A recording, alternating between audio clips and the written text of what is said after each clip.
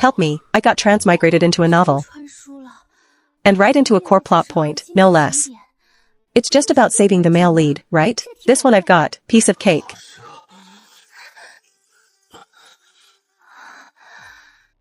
Don't be afraid, little general. I'm coming to help you right now. My lord, are you all right? What lord? The male lead is the heir of Marquis Yongin. At a young age he earned the rank of general through military merit. He's no lord, and there's only one assistant. The lord is the young imperial uncle of the current emperor. Young yet holding great power. He later usurped the throne, slaughtering 37 members of the royal family along the way. His methods so cruel they were appalling. In the end, near the story's finale, he was captured by the male lead Xin Zhaoya himself. The sealed final villain, Prince Yan Chen, made into a captive. You're not Xin Zhaoya. Weren't you going to cure my poison? Why did you stop? Wait, what's going on? I clearly came for the male lead. How did I accidentally land in the villain's bed? Transmigration should come with shipping fees too. My lord, are you okay? I'm coming in, my lord. My lord. What happened?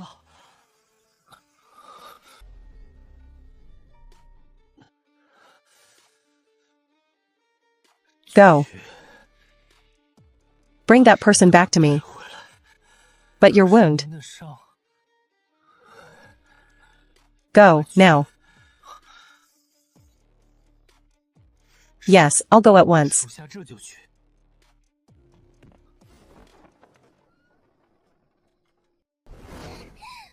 Damn swindler, a scammer from the heavens. What 100% transmigration experience? More like a 100% wrong book experience. I'm going to write a 30,000 word bad review. No, 100,000 words. With 9 grid screenshots posted in your livestream. Sweetie. Sweetie, my foot. You've got the nerve to show up? What is going on right now? Where's the promised heavenly favored consort? You promised the male lead Xin Zhaoya. So what's this sealed, bedridden lord about? Here's the situation. You are our 100% transmigrated pampered wife. Experience program's very first user. I didn't have much experience operating it. My hand slipped and I entered one digit wrong in the identity parameters. So I accidentally sent you into the wrong person. The wrong person? You mean not only did I fail to get into Xin Zhaoya's bed, but I'm not even the female lead? That's right, sweetie. Then who am I now? Whose body is this? Your identity is currently bound to the legitimate daughter of the Grand General who aids the nation. Su Wan, you're saying I've become that vicious side character who doesn't survive past episode 3 and is about to get written off, Su Wan? Yes indeed, as expected of a devoted fan, sweetie, what a great memory. Great my foot. So where is the plot at right now? Have I already made a move against the female lead? According to the system records. About an hour ago. Su Wan just had someone deliver the drugged pastries to the room of the female lead, Yu Qinghe. It's over, it's over. According to the original story, the female lead will soon discover something's wrong with the pastries, then trace it back to Su Wan. And next comes the counterattack plot, send me back, now. Right now, immediately, I want to request a refund. I don't even want the money back. Sorry, sweetie. Your body in the real world has been confirmed dead, and was cremated yesterday. There's really no going back. But don't be too discouraged, sweetie. Even though it's the wrong book, there's good news too. What good news? According to the original novel setting, the body you're currently using, Su Ruan's, has the #1 beauty in the entire story, even surpassing the female lead, Yu Qinghe. What good is being #1 in beauty? Can it fill the pit of her being dead last in IQ?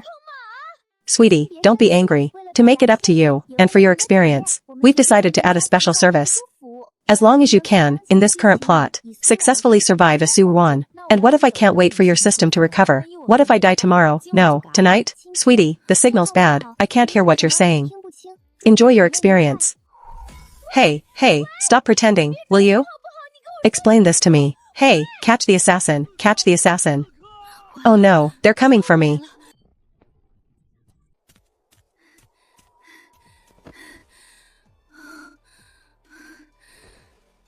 The most urgent thing is to stop the original Su Ruan's death courting plan. I have to act before things are exposed. And get rid of those damn drugged pastries. Wait for me, female lead. My lord. We couldn't find the person. I had men search the entire estate.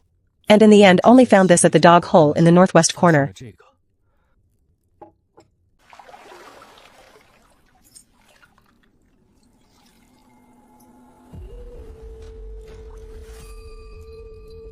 The elegance of this hairpin doesn't match that audacious and ruthless woman in the slightest. Quite the actress, then. Within 3 days. Bring that person before me. If you can't find them, then don't bother coming back to report. Understood, my lord. Also, at today's palace banquet, every palace maid and eunuch who witnessed my 9 strikes, every last one of them, deal with them cleanly. Gather up their heads and deliver them overnight to Grand Tutor Xia's residence, and tell Xia Jining this, if there's a next time. If he dares to scheme against me again, I won't be so courteous with my methods. I understand, my lord. Don't be afraid, little general. You're not Xin Zhaoya. Xin Zhaoya, that woman was after Xin Zhaoya. She mistook me and, by some twist of fate, climbed into my bed. Or was she Xin Zhaoya's person all along? Interesting. No matter who you are. A pawn who stumbled into this game. Or a spy planted with ulterior motives. I will surely catch you. And crush you with my own hands.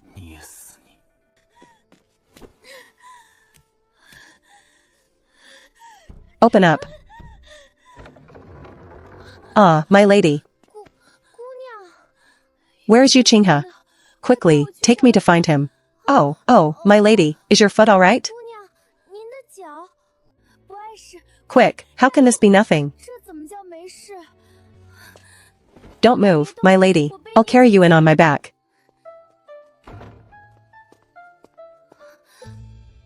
You're lazy. Su Wan has a loyal and devoted maid. I think she's called Lizzie. Did you get knocked silly from the pain? Only now do you recognize me as Lizzie. I'm your Lizzie. So it's confirmed. She's that adorably dim-witted teammate all along. Alright. Stop crying, take me to find Yu Qinghe, quickly. But my lady, what are we going to find him for? Oh, I know now. My lady wants to check whether he's already down, right? Am I right? Hee. My lady, put your heart at ease. This servant handles things with utter care. Not only did I follow your orders, and slip the aphrodisiac into the osmanthus cakes, I also swapped the incense in his room for a doctored one. And even the fruits on the table, I pricked each one with a fine needle dipped in the drug. Guaranteed foolproof. What do you call a leaking roof meeting a night of rain? What do you call adding frost on top of snow? What do you call a dim teammate's fatal finishing blow? This is it, my lady. This servant did well this time, didn't I? Well done. Too well done. So well done that right now I want to find a rope, tie the two of us together, and hang us at the gate of the Su residence. At least that way we'd get to keep a whole corpse. Lizzie, do you know what we are right now? Are we the clever mastermind duo? No. We're 2 corpses that aren't even cold yet.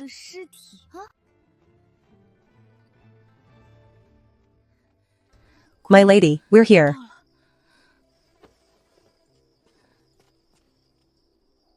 No sound at all. Has the drug taken effect? Can't be, this fast? What drug?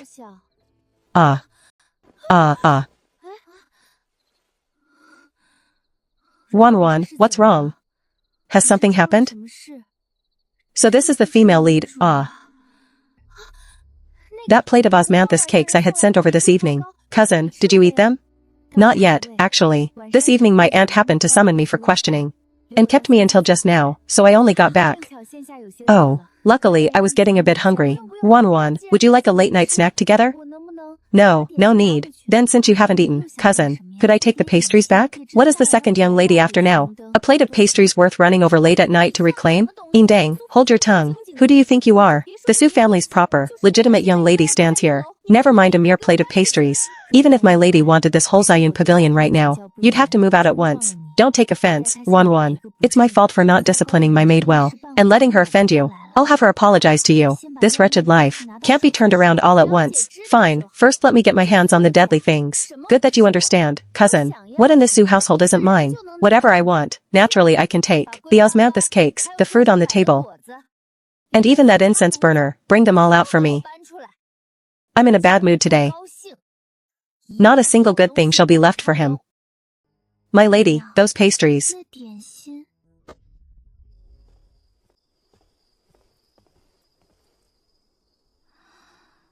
We finally got them. That's all I'll take today. Cross me again next time. And I'll burn this whole house down for you. Lizzie, let's go.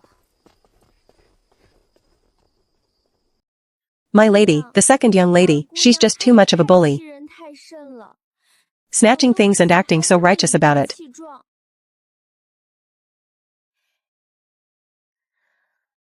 It seems this cousin of mine isn't quite as hopelessly rotten to the core after all.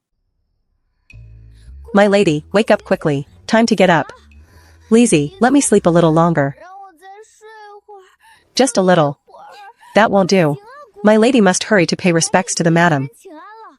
Missing the appointed hour means punishment. So this has to be done every single day? Of course. Help me. Being the vicious side character is miserable enough. And now there's the torture of an early morning check-in. The original novel didn't describe Su Ruan's mother Chiu Wan'er much. Only saying she was gentle in nature. Only now, seeing her in person, do I realize this mother and the original owner's gorgeous appearance share not the slightest resemblance. If anything, Yu Qinghe carries a hint of her air. Where did you run off to make trouble this time? Your father is away on the emperor's orders, compiling records. Can't you settle down and give me some peace of mind? So the original owner, Su Ruan, was this afraid of her mother? Come here. In a couple of days it will be the Flower God Festival. The Duchess of Mu is hosting, and has invited many noble young ladies to a country estate outside the city for a spring outing to admire the flowers. As it happens, the new dresses and headpieces made for you have just arrived. You and Qinghe picked them out together, as expected of the Grand General's residence. They truly don't spare expense on their daughter's attire. Wan, you choose first. This color and embroidery suit your gentle temperament better. Qinghe, try this one on. Aunt, please let Wan choose first. It's fine. She's just a child, any bright color suits her. Was Su Ruan's constant opposition to Yu Qinghe really only because of Xin Zhaoya, whom she'd seen only once, and never even spoken to? Perhaps something deeper was the resentment and hatred accumulated through this day after day of unequal treatment. Like a flower in a corner that never sees the light, growing crooked and rotten as it grows, giving off poison. I'll take this one. Wan.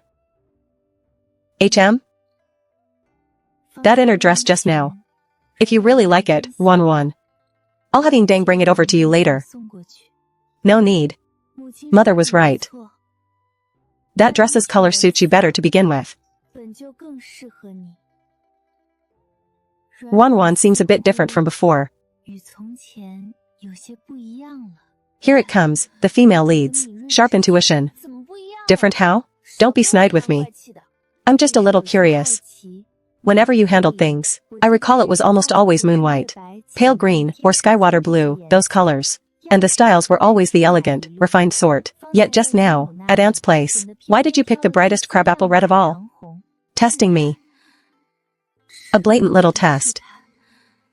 Yu Qinghe is a female lead who shows no mercy even to her own cousin. If she found out the soul inside this body had been swapped, she'd be even less forgiving. I used to imitate you. Copy how you dressed. Copy how you spoke. Copy the way you walked. Thinking if I got it just right, Mother would spare me another glance. But now I've realized No matter how well I imitate, it's useless, in mother's eyes. The good one is always you. Whatever I wear, whatever I put on. In her eyes it's always somehow unfitting. So why keep forcing myself? I'll just do as I please and stop bothering to compete. Is that all? No other reason? The female lead is sharp and meticulous. Not easy to fool, as expected. What? I kindly gave way to you, and you're still displeased? You really want me to fight you for it? Fine, 1-1. Head back early. Yu Qinghe, let me be clear. From now on we stay out of each other's way. Neither provokes the other. And everyone gets some peace. Why are you standing there dazed? Let's go. My lady, why didn't you snatch it just now? I was all set to grab it. The madam is far too biased. Every good thing goes to the cousin. Why? Snatch what? From now on, whenever you see Yu Qinghe, avoid her, don't go near her for no reason, and never provoke her. Understand? But why, my lady? Weren't we? The past is the past. Just always do as I say. Yes, I understand. The closer you get to the female lead Yu Qinghe, the faster you die. Better to quietly stay invisible.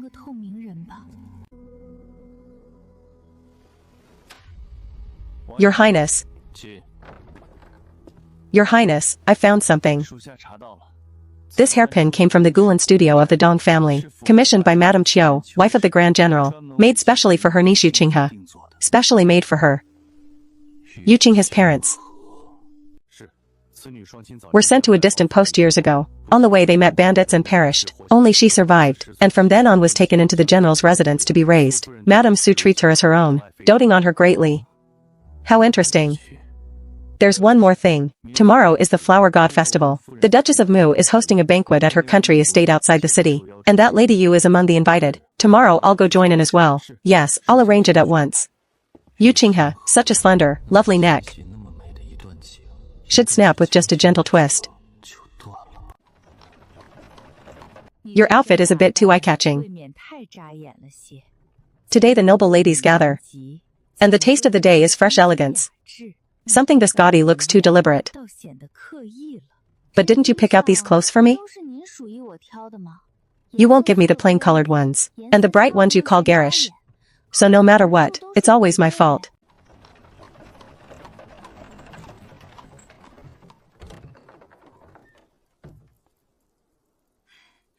Wanru, we finally got you here. Sister Wen, sorry to keep you waiting.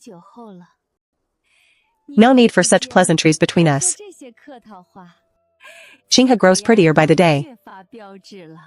That refined bearing of hers. Truly, a scholar's grace shines through her. One look and you can't help but adore her. Madam Qin, you flatter. It's been a while. Wanwan has grown so lovely. I almost didn't recognize her. Look at that little face. Bright as the freshest crabapple blossom on the branch. So adorable. Please don't praise her. This girl already doesn't know her place. And now she'll get even more full of herself. If you ask me, Qinghe's elegant, dignified manner is far better. A young lady's worth lies in a calm, gentle temperament. Don't be so biased. Qinghe is fine, of course, but is our Wanwan any worse? I think she's just lovely. So bright and lively, how could you not adore her? Wanwan, if your mother doesn't cherish you as a daughter, Auntie Qin does. How about you take my name and come home with Auntie Qin? Perfect. Then Sister Qin, take her home today, and spare me the daily annoyance of looking at her. If I really took her, it wouldn't be today. If I were to take her, I'd pick an auspicious day, and bring Wanwan away in grand style. I vaguely sense there's a hidden meaning in these words. But for now I can't quite grasp it. Standing at the door, what's that about? Come inside, quick. Many of the ladies have arrived and we're just asking after you. You young ones needn't keep an old woman company. The garden scenery is lovely right now. Go wander and enjoy it. Go on, and be careful. Don't offend anyone. Especially you, behave yourself.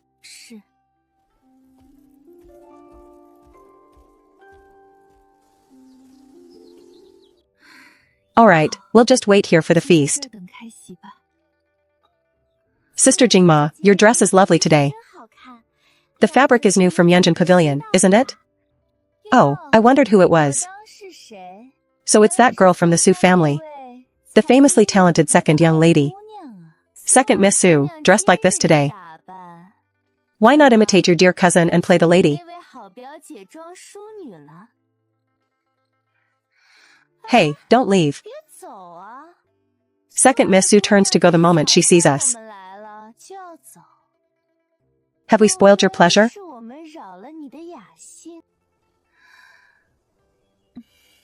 You jest, my lady. I've just sat too long and want to stretch. Please, enjoy yourselves. Who's your sister? I can't accept that title. That pretentious one, who's always fishing for fame, she's your sister. She's the foremost talented lady in the capital. And can't be kin to a good-for-nothing like you. The daughter of Censor Qiao. The original novel mentioned this Lady Qiao.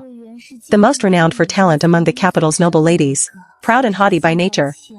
Outshone several times at poetry gatherings. She came to hate Yu Qinghe. So she got humiliated by Yu Qinghe. And turns around to vent on me, the good-for-nothing. Cousin, your eyes darting all around. What are you scheming? I'm thinking. Lady Qiao, if you feel someone stole your thunder and made you unhappy, you should take it up with the one responsible. Why block me, a good-for-nothing? Who told you I couldn't beat her? Fine then, I wish you every success, Lady Qiao. Stop. Did I say you could leave? If I don't offer something today, these talented ladies won't let it rest. My cousin isn't here right now. Cornering me is pointless. How about this? Peach and plum rise from the deep well. Flowers bloom brilliant, greeting the spring. This is a line my cousin penned yesterday. Lady Qiao, since you aim for first place at the poetry gathering, why not first best this line before we talk? Wanting to challenge my cousin.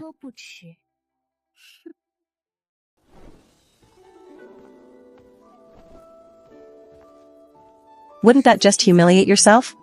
Go compete with Li Bai, the greatest poet of all time.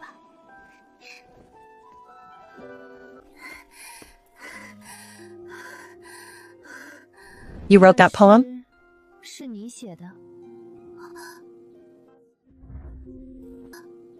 Greetings, Princess Yu. The only daughter of the Northern Guardian Prince, Yuka. Raised guarding the northern frontier with her father. Said to be skilled at riding and archery, bold in spirit. Brisk and decisive. The timeline is roughly around now. The Emperor, wary of the Northern Guardian Prince's power at the border, and his command of the army, issued an edict summoning this princess back to the capital, under the pretense of a family reunion, but really to keep her under watch. How do you know who I am? I've only been back 3 days, and appeared at just one palace banquet. You little thing have sharp eyes. You flatter me, princess. Princess, your whole bearing is so spirited and dashing, the air of a free-spirited heroine, unlike those in the capital.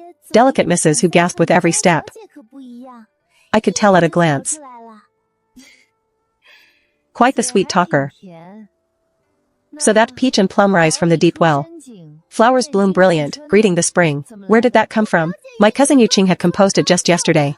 I only borrowed it on the spot. To scare people off. Yu Qinghe. Ha, now that's not honest of you. Yu Qinghe's poetry does have literary skill. And real spirit. But her scope never escapes the walls of the courtyard. Just petals blooming and falling, that faint melancholy. She could never write the words, greeting the spring. You wrote it, didn't you? I'm famous throughout the capital. Mediocre at zither, chess, calligraphy, and painting, and utterly hopeless at poetry. Do you really think I could write a line like that?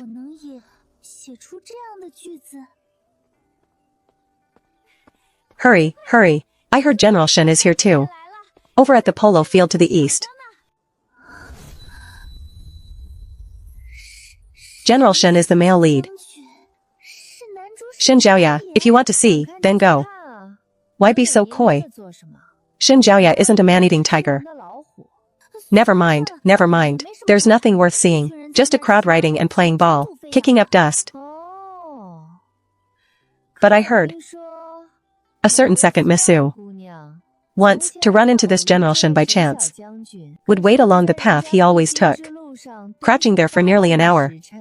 Rain or shine. That was the original owner, not me. That was youthful ignorance. I gave up that notion long ago. Really?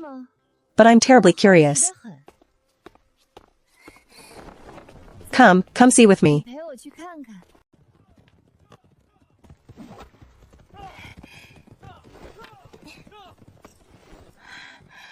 So that's Shen Zhaoye.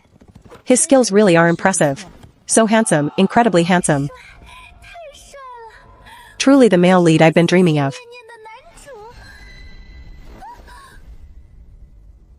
Is it just my imagination? Why did I suddenly think of that villain Yan Chen?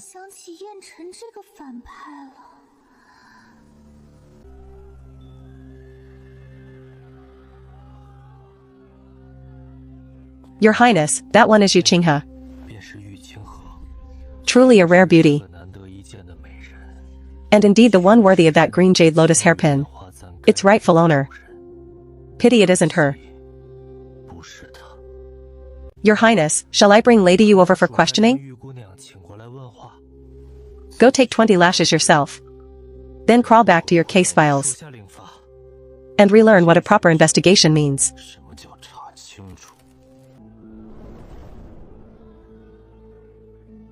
It's her. Who's that beside her? Answering Your Highness, that's the second young lady of the Grand General's residence, Su Wan, Yu Qinghe's cousin. Su Wan. Wan does mean soft. Found you. Second Miss Su. Madame Su has been searching everywhere for you. She asked me to bring you over. Something to instruct. Mother's looking for me? Princess, my mother's calling me. I have to go first. I'll come find you later when the feast begins.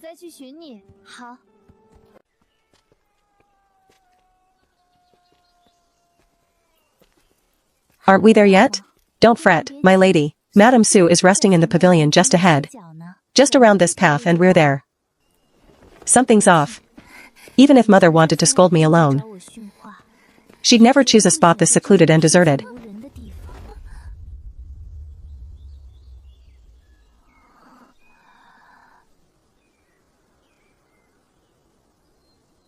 A trap. Got you.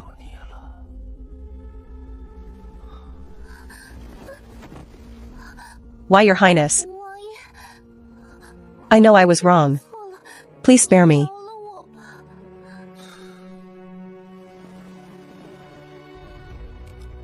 I thought second Miss Su would first pretend not to recognize me and put on a little hypocritical act. Your Highness sees all with perfect clarity. My paltry little tricks could never fool you.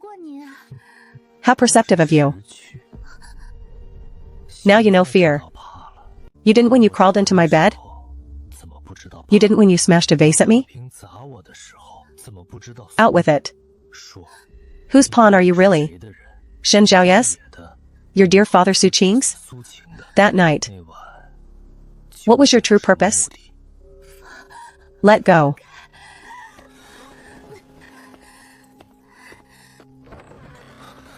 Shu. Not a sound. Now I ask, you answer. One lie and I'll make you regret ever opening your mouth.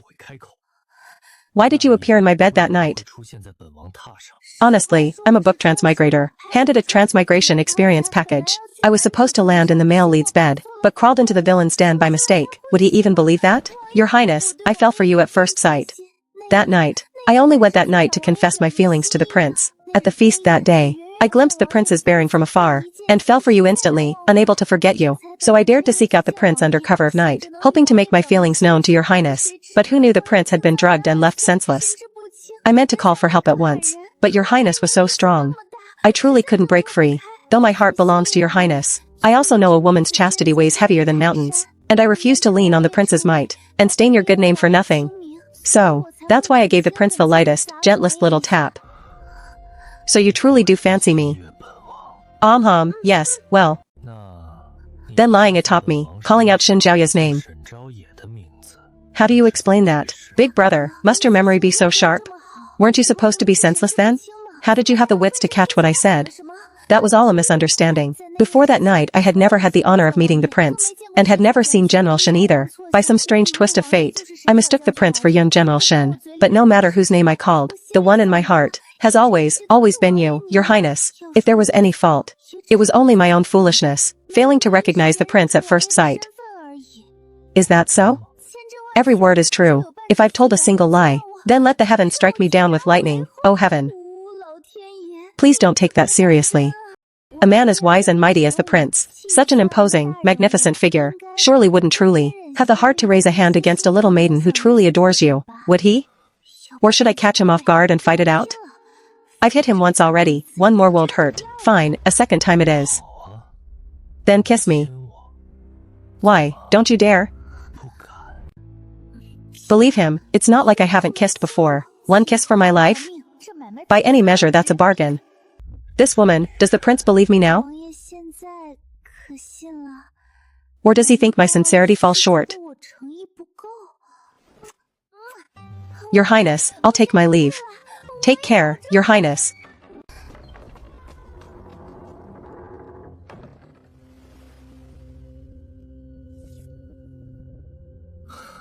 Interesting, that was terrifying.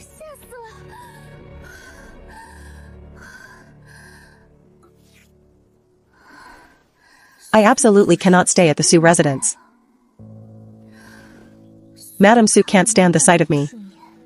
Her favoritism runs bone deep. If the Empress truly falls into trouble, I really can't count on her. And Yu Qinghe's side is an even greater minefield. Even if I keep my head down and stay out of his way, there's no guarantee I won't get swept up by his heroine's halo, and end up cannon fodder. As for all that nonsense I fed Yanchen just now, who knows how much of it he believed. Maybe the moment he comes to his senses he'll settle old scores, and clear the whole account at once, so I have to run back. I'll have Lizzie pack the essentials. Take all the jewelry and clothes from before. And stuff enough banknotes in too. Tonight, under cover of dark, I slip away. Find some remote village and lie low. Until that unreliable support agent fixes the system. Right, that's the plan. I have to dare slip back before the feast begins. Or Mother will make a scene when she can't find me.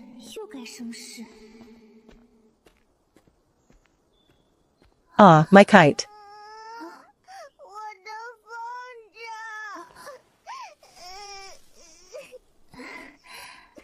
Don't cry, don't cry. Big sister will find someone to make you an even prettier one. Alright? I don't want it, my mama. My mama passed away from illness a few days ago. This kite, while she was sick. She stayed up night after night to make it for me. I see. I only want this one. Big sister will get it down for you, alright? Really? The tree's so tall, I'll give it a try. Careful, big sister, it's fine.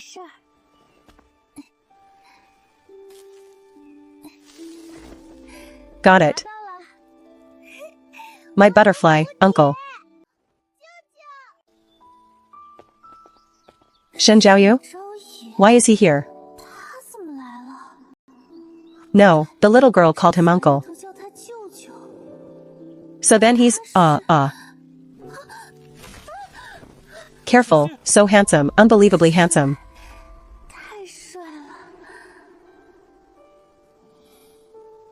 Big sister, are you alright?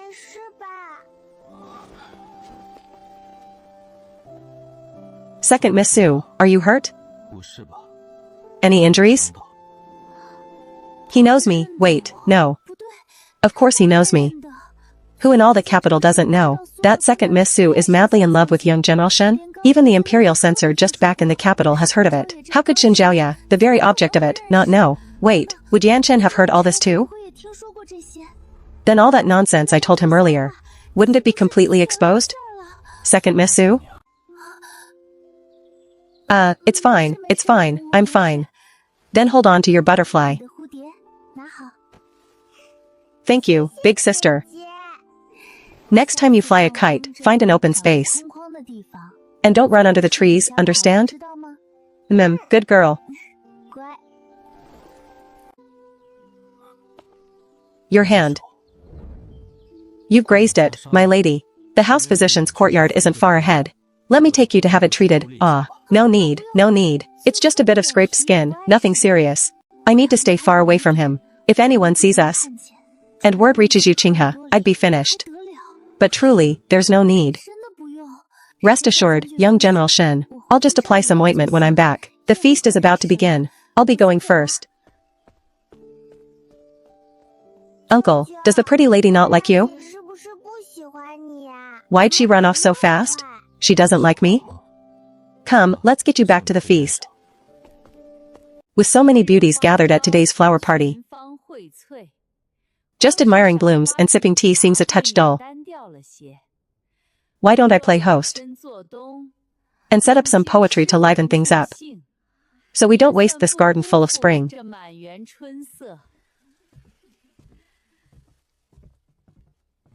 This is a green jade crane, a piece brought up from the south. Today let this orchid be our theme, and I invite the young ladies to compose on the spot. You'll have the time it takes 1 stick of incense to burn, then several esteemed madams will judge, and choose the top 3. As for the prize, this fine warm jade rui scepter will be the reward.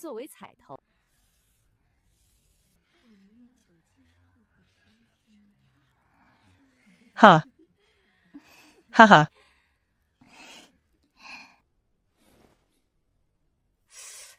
Xin Zhaoya looked at me too. And even nodded at me, how strange.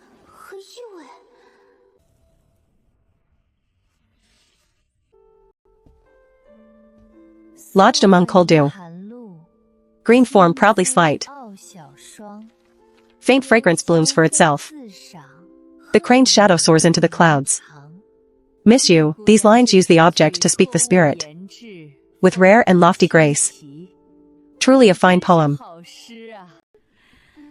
Xiao Jingming. Jingma put her heart into it as well.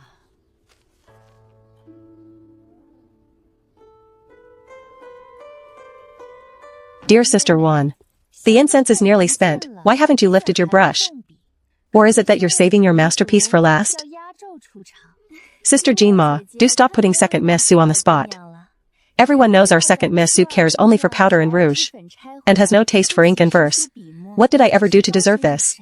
All I want is to lie low quietly until the feast ends. Why has trouble dropped from the sky again? This Zhao Jinma is clearly using me as a weapon, to take aim at Yu Qinghe. With this wicked supporting role constitution, it seems I'm fated to be a target no matter where I go. His Highness the Prince arrives.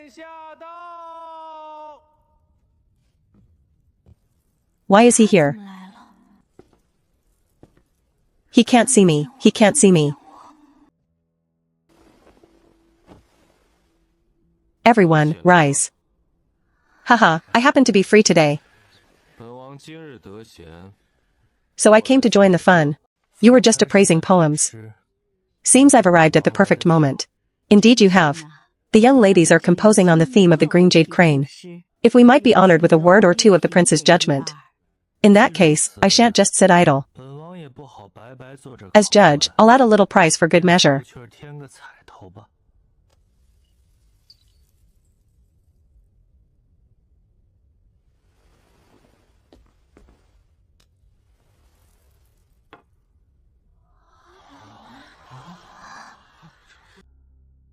Are the poems all finished?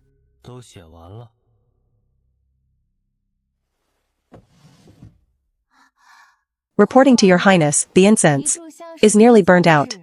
Most of the ladies have submitted their drafts. Only second Miss Su has yet to lift her brush. Xiao Jingma, what grudge do we have between us? Which one is second Miss Su? Lady Wang Yanchen is present, don't dampen everyone's spirits. I'm packing up and fleeing this very night. I absolutely cannot draw attention right now. Hand it over, he wants to read it himself.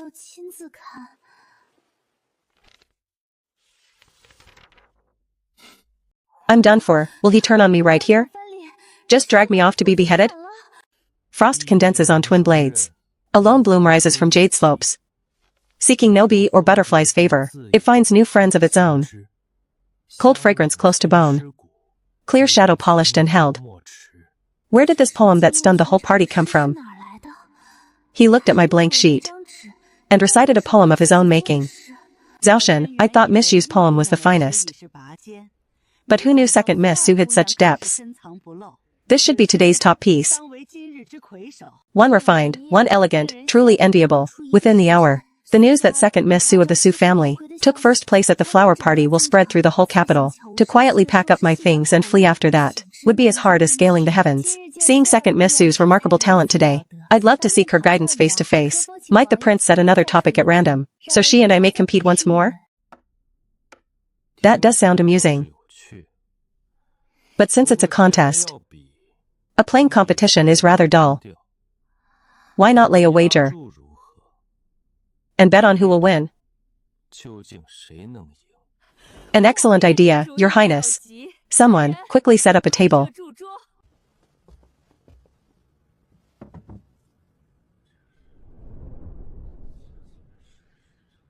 Please, everyone, begin.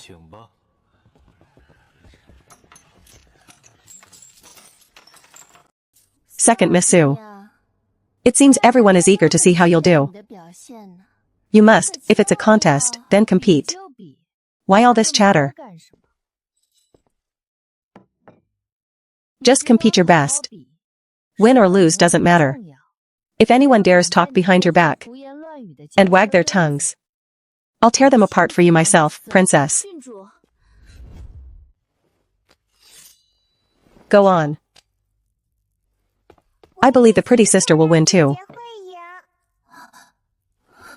Just do your best, my lady.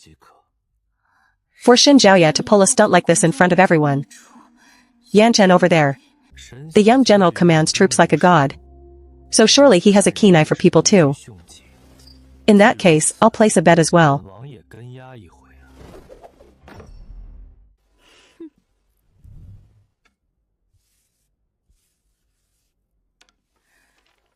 Please, Your Highness, give your verdict. Let me be the first to see it.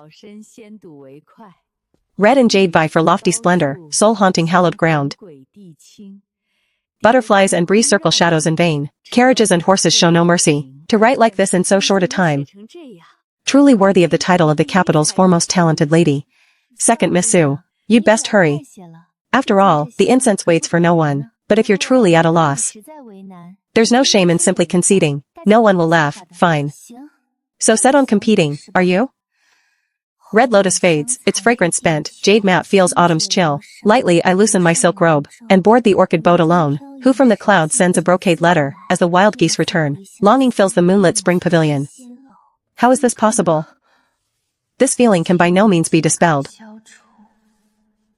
Just as it leaves the brow, it rises up in the heart. Marvelous, not just at today's flower party, but in the past 10 years I've never seen better. Naturally, in all the world, who could write of spring's longing better than Li Qingzhao? No less. The great poet Li truly, this Zhao Jingma has pushed too far. Miss Zhao, what do you think? The winner is decided.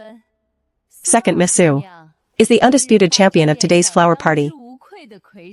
How can it be? How can it be like this? You truly gave way to me. The capital's foremost talented lady, you.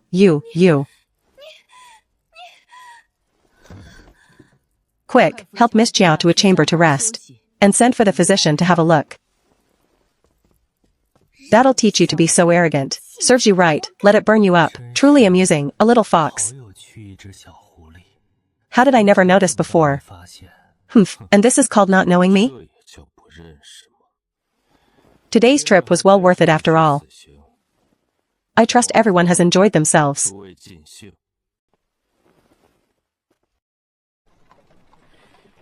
Warner, you've truly done Auntie Qin proud today.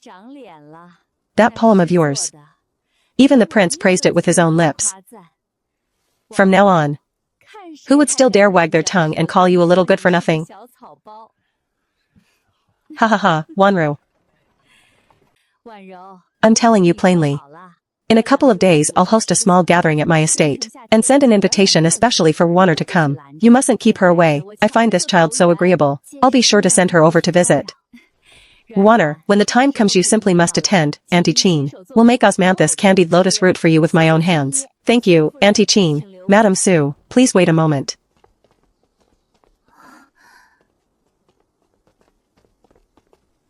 My lady sent this old servant chasing after you. To place this into second Miss Su's hands myself.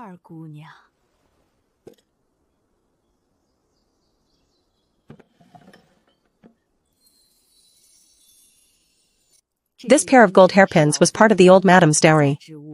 Tucked away at the bottom of a chest for many years, seeing how bright and radiant second Miss Su is today.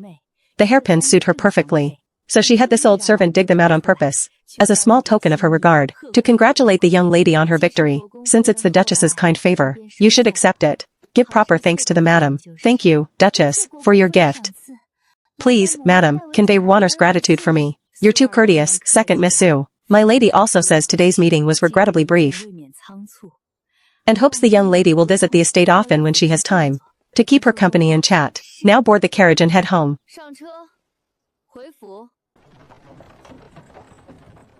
Come with me.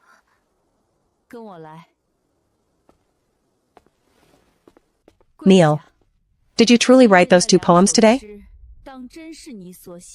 Don't think you can spin some tale to fool me. You came from my own belly. How could I not know exactly what you're worth? How do I explain this? Say I only wanted to play the harmless little fool. But that cursed Prince Zhao forced my hand? Better stay silent. Guilty conscience, are we? Don't think I don't know what you were scheming today.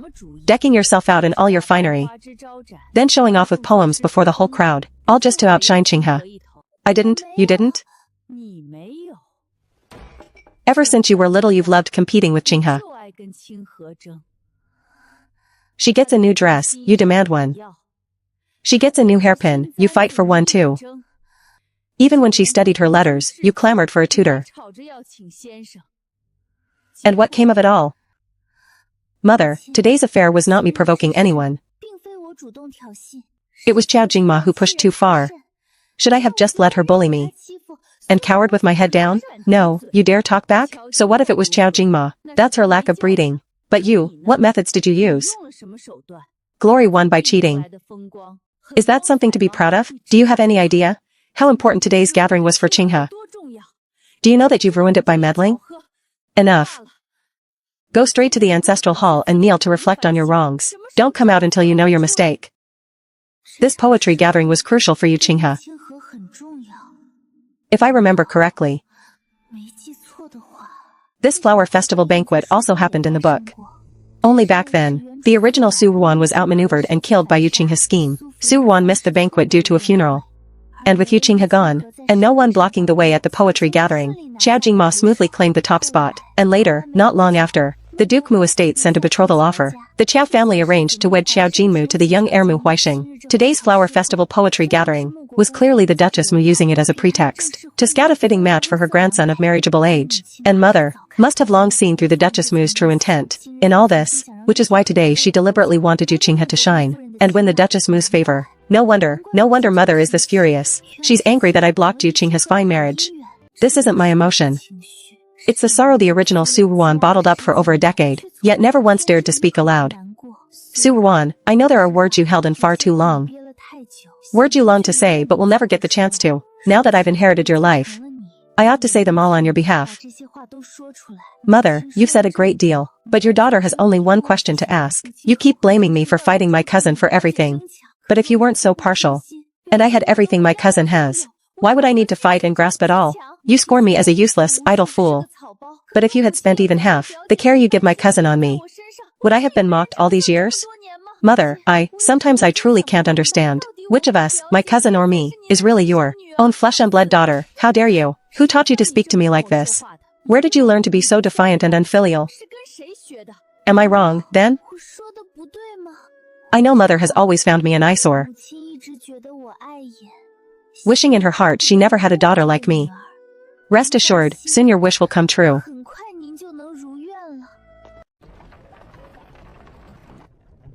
Timid as a mouse.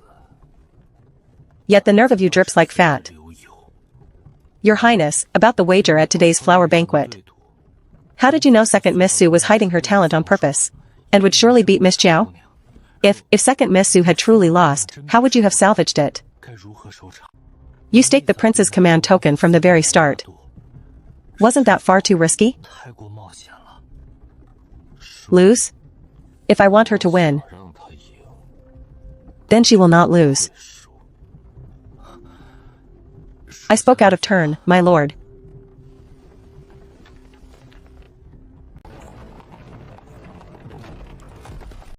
My lord, we should turn back. My lord.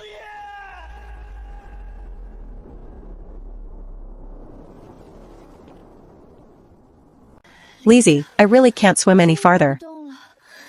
You can't stop now, my lady. They'll soon notice the two of us are gone. And they're sure to come after us. Listen, Lizzie. I told you to find a reliable boat. How did you find us a slaver's boat? The boatman said they happened to be shipping goods south. And seeing two girls having such a hard time, he'd give us a free ride part of the way. I figured only a fool passes up a bargain. And with the money we saved, I could buy you loads and loads of osmanthus cakes, my lady. Who knew they'd want to sell us off for coin? Lizzie. Only a fool passes up a bargain, that's true enough. But there's another saying that's even truer. There's no such thing as a free lunch. That boat fare you scrimped so hard to save nearly turned us both into osmanthus cakes. My lady, I truly know I was wrong. Alright, hurry and swim. Let's flounder our way to shore first. I'd rather be dragged back and locked in the ancestral hall, than end up a courtesan in a brothel. Come on, swim fast. My lady, we survived. A body, a dead body. My lady, there's a corpse over there, a corpse.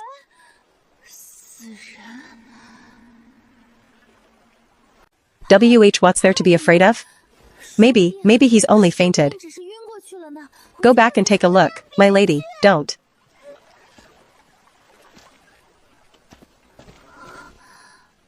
That build. It's Yan Chen. How can it be him? Shouldn't he be at his Prince Zhao estate? Scheming for the imperial throne, and plotting his grand usurpation?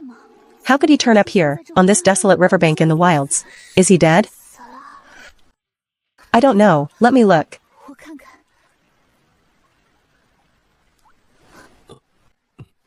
He's not dead yet. Not dead, but by the looks of it, not far from it. Save him or not? Save him? Save what? We just escaped from slavers. We can barely save ourselves. How could we have any strength left to save someone else? And in this state he's clearly met with disaster. Who knows if pursuers are close behind? Let's go. Yan Chen, don't blame me now. You're the greatest villain in the book. Ruthless and merciless, a slaughterer of countless lives. By not saving you, I might even be ridding the world of a menace. Cutting short your path of evil ahead of time. Besides, going by the plot, you die in the end anyway. Dying here by the river now means suffering a little less, doesn't it? And besides, the moment you showed up you bullied me. So it's only fair I don't save you, right? Perfectly reasonable. But, he's still not dead. This is maddening. Su Wan, you soft-hearted saint of a woman. You deserve to be reborn as this cannon fodder and suffer here. You'll regret this. Hey, my lady, where are you going?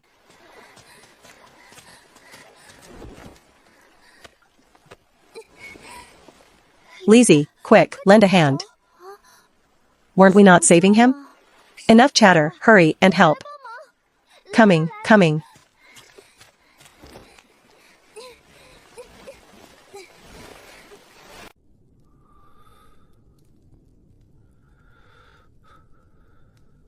My lady, can he live? I have to see how bad the wound is first. My lady, you. What are you doing? This gentleman is indeed strikingly handsome. But stripping a man's clothes while he's helpless isn't right either. How improper. And besides, he's already this badly hurt. Lizzie, what nonsense have you got rattling around in your head? I'm checking his injuries. I need to see how bad the wound is. How am I supposed to see without opening his clothes? Diagnose through the fabric by look, smell, and pulse? I thought you wanted to, do that with him. By the shape it looks like a sword wound. But the blade was yanked straight out. This man is truly ruthless. Ruthless to others, and even more ruthless to himself. This wound sits far too close to the heart, and he's been soaking in cold water for who knows how long. Did you bring any wound salve or the like? That? No. We fled in such a rush. Who'd have thought to bring that? Oh, before we left, didn't Zhang Momo deliver a bottle from the madam? That white jade healing balm? I stuffed it in the bag on impulse, my lady. Will this do? Barely. Treat a dead horse like a live one, just apply it and see.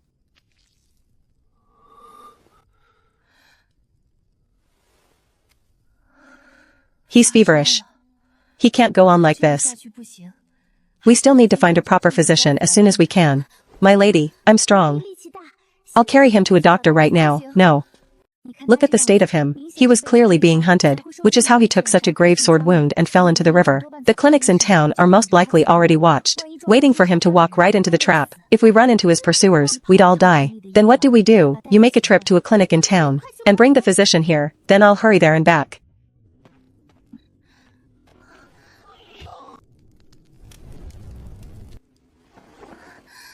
Is this any better? Yanchen, you have to hold on. Do you hear me?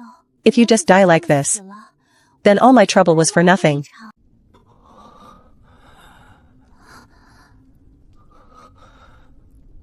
Don't come near. He's having a nightmare, don't kill me, mother. The book gave little of Yanchen's background, only mentioning his birth mother died early. Could there be some hidden story? Don't be afraid, it's only a dream. None of it is real.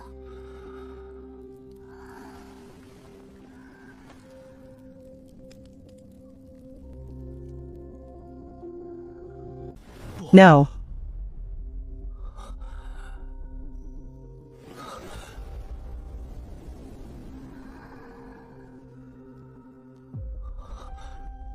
It's S1-3.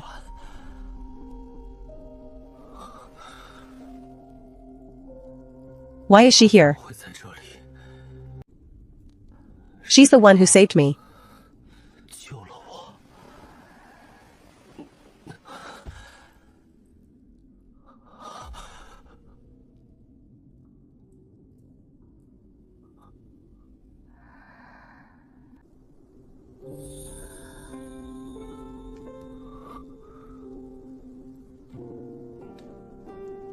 What are you touching my face for?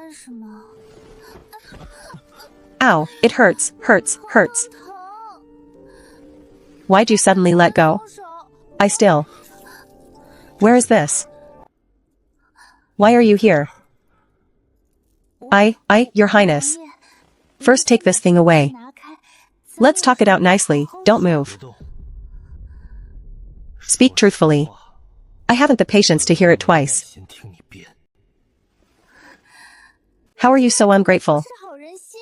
I hauled you out of that river with such effort, and stood watch over you all night. You not repaying kindness is one thing, but the moment you wake you're shouting about killing. Have you any conscience at all? See for yourself. I draped my only cloak over you, and froze the whole night through myself. Think about it clearly. If I'd wanted to harm you, you'd have died last night. Your Highness, if you don't fear a reputation for repaying kindness with cruelty spreading around, then go ahead, strike. Fine, wait. Your Highness, no. I was only teasing you. Your Highness is wise and mighty, broad of heart. How could you quibble with a mere slip of a girl like me? Right? I was only joking.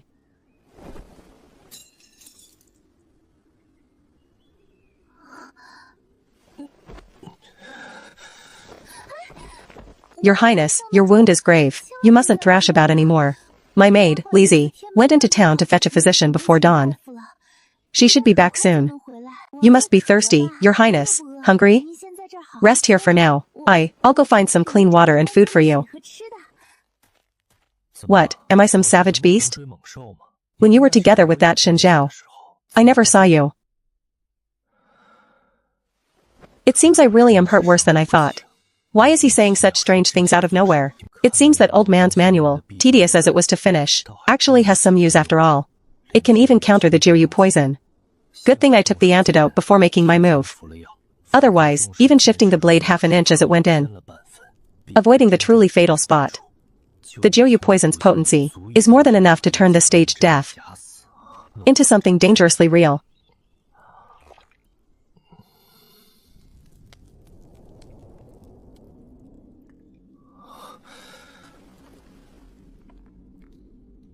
S1.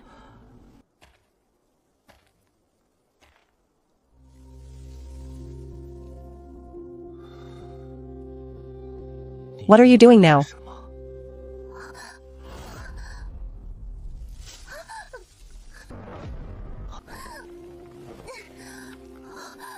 You scared me half to death.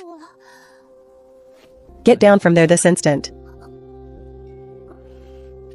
I am not Xinjiao. If you actually fall, I haven't the spare inclination to catch you. How does your highness know? That young General Shen. How do you know I once fell out of a tree before? What I know goes well beyond that single sword strike. Care to hear more? No, that won't be necessary. Your highness is wise and mighty, unerring in every scheme. Whatever you dish out, I deserve it. Why did you climb so high? Lizzie went to fetch a doctor before dawn. And it's been nearly a whole day. Even crawling, he should have crawled back by now. I'm worried something might have happened to him. So I stood up high, to see if I could spot any sign of him. And? I saw nothing at all. Oh, your highness, you can walk already.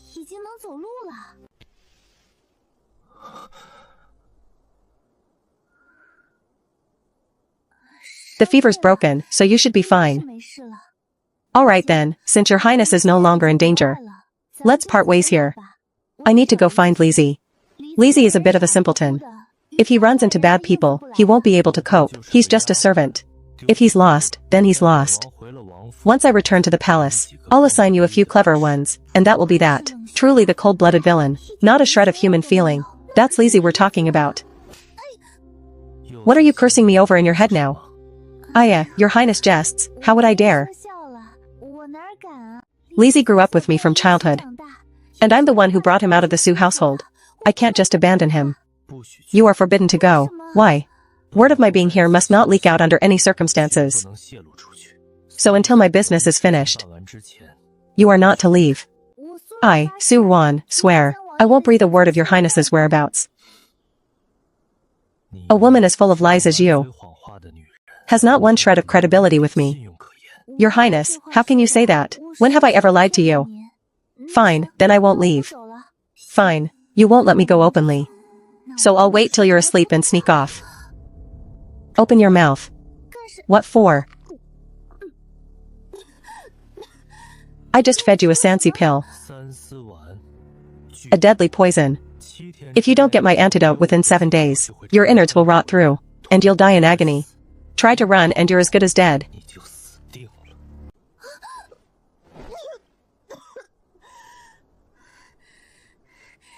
Yanchen, you mad bastard. Repaying kindness with cruelty. Lizzie, oh Lizzie, you had better be alright. Your mistress can't escape now, not a chance. You'll have to make it back on your own. Why is there still no word?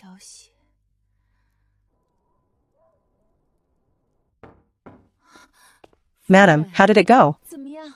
Any news from outside?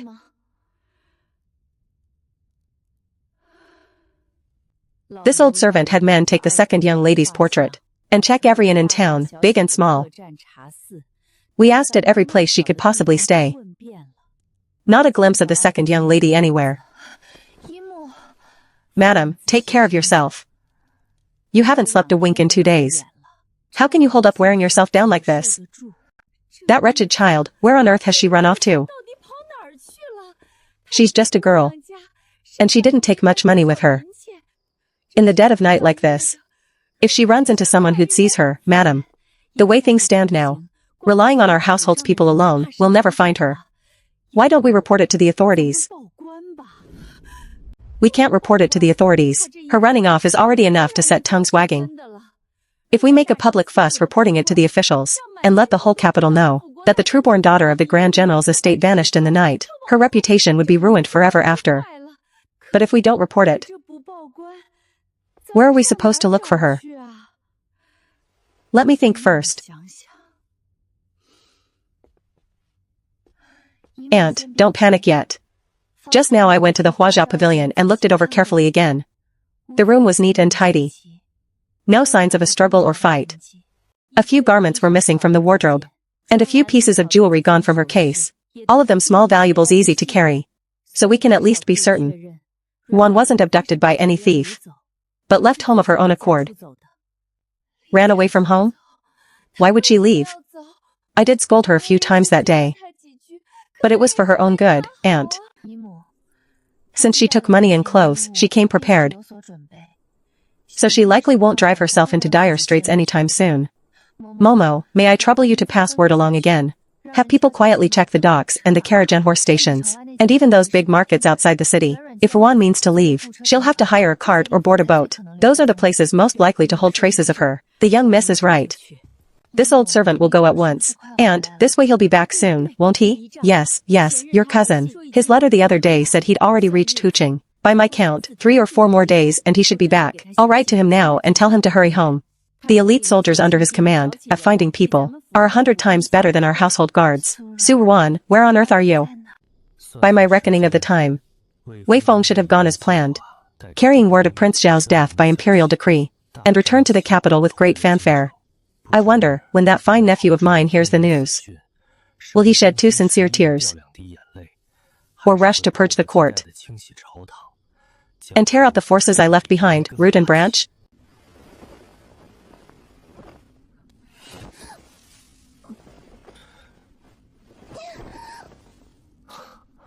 So now you're throwing a tantrum at me? You don't want to sleep under the covers? Then do you expect me to hold you as you sleep? What's that girl of yours called again? What? You don't know his name? How am I supposed to help you find him? Really? You'll help me find him? So what exactly is his name? Lizzie, his name's Lizzie. I knew it. Your Highness looks cold. But you actually have the softest, kindest heart. But out here in the wilderness, how are we supposed to send anyone to search? Can your people even find this place?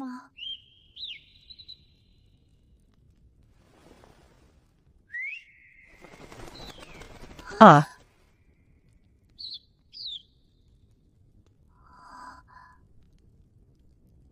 This is a messenger pigeon. That's a mighty big pigeon. A messenger pigeon? A dull creature like that, fit to be compared to my Luiying?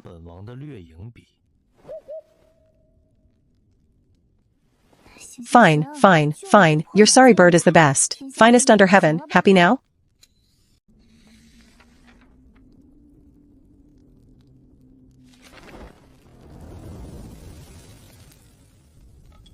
Go fetch a strip of cloth. Oh. Will this do?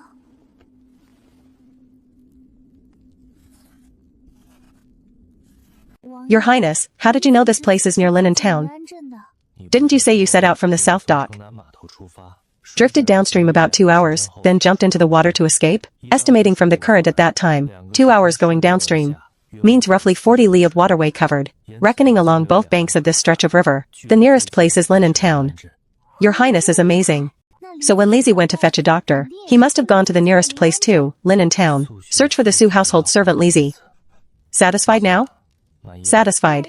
Extremely satisfied. Your Highness, you truly are unerring in every scheme, meticulous to the last detail.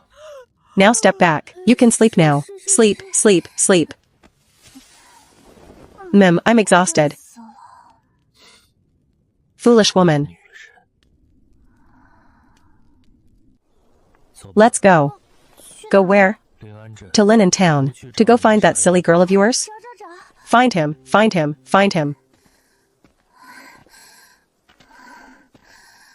Ah.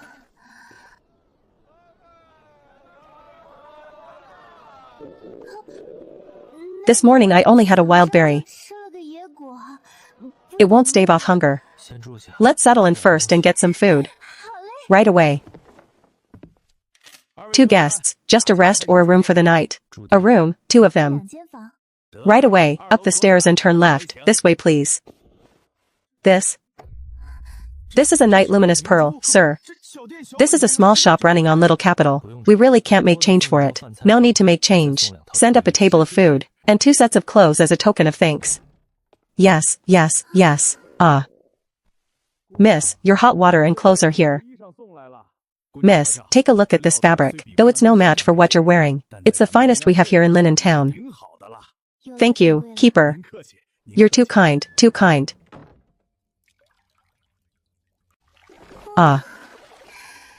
Finally feel alive again.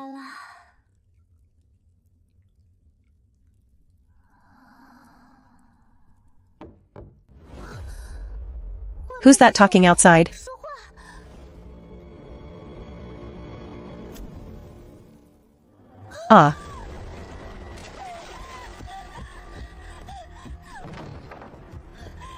Yanchen, open the door. Your Highness, save me. What is it? A flower-picking pervert. Just now, in my room, right outside my... A flower-picking pervert. Your Highness, I'm truly frightened. Please don't send me away. But in the dead of night like this, a lone man and woman shouldn't share one room. Second young lady Sue, you'd best hurry back to your own room to rest. No, I don't care. I'm staying here tonight. And I'm not going anywhere. Sir, what's happened? I thought I just heard the young lady scream. Was it a good look? What was that smirk? I saw nothing, spare me, mercy. Get out.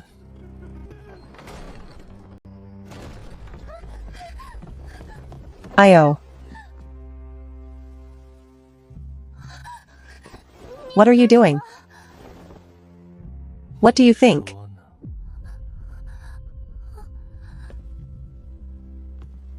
I'll give you 2 choices.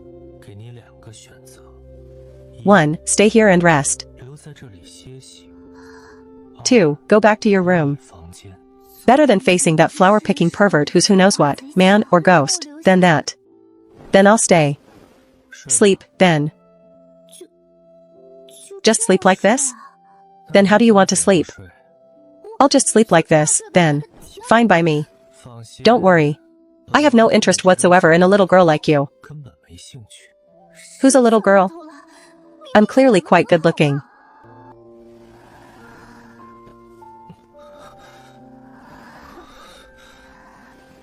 What?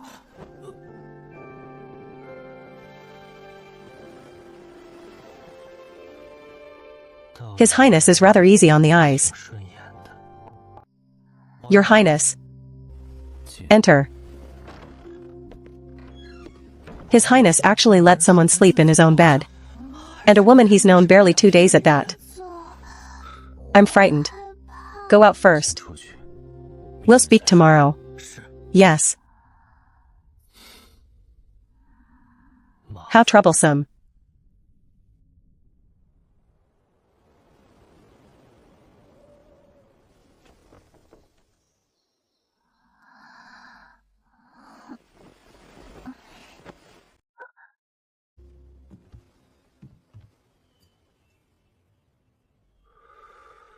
Rest assured, Your Highness, everything is already arranged. You may set off at any time. If I go down now, won't I be walking right in on their discussion of serious matters? What if I hear something I shouldn't? What are you standing there for? Get down here and eat. We're leaving shortly. Leaving? We're leaving? We leave right now. Then what about Lizzie? Lizzie hasn't been found yet. Don't worry, miss. He's already been found. Bring him in.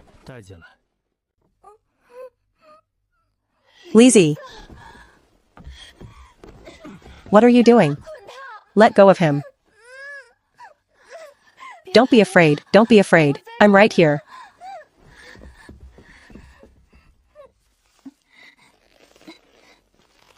What are you standing around for? Untie him, quickly. Miss. I thought I'd never see you again.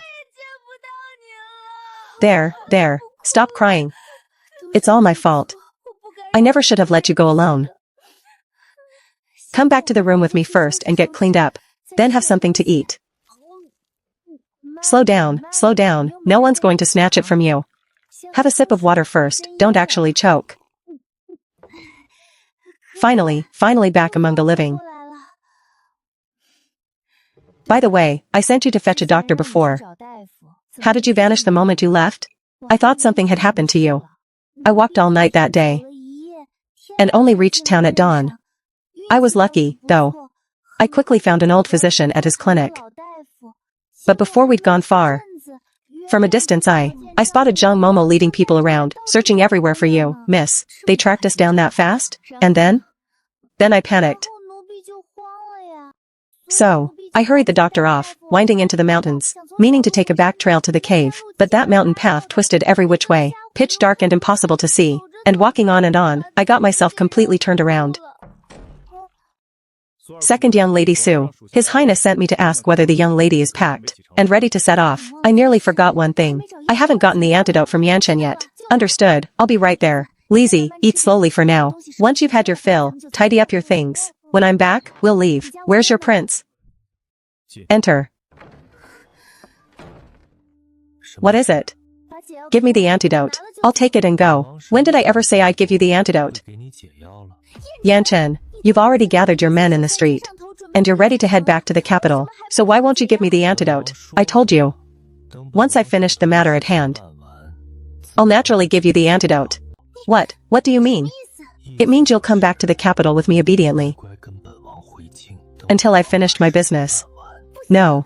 It took everything I had to escape from home. If I go back now, my mother will bury me alive. Then there's nothing I can do to help you. After all, the antidote is in my hands. You win.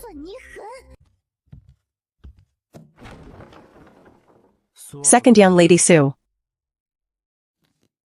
We set off in half an hour.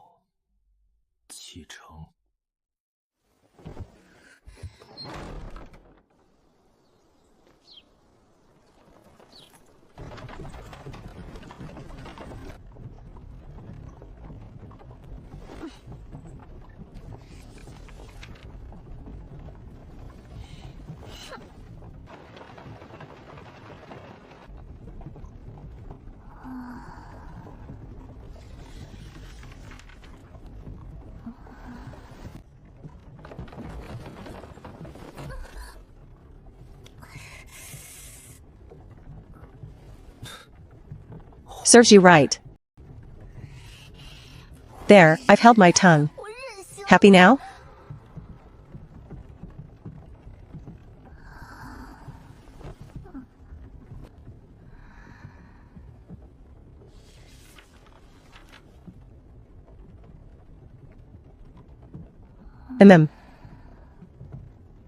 I'll take my leave, Your Highness.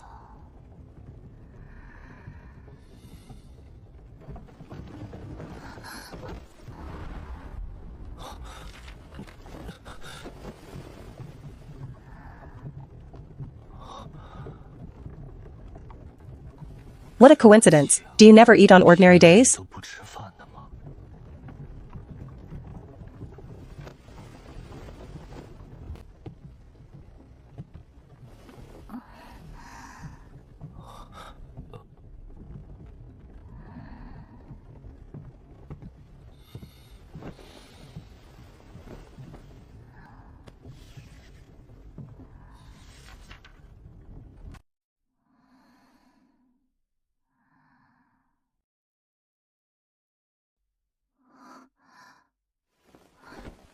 Where is this? You're awake, miss. This is one of His Highness's estates on the capital's outskirts. It's huge.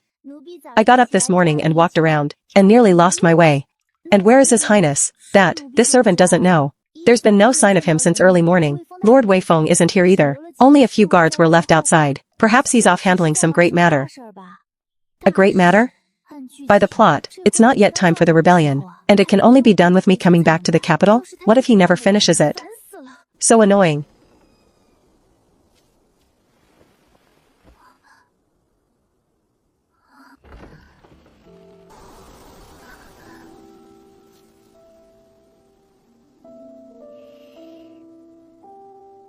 The scent of spring.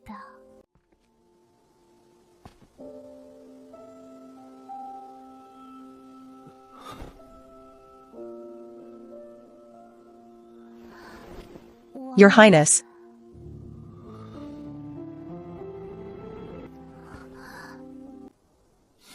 Ah. Your Highness, what are you doing? Have you ever seen a wolf? No, never. Then I'll take you to see one. That won't be necessary. I've no interest in wolves.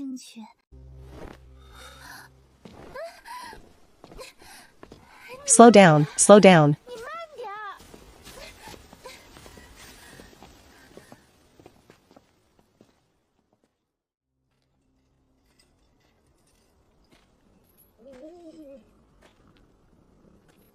Don't be afraid. This beast is fierce. But it's been caged so long. Starved until it hasn't the temper left. It's far tamer than when it first arrived.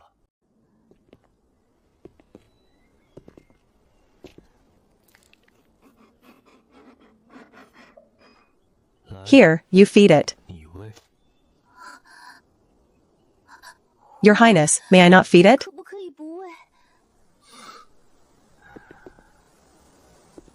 What's there to fear? I'll teach you.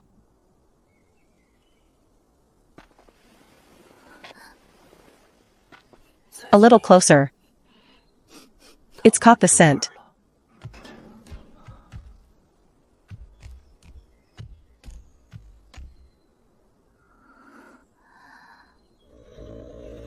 Look at its eyes. What do they remind you of?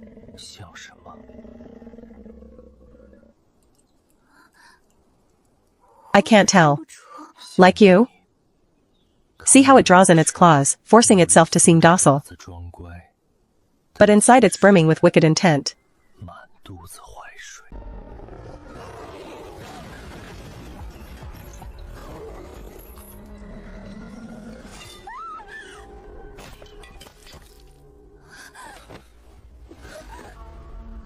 Don't move.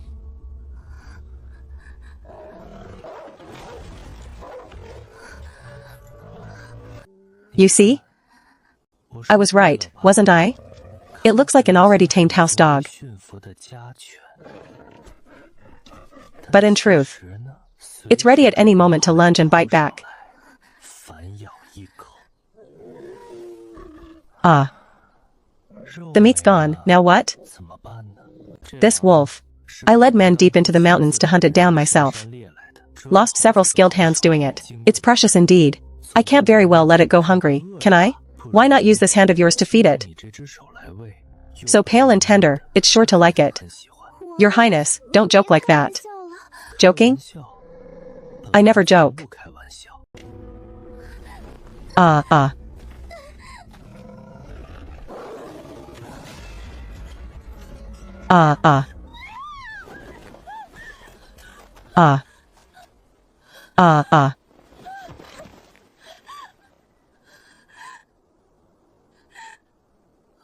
Your Highness. What on earth have I done wrong? I beg you to tell me plainly. Spare me. Ah. Where's the token I gave you? What token? Still playing dumb. At the flower banquet, Yanchen did indeed stake a black iron token, representing full authority over the Prince of Zhao's estate, the command seal, as his wager. Now I remember. That token, yes, I won it. But when I ran away from home I never took it with me. That token must still be in the Su residence, in my dowry chest, or some drawer. If you don't believe me, Your Highness, send men to search. Is that so? Then tell me, what is this? Prince of Zhao Yanchen killed in the line of duty. The emperor was stricken with grief and suspended court for 3 days. But who among the clear-sighted doesn't know that in all the realm, the happiest now is likely the one seated on the dragon throne? Who's there?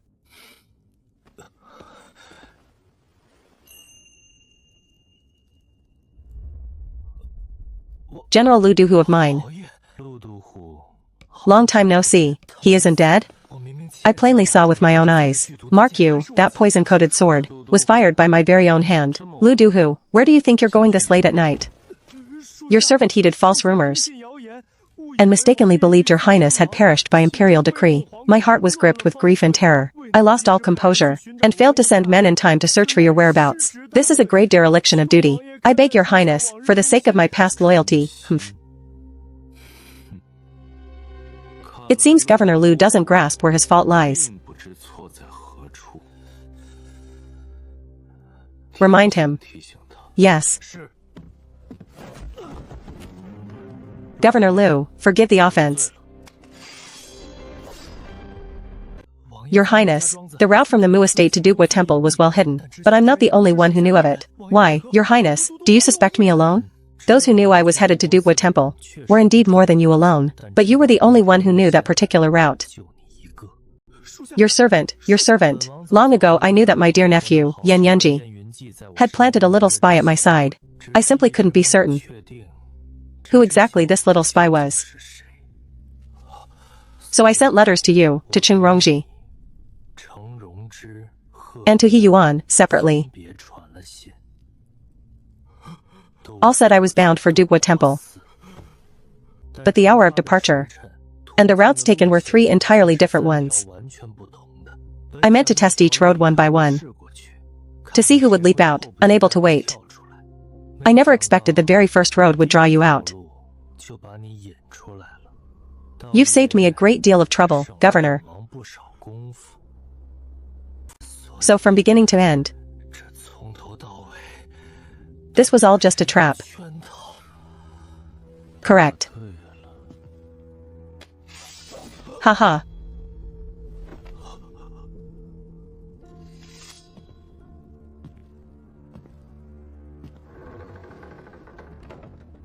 There's movement on the Su estate side. The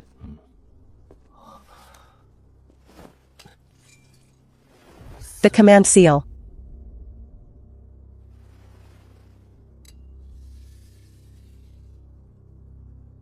Where, Your Highness foresees all. This command seal did indeed turn up in the hands of Lu Qibai's confidant, toying with me, in Xiao Ye's hands.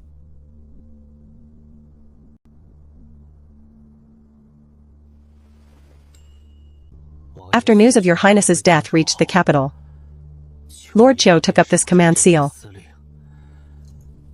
and summoned the 240 soldiers guarding the estate, all out beyond the city walls,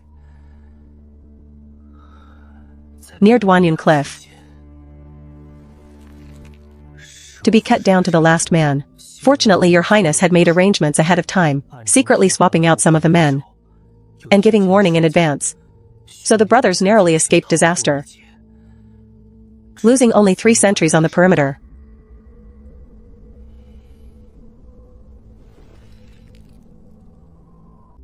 Your Highness, this servant feels. That second young lady Su truly doesn't seem the scheming type. This matter of the command seal, could there be some misunderstanding in it?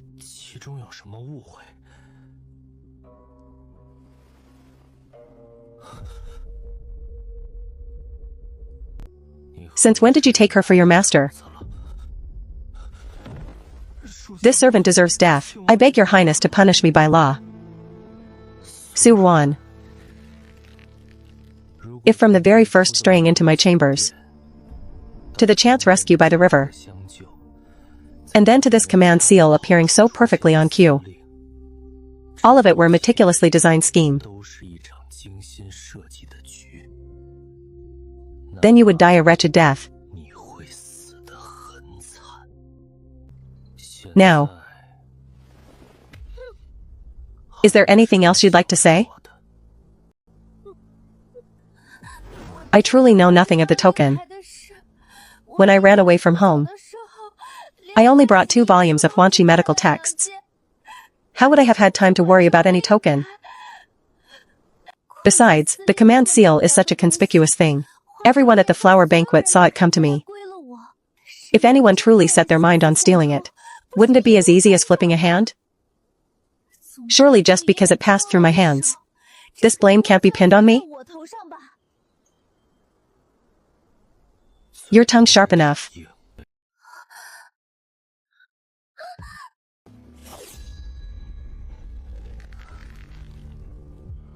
Your Highness, Your Highness. Everything I said is true. I really didn't. Hush.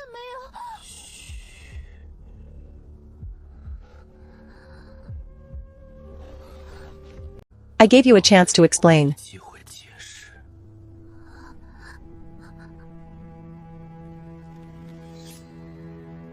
But your explanation was far too half-hearted.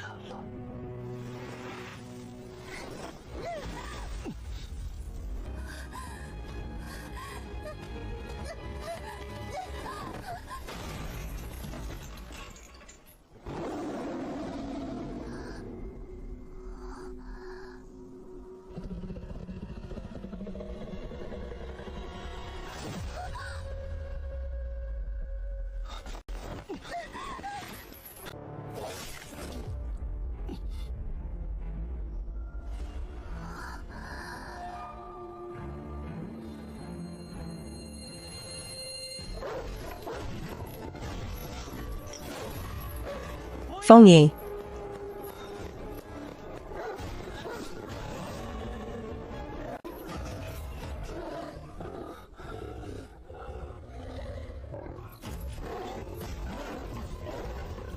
A beast that can't be tamed, kill it.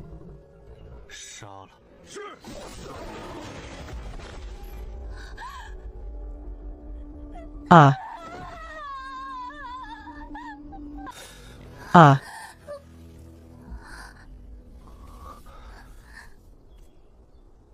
Are you hurt anywhere?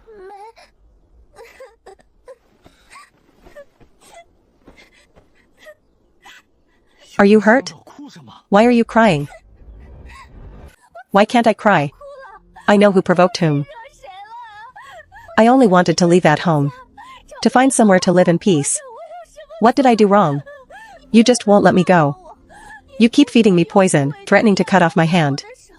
Had I known you'd repay kindness with cruelty like this, I should have just let you die back at that house. Quiet.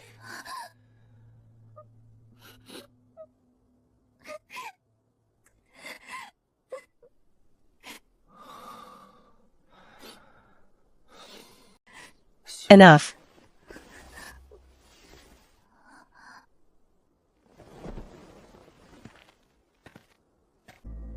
Let's go.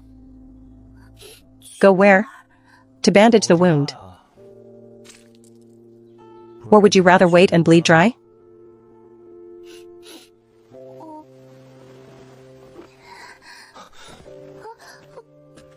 You can barely stand. And still crying so loudly. Hey, wait. Didn't His Highness go to settle scores with second young Lady Sue?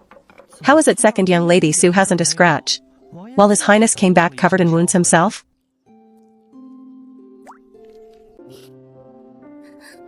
Why are you crying? He's hurting for me. Because I took that claw for him. He's blaming himself, feeling wretched. There now. Stop crying. It doesn't hurt anymore. Liar, one look and it clearly hurts a lot. Thank goodness that claw didn't land on me.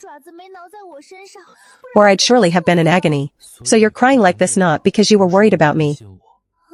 You were terrified after the fact. Terrified this wound might have landed on you. Slap. That hurt like hell. Well, what else?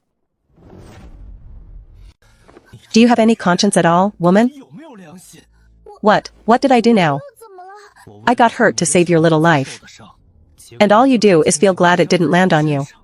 Whether I hurt or not, whether I live or die, none of it matters a whit to you, does it? You were the one who dragged me off to see the wolf, and now you claim it was to save me? You brought it on yourself. I brought it on myself? Get out. Stop moving. It took me forever to clean it. Look, you've torn it open again. I don't need your help. Get out.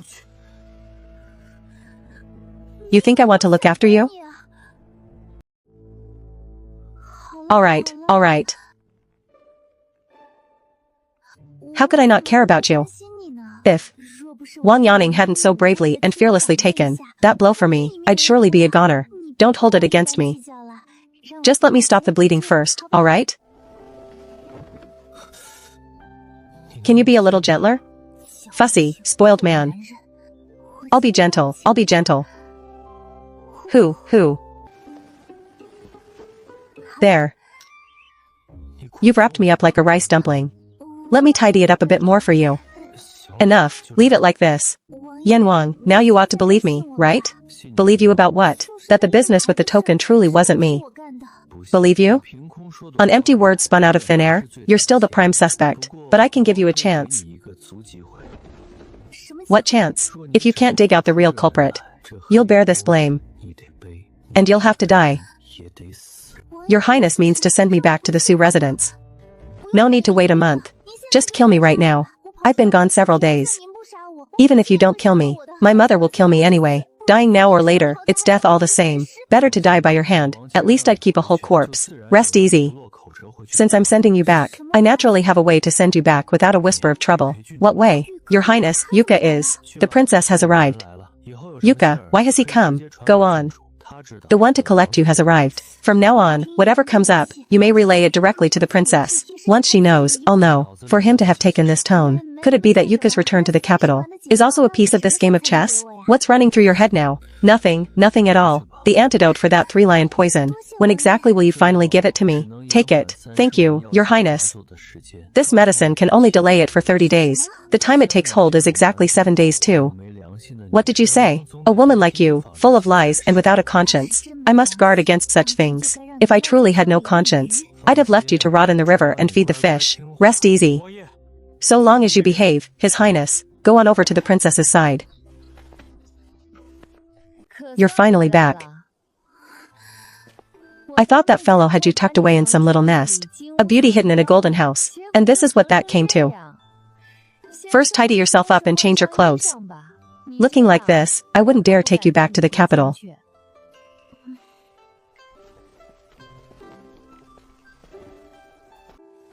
Just as I said. Among all the noble ladies of the capital. For looks, you're still the softest, finest one. A little grooming and you dazzle anyone's eyes. Naturally. Why, if even the emperor laid eyes on a beauty like this, he'd surely stop at nothing to snatch her into the palace as a consort. You've no shame at all. I call this knowing my own beauty. Alright, I must revise what I just said. Second young lady Sue isn't only the most beautiful of all the maidens in the capital. Her temperament suits my heart best too. In short, nothing like the dull people of this capital. How did you know my foot size? These fit perfectly. I wouldn't know that. The one who knows is someone else. I've never fussed much over clothes and trinkets. Since everything's ready, let's be on our way. Any longer and it'll be dark before we reach the city. Then I'll go call for the carriage now. Father found me a disgrace. And actually shut me away in confinement. He won't even let mother visit me. Su Wan, just you wait. One day I'll have you kneeling before me. And repay this humiliation 10-fold, 100-fold. What are you panicking about, miss? Not a shred of manners.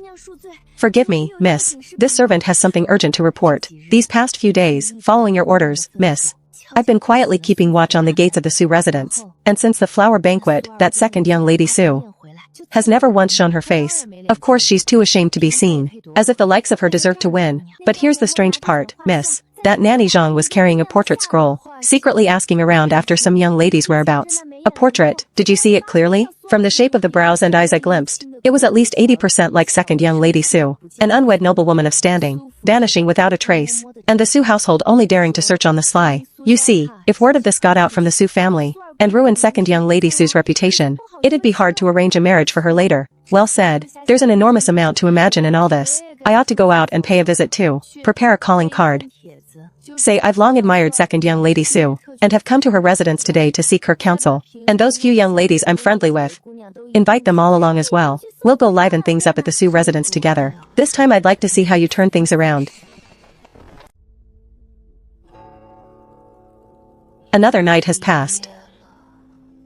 Wan, where on earth are you?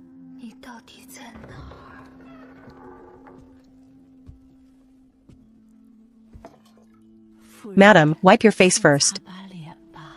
Still no word? Every inn and dwelling within 50 li of the capital. This old servant has quietly searched with my people. Even the ruined temples and broken shrines have been checked. There's not a shadow of the second young lady. She's a whole living person. Madam, you must take care of your health. The second young lady is blessed by heaven. She'll surely be safe and sound. The general has received the message too, and is rushing back day and night.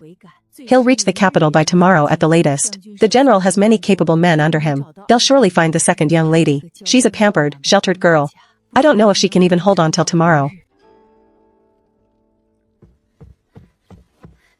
Madam, Miss Jiao has arrived. Which Miss Jiao? Miss Jiao, daughter of the Grand Censor Lord Xiao. She's brought several young ladies with her too. Madam, this Miss Jiao has come at a curious moment. Could it be she's heard the second young lady isn't home, and deliberately brought people to pry and stir up trouble?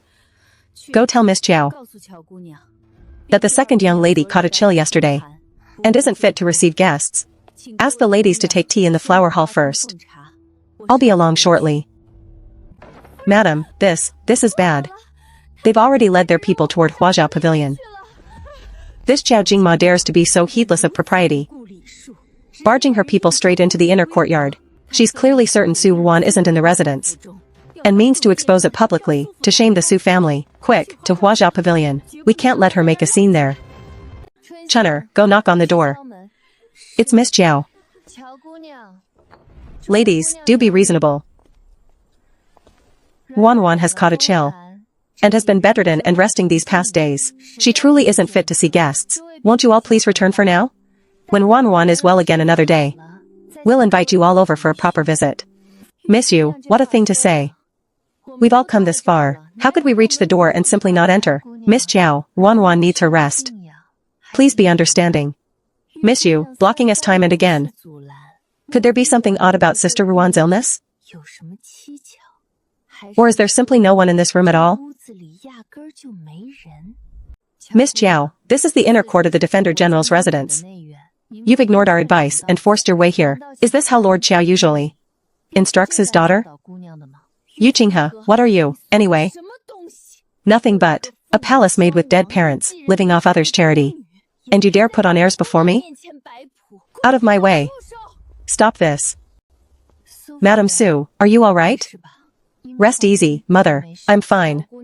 Miss Jiao, making such a grand fuss today, leading so many people into my inner courtyard. What exactly do you want? I truly don't understand. Since when has my Defender General's residence come under the censorate's rule? Madam Su, why be so sharp and stingy with us juniors? We only heard Sister Wan was ill, and so came together to call on her. Yet Miss Yu and Madam Su block us at every turn. Could it be just as those rumors outside say? Mind your tongue. Madam Su, I'm not speaking recklessly. It's that the streets are already abuzz with it. They all say second young lady Su eloped with some outside man, and your household's nanny Zhang carries a portrait about the docks and carriage stations, secretly hunting for someone. I didn't believe it at first, truly, but seeing today how Madam Su and Miss Yu guard against us so fiercely, holding the door to the death, it rather forces me to believe it after all. Miss Jiao speaks with such conviction. You're certain that Wan, right now, is not in this room, aren't you? And what if I am? Fine. In that case, then let Miss Jiao and all her sisters go in and see for themselves. This should have happened long ago. But there's one thing I must say first.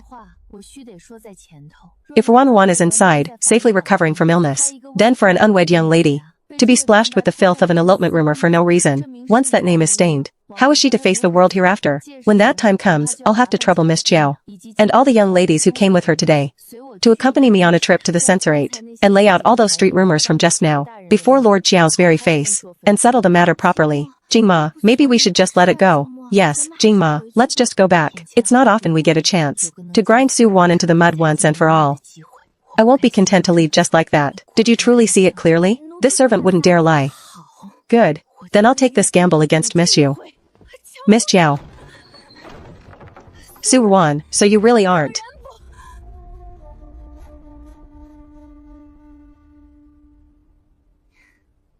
Miss Jiao, what a rare guest indeed. What brings you to see me today? Su Wan. How can you be here? Miss Jiao, what an interesting question. This is my boudoir. If I'm not here, where should I be? Or could it truly be as those blind-eyed gossips outside have been spreading? That I ran off with some outside man? What's going on? Miss, this servant swears it's the honest truth. I saw Nanny Zhang holding Miss Su's portrait, searching everywhere for someone. This servant wouldn't dare lie. It's true. What this young lady speaks of, might it be the matter a few days ago, when this old servant took people to look for the household maid, Xiaonyang? It's a family shame to speak of, really. A few days back, Xiaonyang, the head maid who kept the keys to Madame's dowry, stole a purple jade Buddha of Madame's by night and fled. I never imagined this Miss Chenner would misunderstand. It's all this old servant's fault, stirring up idle gossip for nothing, and nearly ruining the young lady's good name. How could that be Nanny's fault? Clearly some people have filthy eyes, so everything they see looks filthy too. Miss Jiao, today, without asking right from wrong, you brought people forcing into my boudoir for a stroll, spouting baseless words, and nearly wrecking my name and the Su family's. How is this account to be settled? Just now, outside the door, I and several young ladies stated it very plainly. If Miss Jiao's words prove nothing but empty rumor, we'll all go with me to the censorate and ask Lord Qiao himself to judge the right and wrong of it. Please, Miss Jiao, after you. If this really reaches the censorate and father learns of it, he'll likely break my legs.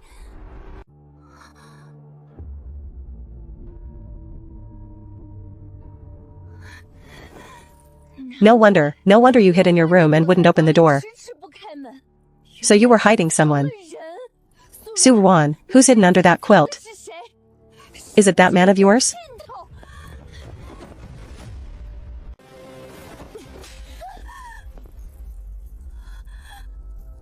How dare you? You even dare lay hands on me, a princess? Have you truly grown tired of living? Yuka? Princess, how can it be her? Princess, why are you here? Where I am. And what I'm doing. Do I need to submit a report for your approval, Miss Jiao?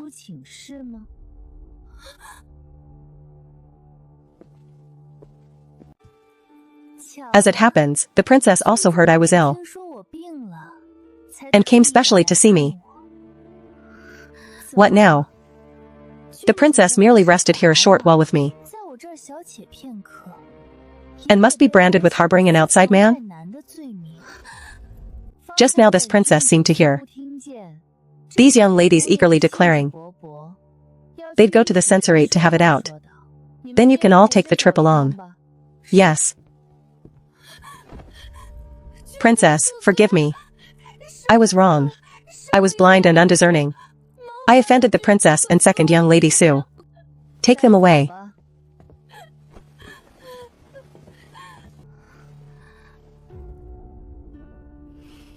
Kneel. Mother, Wan has only just returned. Her body is still weak. Whatever the matter, why not go back inside before we talk? Where have you been these past days? Madame Su, calm your anger. This matter is all Yuka's fault. Newly arrived in the capital, I had no close friends. And that day at the flower banquet, Wan and I hit it off at once. I only felt we'd met too late in life, so I disregarded propriety, and took it upon myself to bring Wan to my residence to stay a few days, wanting to grow closer with her. I never got word to you first, madam, and made you worry. If you must blame someone, madam, blame me. Princess, please rise, quickly. How could I allow this? Madam, this temper of mine grew used to the frontier, where things follow no rules. It truly isn't Wan's fault. Mother. Xinger, now that Wan has come home safe and sound, that's the greatest blessing of all, since the princess has spoken. Let's let the matter drop for today. Please rise.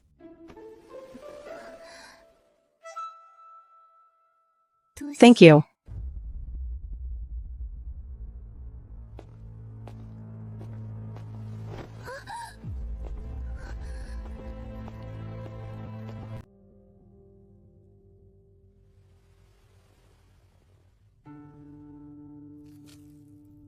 Mother, didn't you just now promise the princess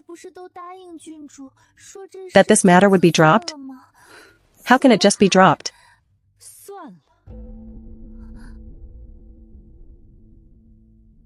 Dropped how? Do you know, these days, looking for you. We nearly turned this whole capital upside down. Terrified something had happened. To you. And you. With one light little word, let it drop. Think to sweep these few days of nonsense under the rug. I truly was with the princess. Don't use the princess to fool me. Do you know what standing the princess of you has? If she truly wanted to take you in, she could send a proper invitation openly and honestly.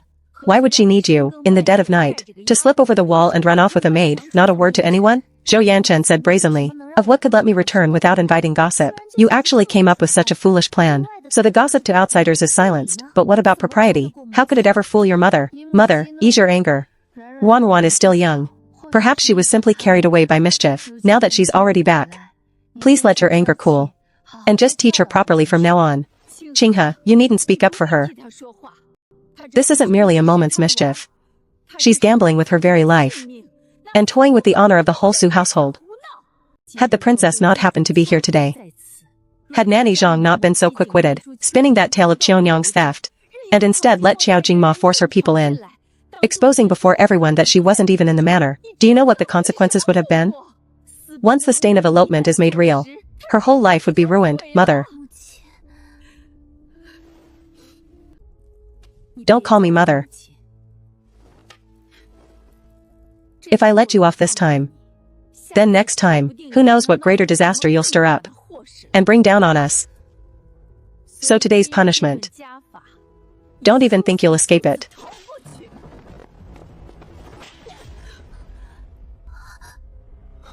Are you all right? That elder brother who stayed at the frontier all year with Father Su Qin, the one I saw only a few times a year, and the man now shielding me, must be the original owner's father. The state-aiding Grand General, Su Qin. General, how did you arrive at the county so soon? Didn't you say it'd be tomorrow at the earliest? Ow, madam, your hand is heavy indeed. That hurts your husband terribly.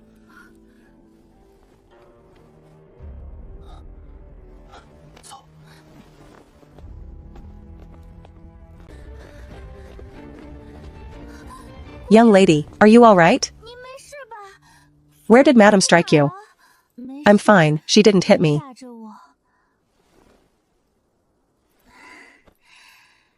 Thankfully father and brother came in time. You may set your heart fully at ease. With your big brother here, how could anything go wrong? Here, take this.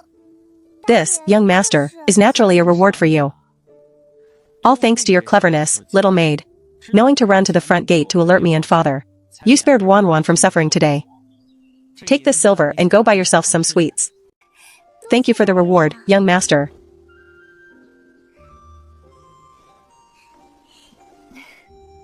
I never expected it. Lizzie actually knew to run for reinforcements at the crucial moment. Truly my good girl. Of course. Though this servant isn't very bright, at the crucial moment I never drop the ball.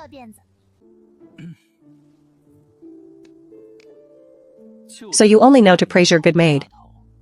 And don't think to praise your good brother, Alright, thank you, my good brother, for rushing to the rescue.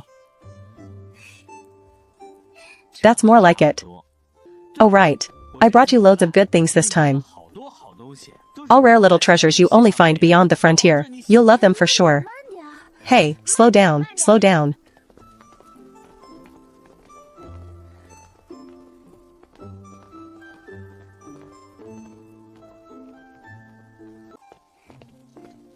Everything's in my room. Come in and take a look.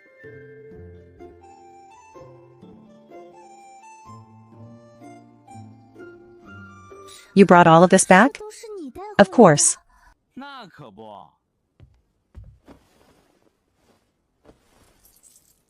Come, try this on.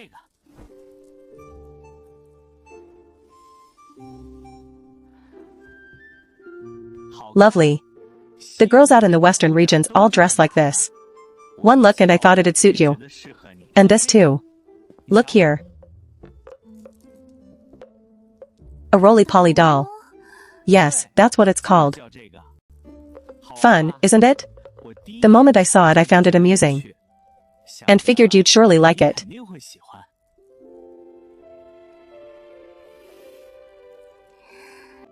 Are these all for me?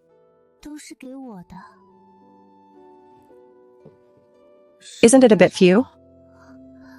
It's all father's fault. I'd brought so much more. Persian carpets, Hotan wood carvings, and a pair of lively little foxes. But he insisted the carriage couldn't carry them, and flat out refused to let me bring them. You should have seen. That pair of foxes was so pretty. For all fiery red, like little balls of flame. 1-1, don't be upset. Next time your brother goes beyond the frontier, I'll bring you loads more. And haul back everything you want, alright? It's not that I think it's too little. I'm asking which of these are for cousin. Qinghe. Ah, oops, I really did forget that. Never mind. Qinghe has mother doting on her. What good thing does she lack?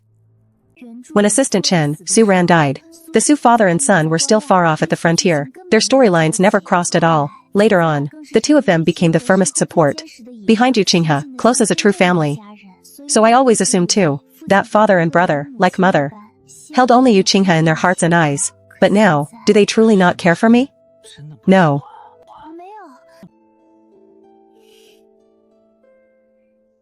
We do care.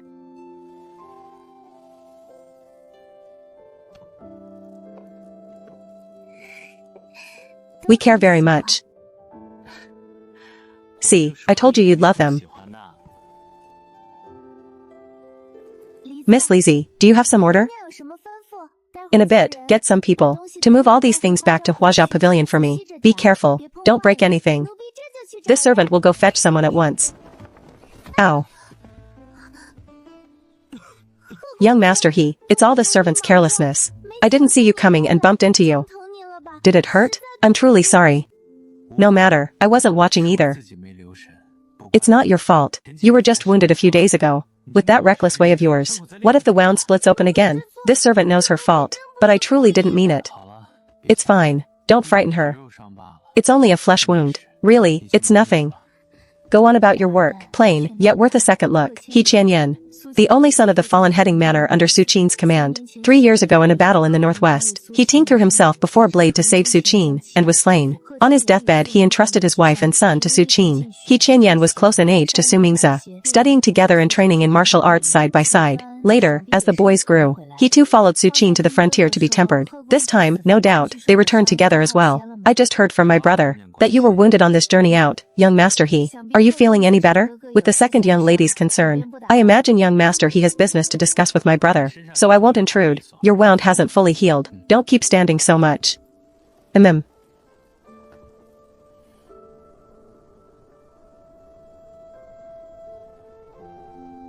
Su-ran, how interesting.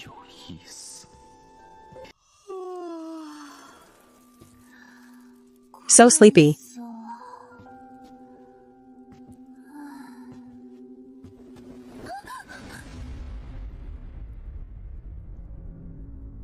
Ah, you, why are you here?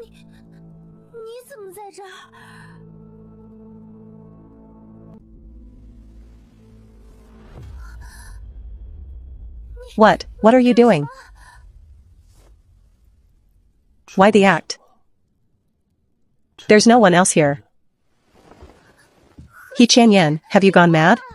You, put your clothes on first. Let's talk this out properly. I'm not that kind of loose woman.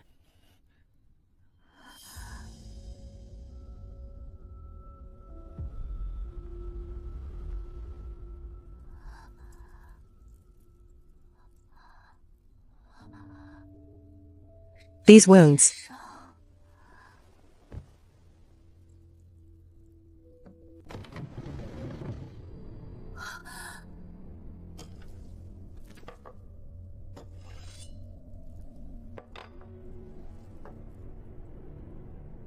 Raising a hand? What do you mean, raising a hand? Su-ran, oh Su-ran. Just what did you get up to all these years? Make it quick, I have things to do later. You, get up first. I'm not in the mood today. Go back first.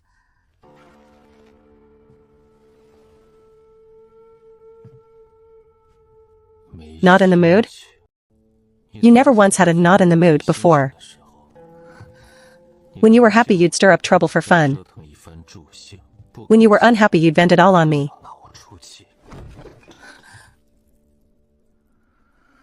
And today, you actually say you're not in the mood. If I said I've turned over a new leaf, would you believe me? Turned over a new leaf? That's right. Today, in Mingjia's courtyard, you actually worried over how badly I was hurt. You're truly not the same as before.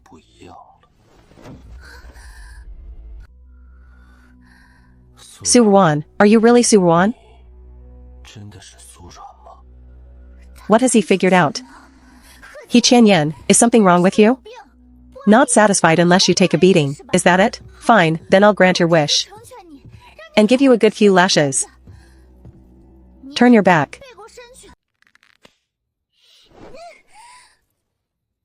No, no.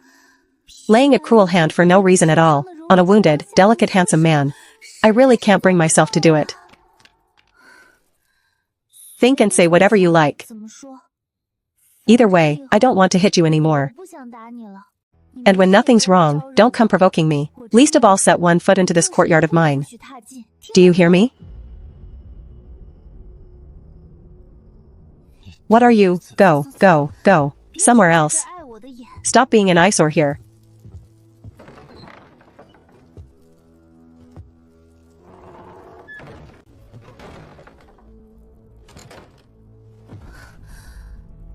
Original owner, you've really wronged me. What a mess you left behind. Your Highness. How goes the investigation? As for the second Miss Su, your subordinate had it looked into carefully. She truly was infatuated with young General Shen. She even waited several times along the road. Young General Shen had to take to and from court, blocking his carriage, loudly declaring she'd marry him as his wife. For a time it was the talk among the capital's elite,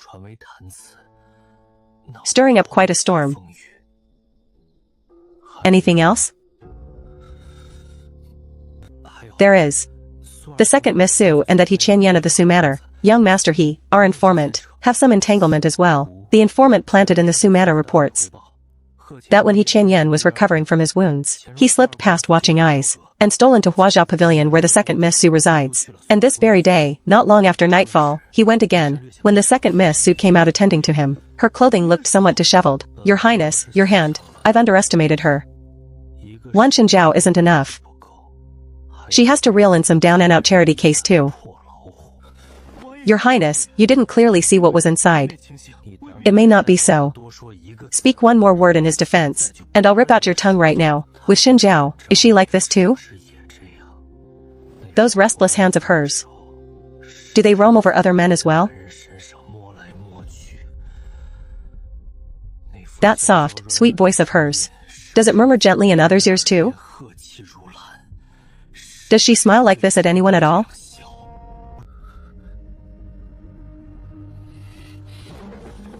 Your Highness, your wound is opening. It's the first time I've seen your Highness like this.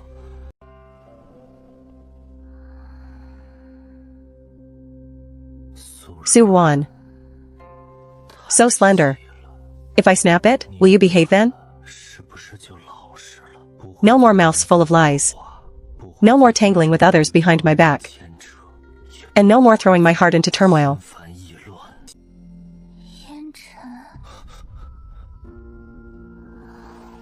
I'm cold. Don't go. He's calling my name.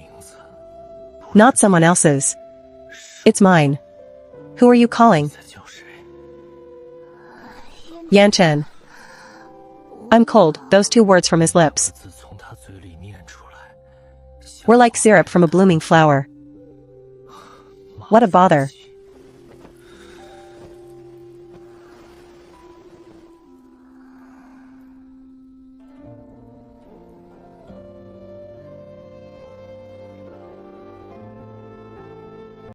Whatever happened before I met you, I forgive it all. But if I ever find out again that you dare provoke other men behind my back, I'll cut them down. And I'll cut you down too. Time to wake up, miss.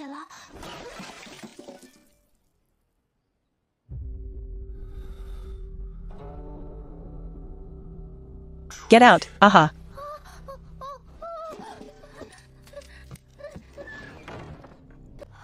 We're done for.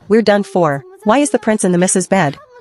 Did they finish the deed? No, maybe it's just what? Just sharing the bed for some innocent late night chatting? Even all this noise can't wake you. He's gone. About today's matter, what should be said and what shouldn't? This servant knows. My lips are sealed tight. I saw nothing at all. Humph.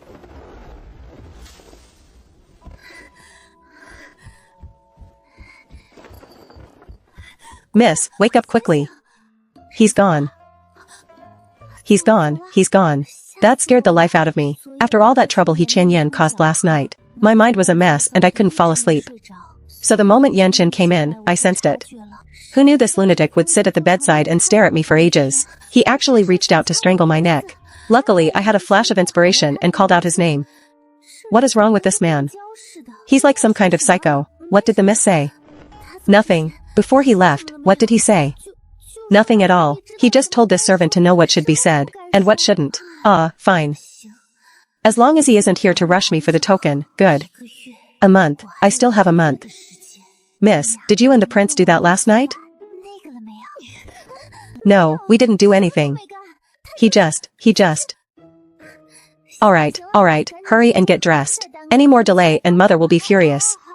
Oh, okay. The matter of the token must be cleared up as soon as possible. Find that thief. Get the antidote, and then keep running. Everyone in this novel is more abnormal than the last.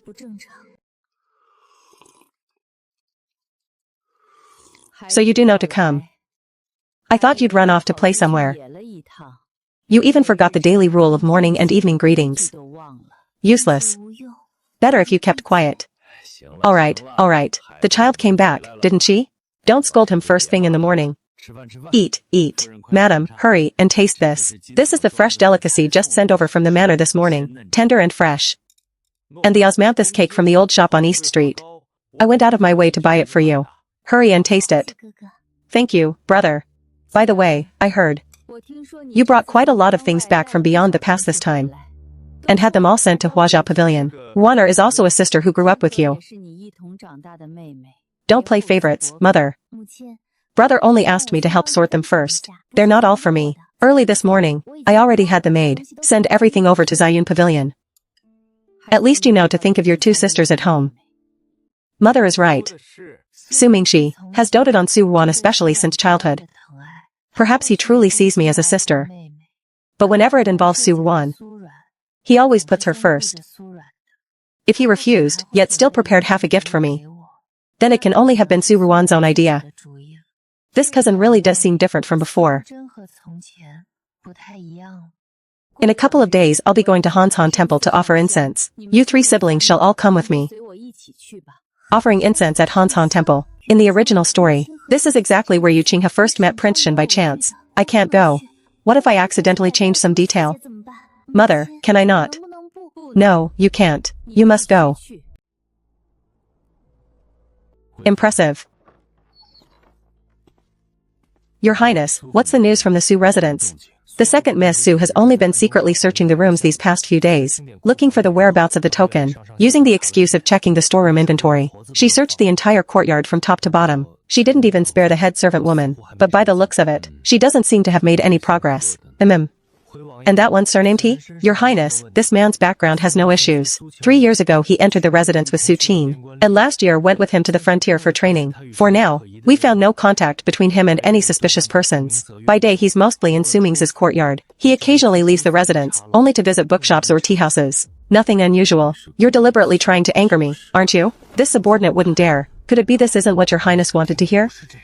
Chen Yan, since that night, has never again entered the second Miss Su's room.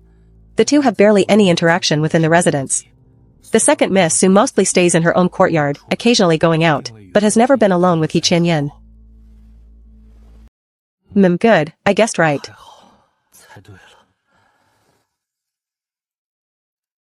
That woman has only a bit of petty cleverness after all. And the maid by her side is even more dim-witted. Have someone keep watch. Don't let them startle the fish I'm trying to catch. Your Highness, you clearly worked the second Miss Su into all of this. Just say you're worried about her safety. What are you thinking about now? This subordinate is thinking about how to arrange the manpower. I'll go arrange people to guard the second Miss Su right away. I'll make sure nothing goes wrong for her. What do you mean, make sure nothing goes wrong for her? I clearly just said, don't startle the fish. Humph, you've gotten quite good at reading my mind these days. This subordinate wouldn't dare. Fine, withdraw.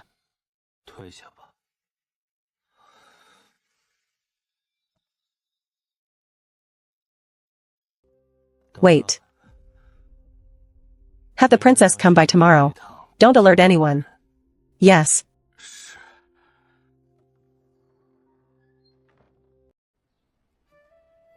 Two more days have passed.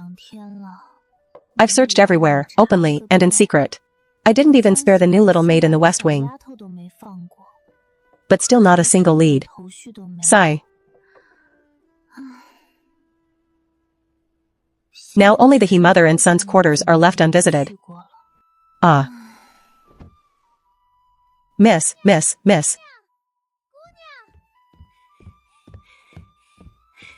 Young master He and the young master have gone out. Where did they go? Little C up front said. They went to the polo field in the east of the city. They won't be back until afternoon at the earliest. Isn't this like a pillow arriving right when I'm sleepy?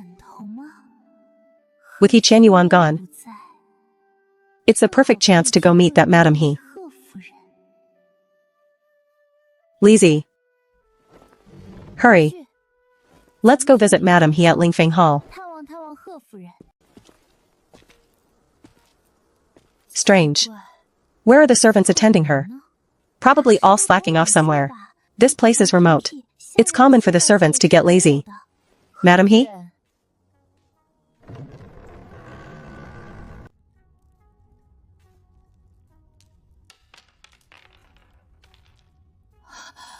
Madam He. Lizzie, hurry and fetch a doctor. Yes. These symptoms look like poisoning. No, more like a heart condition. Madam He, can you hear me? Madam He, you must hold on. It's working. Good. How can Madam He's hands be so rough? But these calluses seem to have been deliberately treated, filed down so the surface looks smooth. You wouldn't notice unless you felt carefully. A frail woman who spends all day chanting sutras in the prayer hall, how would she have calluses on her hands? The doctor is here, miss. Madam He is having a heart emergency, a sudden attack. We must first move her to a stable spot, so this old one can properly regulate her pulse.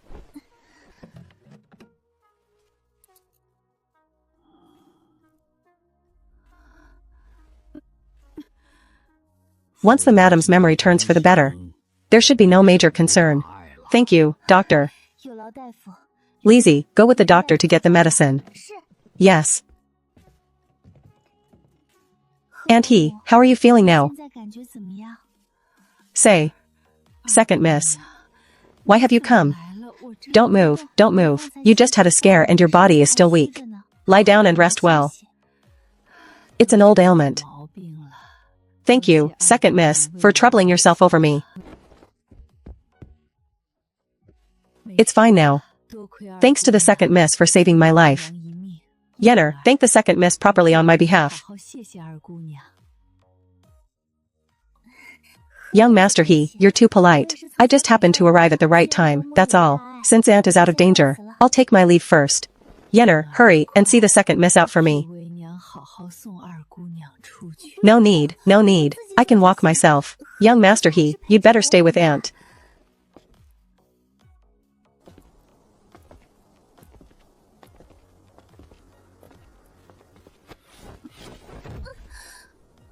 What are you doing? Let go of me, Su-wan. What exactly do you want? I didn't do anything. Let go. You're hurting me. If you want to vent your anger, I'll come find you tonight. You can take it out on me however you like, but leave my mother alone. She knows nothing. He Qianyan, is something wrong with you? If I hadn't come today, your mother would have collapsed in the prayer hall with no one finding her, and instead of being grateful, you turn around and accuse me? He Qianyan, listen to me well. I'm the one who saved your mother's life. You should be kneeling down and kowtowing to me 3 times right now. Have you gone mad? I'm joking. Who says I'm precious? If you want me to kneel, I'll kneel. He Shui, you're using the debt of a life saved against me. Alright, hurry back. Your mother is still waiting for you to look after her. Since you don't want to see me, I just won't come anymore. Is he really still Su-wan? He Qianyan really does treat kindness like a donkey's liver and lungs. Even you're laughing at me. Ow, it hurts. Stupid tree. Sooner or later I'll get someone to chop you down for firewood. Humph. Chief, the second Miss Su is too funny. Shut up.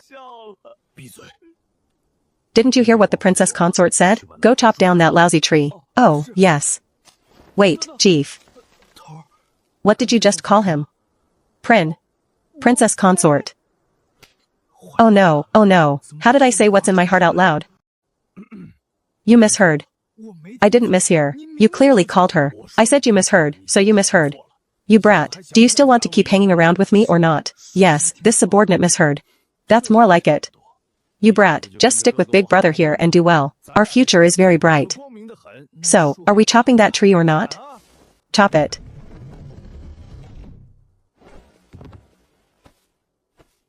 This tunnel of yours. When did you dig it all the way to the back courtyard of my princess residence? I didn't understand a single word of father's letter. It's all roundabout riddles. Something about the northern pasture having good rain this year, the herd birthing a few more batches of foals, the seeds borrowed last year needing to be returned. I couldn't make heads or tails of any of it. You schemers all have such filthy minds. See for yourself. What have you figured out? What on earth does it mean? It's fine to readjust the plan in the capital as scheduled. The list of garrison generals has also been obtained. It also says the emperor sent a secret envoy to the capital, and he casually dealt with them. That's all. Then what does the seeds borrowed last year should be returned mean? When it's your turn to help, I'll naturally tell you. Knowing too much now does you no good. By the way, that second Miss Su of yours really has an amusing temperament. She can write me 3 or 4 letters a day. She writes to you? Isn't that? Ran is very clever. I taught her only once, and she learned to send messages by carrier pigeon. It's much faster than your lousy letters. What did she say? Nothing important. Just complaining that her mother keeps her under too strict a rein. She has to go pay respects before dawn every day. What else did she say? She also said her mother's been forcing her to learn needlework lately. That's all. That's all. What else could there be? You wouldn't happen to be trying to fish news about Warner for me, would you? I just asked in passing. In passing, then. I'd advise you to treat me a little better. I'm Warner's best friend now. If you accidentally offend me, I can't guarantee I'll hold my tongue. I might just say something on her behalf. But, she's just a rather amusing plaything in my hands. Enough. You think I'd be afraid of you? What a fine bird, saying such things. You can even find your way here. You really make me proud.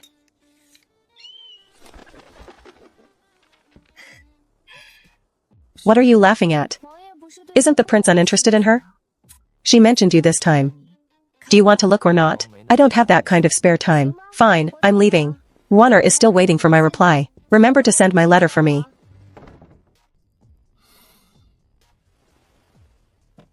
Today I snuck off to the racetrack. I watched brother playing polo. His skills are terrible. He Qianyan scored 3 goals against him in a row. Ha ha ha.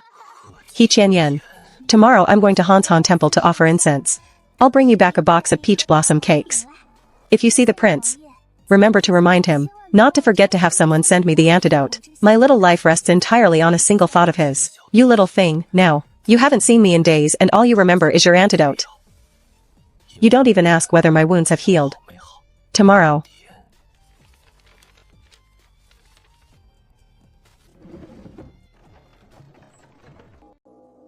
Wanru, you all arrived even before me.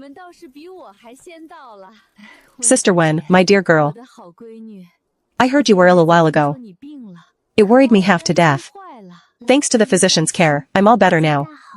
That's good, that's good.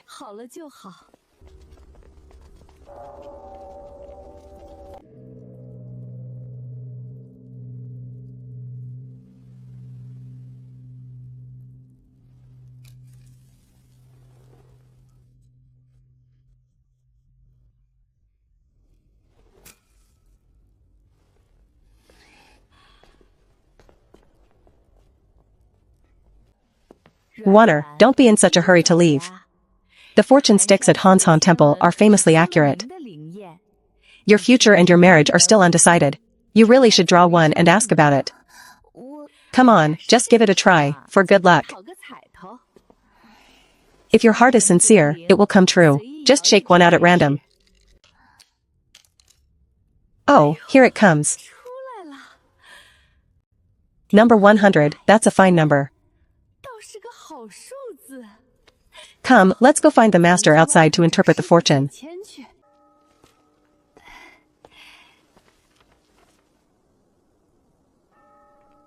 Young lady, what do you wish to ask about? My marriage. For a young maiden, marriage is naturally the most important thing to ask about. The wind stirs the bamboo, and one imagines it the ring of jade pendants. The moon shifts the flower's shadows, and one's destined love comes at last. Master, is this fortune good or bad? It is an omen of the highest order. Young lady, your heart is stirred with feeling. Your fated bond has arrived. Your destined one draws near. Whoever fills your thoughts is the one you're fated to meet. Whoever I'm thinking of. Who am I even thinking of?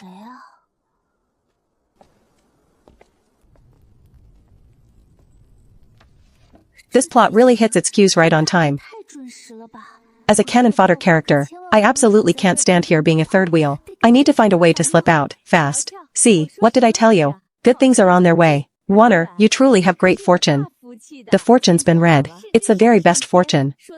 It says our Wanner's destined marriage has arrived. Good things are drawing near. Wanru, just wait to enjoy having a son-in-law. I hear the peach blossoms on the back hill are in full bloom. Since we've come all this way, why not go out for a stroll together? That suits me perfectly. Wanner, come along too. Go keep Chini company and look at the peach blossoms. By now the male and female lead should already be talking, right?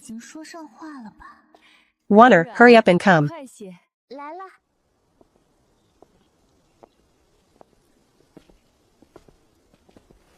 Mother. Muyang. How is it you're here too? The academy is on break today.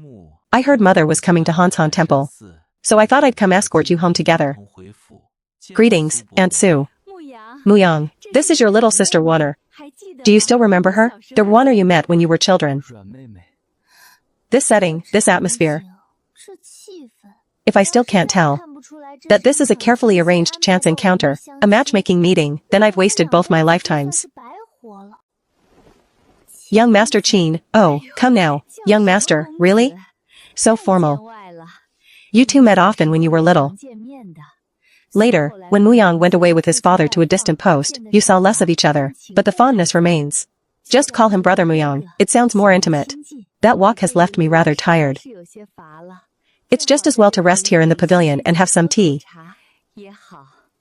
Oh, right, Muyang. I just heard from one of the young monks at the temple. That further up toward the summit. There's a grove of rare tricolored peach blossoms in bloom. I can't walk any farther. Since you've come, why not take your little sister Wanner up to see them? Very well.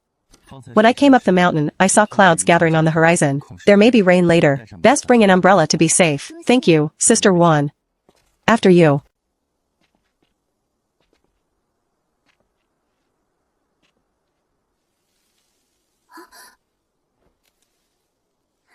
Thank you. Little Sister Wan has really changed a great deal. Did I ever hit you before? No, you didn't. I just plainly disliked you. Well now, so this Ji Muyang? That upright, proper act he put on in the pavilion just now, was all pretense. With acting that good, it's a waste he didn't take to the stage. Su Wan, no matter how sweet you act, you can't fool me. At your core you're a vicious, stupid good-for-nothing. That hasn't changed since we were children. So this marriage?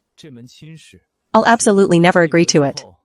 After you go home, find some excuse and make it clear to Aunt Sue. Your temperament and mine don't match. We are by no means a good match. Otherwise what? I'm not afraid to tell you the truth. The reason my mother rushed to drag me here to meet you is that Madame of the Duke of Mu let slip a few days ago that she seems quite taken with me. But my mother? She set on saving that fine match for my cousin. And she's afraid that if the Duke of Mu's household really comes to propose, she won't be able to refuse. So in a mad rush she summoned you here, hoping to marry me off quickly. Otherwise, a man like you, with no looks to speak of, and no strength to speak of, who'd probably faint from a single slap of mine, and stay out for half a day, you weakling, you'd never catch my mother's eye. Let alone get to meet me. Why what me? Want to raise your hand? I'm not afraid of you. I, Qin, have studied the classics of the sages, and I know propriety and restraint. How could I strike a woman and disgrace my scholarly name? Playing the gentleman, are you? Weren't you just now cursing me as a vicious good-for-nothing, having a grand old time? Bold enough to hurl vile words at a woman, but too cowardly to raise a hand. Qi Muyang, let me tell you plainly, if you go before your mother yourself, and give her that fine speech about how you plainly dislike me, don't expect me to play the villain. My, Su Ruan's, reputation is already ruined all over town anyway. I don't care if I never marry. But you, your mother likes me so much. Marrying into the Qin family wouldn't be so bad. And then, I'll turn your household upside down. Leave it in utter chaos. Fine. Since everything's been laid out plainly, let's each go home to our own mothers. Oh, well done, Qi Muyang, preaching about not disgracing your scholarly name. But behind my back you had a servant set a snake loose to scare me. How sinister. There's a snake. You, a snake. Ah.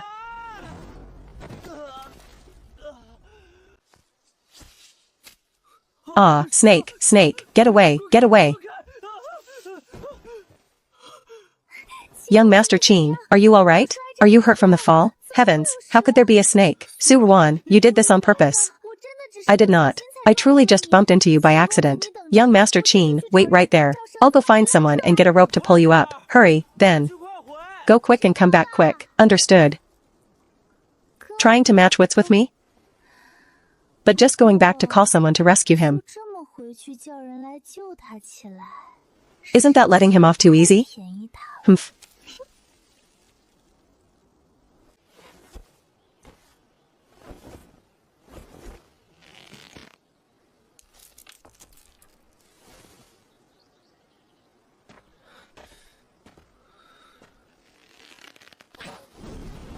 Ow, who? Who is it? Whoever it is, come out. What sneaking little wretch shoots at people from the shadows? Come out and face me if you dare. If I don't beat you to death, I'll pelt you black and blue. Who is it? Face to face and fair? When you set a snake loose to scare me, where was your face to face and fair? Where was your honest, fist to fist fight? Wait, no, Shen Zhao? Hey, hey, careful. You, how are you here? Who's up there? Please, someone.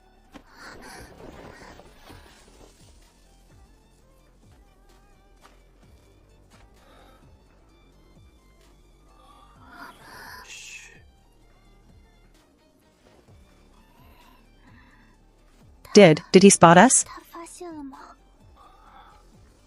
Not yet, he's still looking. Just wait till I catch you, I'll skin you alive. Should be safe now. Let's go.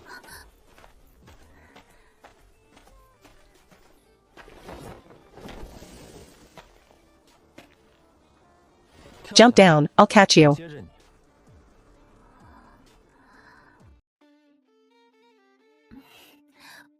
No need, I can do it myself.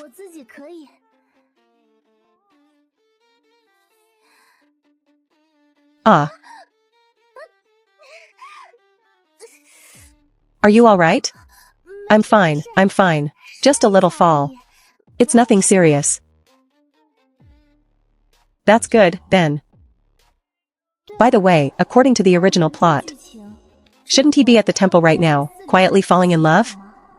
Why has he come all the way to this back hill? I never expected to run into you here, second Miss Sue, showing off your skills.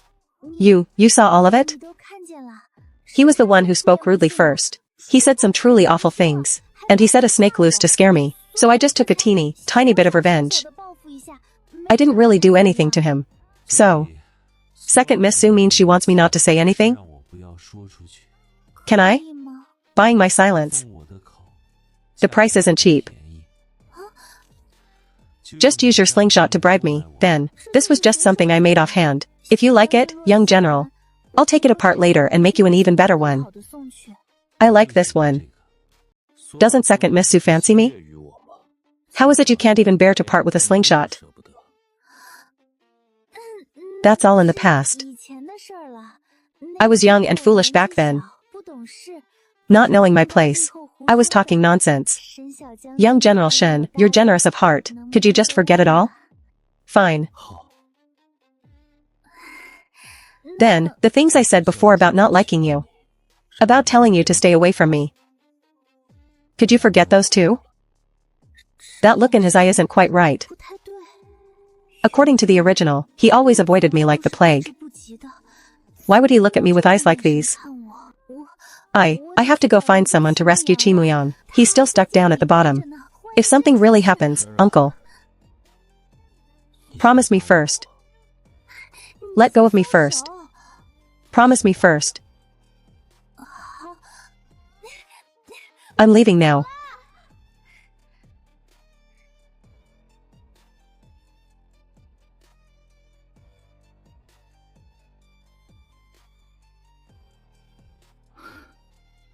Then it's settled. Everything from before. We forget it all and start anew. That look in his eye. The way he looked at her just now, shy and flustered. Even the tips of his ears turning red. It was completely different from how he looks at me. In his eyes there was only ever fear. Calculation, flattery. The rare times he showed any true feeling, it was only when he mumbled my name in his sleep, half dreaming. He never once looked like a bashful young girl like this.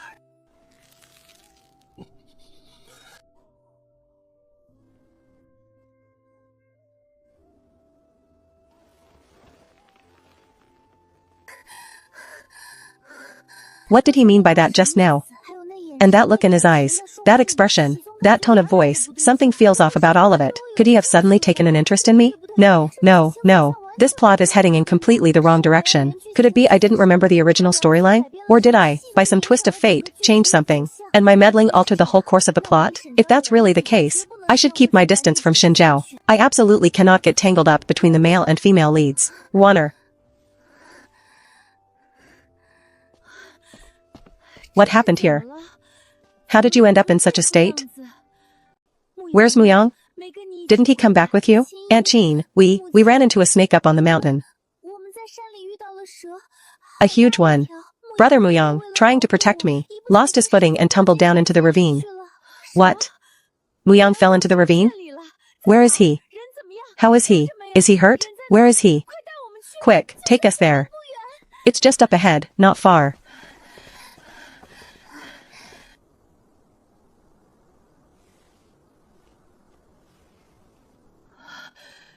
Muyang, where on earth are you? Is it serious? Madam Qin, please don't worry. Young Master Qin has only some superficial cuts and bruises. There's nothing to be alarmed about. My son, are you all right? I'm fine, just a fall and some scraped skin. Thanks to miss you passing by and finding me. You're too kind, young Master Qin. It was but a small effort. Anyone else would have done the same. Dear child, we truly owe you our thanks. Sister Wan, you said you went to fetch help. How is it you took so long? I thought little Sister Wan had lost her way. I was just about to ask Miss Yu to go look for you. Brother Muyang, are you blaming me? I was so worried you'd be frightened, all alone at the bottom of the ravine. In my panic I ran too fast and couldn't see the path clearly, and nearly fell off the cliff myself. Brother Muyang, I truly didn't mean to be late. Are you angry with me? Dear child, Qin, we know you did your best. Say something. Your little sister Wan nearly fell down the mountain, trying to bring you help, and here you are being snide. Is that any way to behave? Really? That's good, then. I thought Brother Muyang blamed me for coming late. And was angry with me. Then. Brother Muyang, do be more careful when you walk from now on.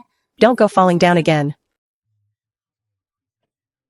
Muyang's injured his arm, and Wanner took quite a fall too. Let's hurry down the mountain and find a physician to look them over. What are you all standing around for? Quick, steady the young master. Gently, all of you. These children have had such a fright. When we get back, Auntie Chin will stew some quail soup herself. To calm your nerves properly. I'm fine. As long as Brother Muyang is safe, that's all that matters. Trying to outwit me, are you? This rain couldn't have come at a worse time. By the look of it. It won't be letting up anytime soon. The mountain path is slippery enough as it is. And in a downpour like this it'll be even harder to travel. Let's just stay the night here.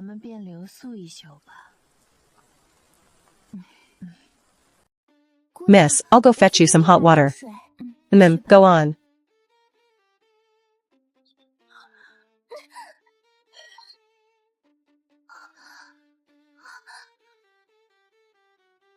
That madman.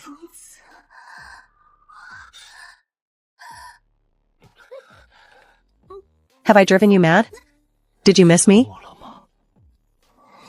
Miss him? I ought to keep as far from him as possible.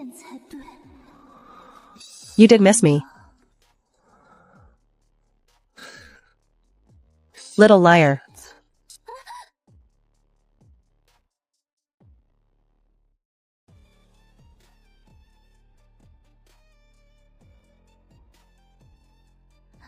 What are you doing? Someone will see. Afraid of who seeing? Shen Zhaoya, you saw it all. Saw what? Saw you strolling through the peach grove. Saw you firing that slingshot at people. Or perhaps saw you and Shen Zhaoya locked in an embrace beneath the tree. Unwilling to let go? No. That was a misunderstanding. Do you remember what I told you? I said if you ever dared, behind my back, to get tangled up with another man, I would kill you, my lord. When did you? I know you weren't asleep. You heard every single word I said that night. So tell me, how would you like to die? Steady, steady. Whatever you do, don't panic. It really was all a misunderstanding. I didn't go provoking young General Shen. We only ran into each other by chance. Besides, didn't you see it yourself, my lord? When I was coming down the steep slope, he meant kindly to catch me. But I'd sooner fall on my own than let him touch me. In my heart there's only you, my lord. Is that so? Of course it's true. Miss, I brought the hot water back. Leave it by the door. You may go and rest now, but miss, you haven't washed up yet. I can manage on my own. Didn't I tell you to go and rest? It's me. Shen Zhaoya. Ruined. Now there's really no explaining this. Wanner. Have you gone to bed? Wanner, how very intimate. I was worried after seeing you take that fall today.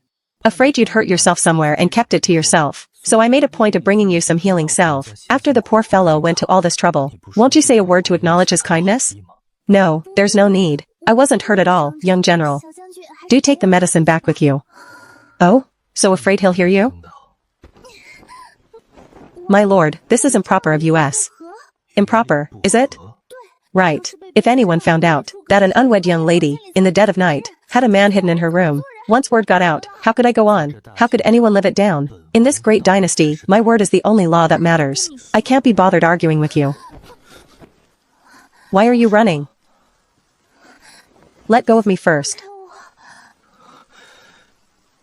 Don't move.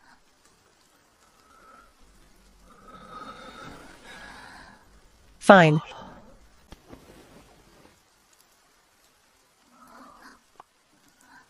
Where did you fall today? I scraped my shin a little. I saw with my own eyes you slide down that steep slope. And take a hard fall. Just a scrape? What are you doing? Why won't you let me apply the salve? Would you rather I fetch Shen Zhaoya back?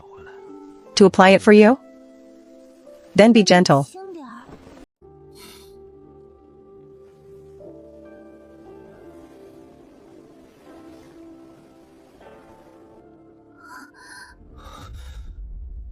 Can't you feel the pain? Why did you hold it in and say nothing before? You kept tormenting me. I never got the chance to say. It doesn't really hurt that much. It just looks frightening. Quiet.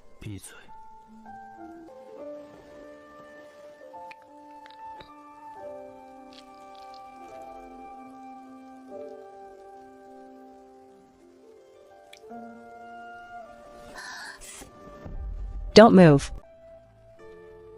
Why are you being so squeamish? A ruthless villain who kills without blinking. And here he is crouched down applying salve to me. No matter how I look at it, this scene feels all wrong.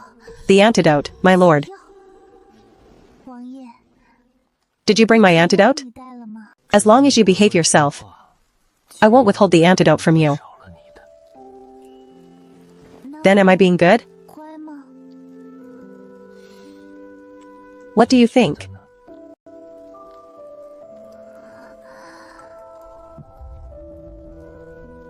Though you made me quite angry today. If you please me nicely, perhaps I might.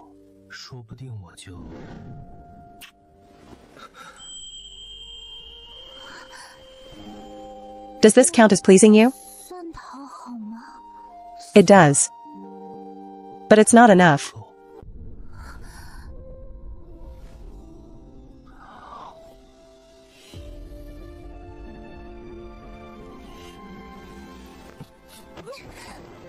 What are you doing?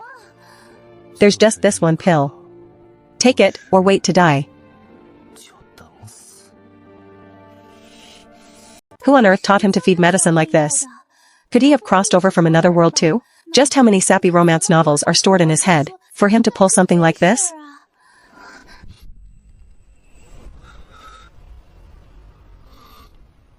So sweet. What if one kiss isn't enough? Good girl. I quite enjoyed being pleased this way today. Do it again next time. Medicine is too bitter. Next time I'll give you a sweet one. So sleepy.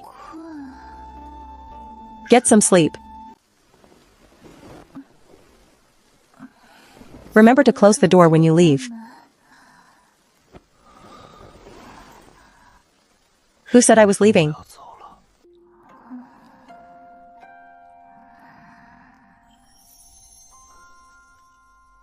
S1.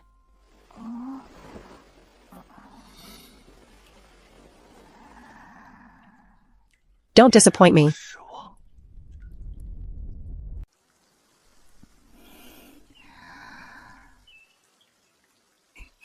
You're awake, miss?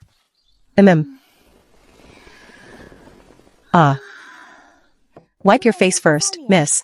Breakfast is already prepared. Once we've eaten, we should set off back to the manor. Good. Where's Muyang? Why isn't he out yet? Don't fret, Sister Wen. Muyang hurt his arm and can't move easily. Let him take his time. There's no rush over a moment or two. This child is never usually so slow. I was wondering where this boy ran off to so early. Turns out he went to pick flowers on the back mountain. It must be because Warner didn't get to see the 3-colored peach blossoms. So he eagerly went to pick some for her. At least he knows how to behave. Such an act, he really can put on a show. When Warner called me vicious, the time he drugged me, he didn't wear this face. Miss you, I lost my footing and fell yesterday. Thanks to your rescue, I, Muyang, am deeply grateful. I heard that the 3-colored peach blossoms behind Hansan Temple are exceedingly rare, so I went early to pick a few. I hope you won't think them beneath you, miss you. You're too kind, young Master Qin. Yesterday was but a small effort. There's really no need to thank me. Besides, Warner had quite a fright yesterday too. Why not give these flowers to Warner instead? No, this has nothing to do with that useless thing, alright. There's no need to defer, miss you. I picked these flowers specially for you alone. Xiaoya. I was just thinking of when we might share a drink. And here we run into each other. It's been far too long. It has been a long time indeed, hasn't it? Oh? You've come to give flowers too? The two of you look as if you arranged the showdown. The classic scene of two men fighting over one woman. Fight, fight. He doesn't want to speak to me, nor have too much to do with me.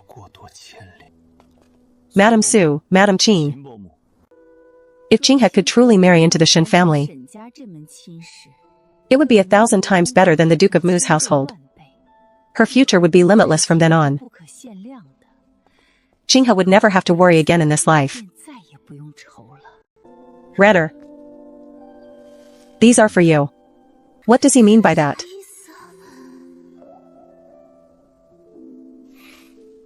I don't like him. This really has nothing to do with the male lead. I'm allergic to peach blossoms.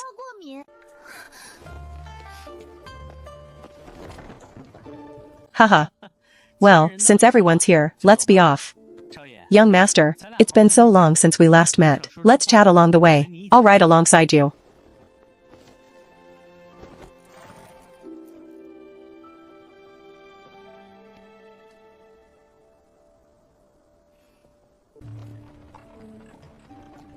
So tell me, just what are you playing at? At what? Still pretending? Your eyes were practically glued to her.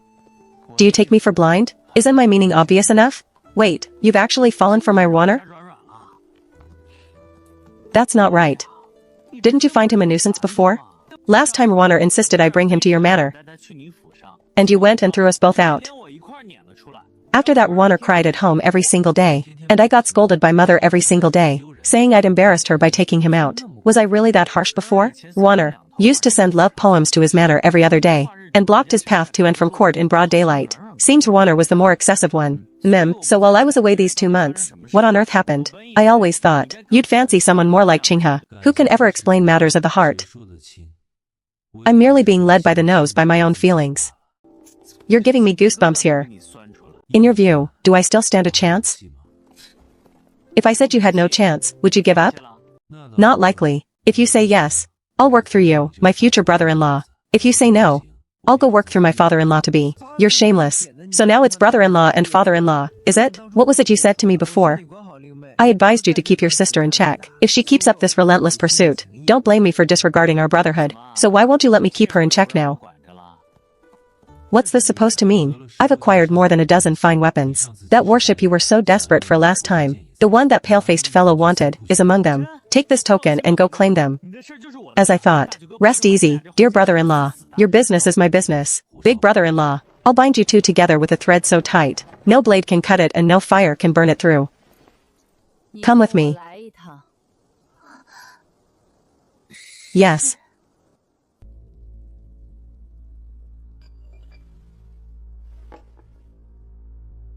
What exactly is going on between you and young General Shen? Daughter doesn't know how it happened either. You don't know? Today young General Shen, in front of all those people, placed those flowers right before you, and you say you don't know? Perhaps he gave them on a whim. Su Wan, do you think I can't see it? The way Shen Zhaoya looked at you today was clearly, now answer me. Just what did you do behind everyone's back to make Shen Zhaoya treat you this way? So utterly without regard for propriety? Do you not know what's proper between a man and a woman? What it means to guard your reputation? Do you care nothing for your good name? Mother, all of the capital knows that the second Miss Su is smitten with young General Shen. My good name was long gone as it is.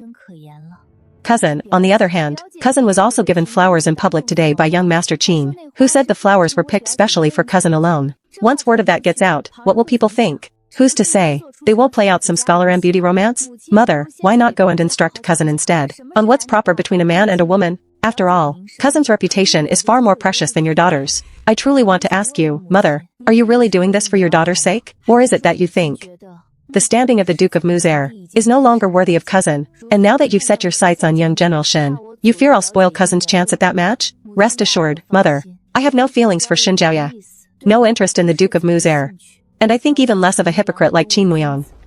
Insolence.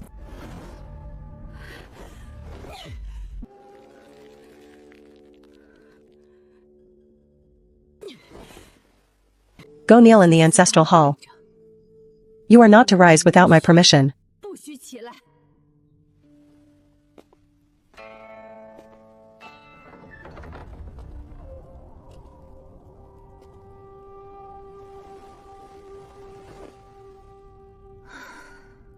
Honored ancestors, your unworthy descendant comes to pay respects again. So hungry.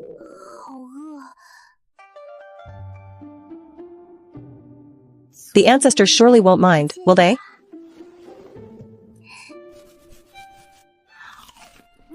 Rather sweet. Ancestors, don't blame me. Once I'm out of here, I'll be sure to make it up to you all.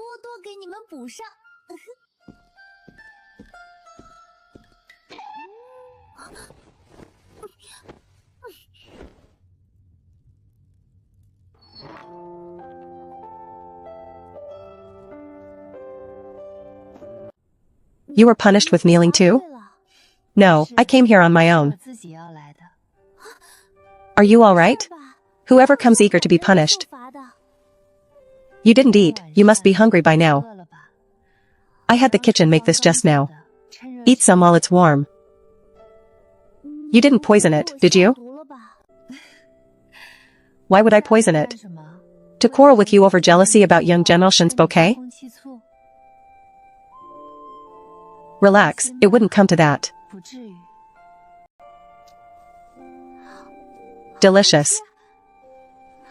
Everything you and Auntie said in the Elon courtyard. I heard all of it. If Auntie punished you over that bunch of peach blossoms, then I ought to be punished too. There's really no need for that. It has nothing to do with peach blossoms or anything of the sort. And when a man and a woman develop feelings for each other, what's wrong with sending a bunch of flowers to express one's heart? But what I mean by that is not that there's anything between me and Shen. Jiaoya, no feelings at all right. You don't need to explain to me. There's nothing between me and young General Shen. We haven't even properly exchanged a single word, so whoever he wishes to give flowers to is entirely up to him. I don't blame either of you, of course, and with my status, I'm in no position to blame anyone. By rights, the leading man and lady should have crossed paths yesterday before the Buddha at Hansan Temple, met face to face, and grown fond of each other from that moment on. But look how it's turned out. Shin Jiaoya has inexplicably taken a liking to me. What I said just now wasn't spoken in anger. It came from the heart. Though it's true I do feel a little something for young General Shen. That faint fondness is nowhere near enough to make me fight and squabble over him. Aren't you afraid I'll go out and say all sorts of things? Perhaps I would have been afraid before, but not now. Why? I don't know either. It's just that you seem so different from before. So some things, once spoken, suddenly feel free of any burden. I'm telling you all this only because I want you to know, if you truly like young General Shen, then love him boldly, just as you used to. Don't hold back on my account. What's more, I don't feel I must look up to a man who doesn't care for me.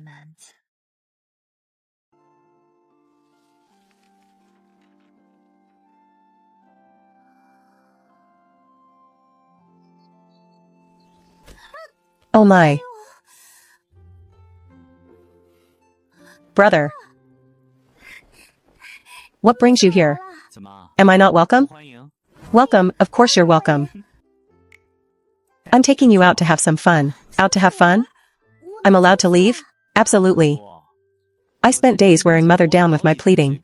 Before she finally relented. What, you don't want to go out? Go, go, go. Of course I'll go. Here we are. What a lovely boat.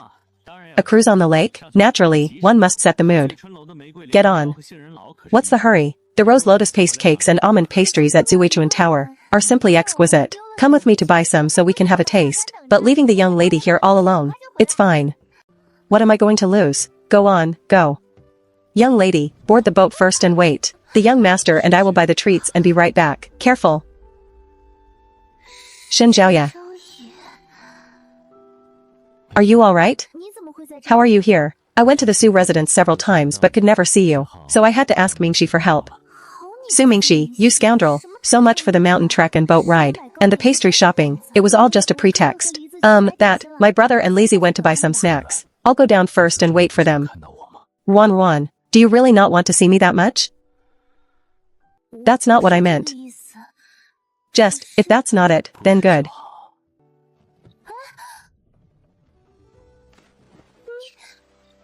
The wind is strong out here. Please, come inside and sit. No rush. Take your time.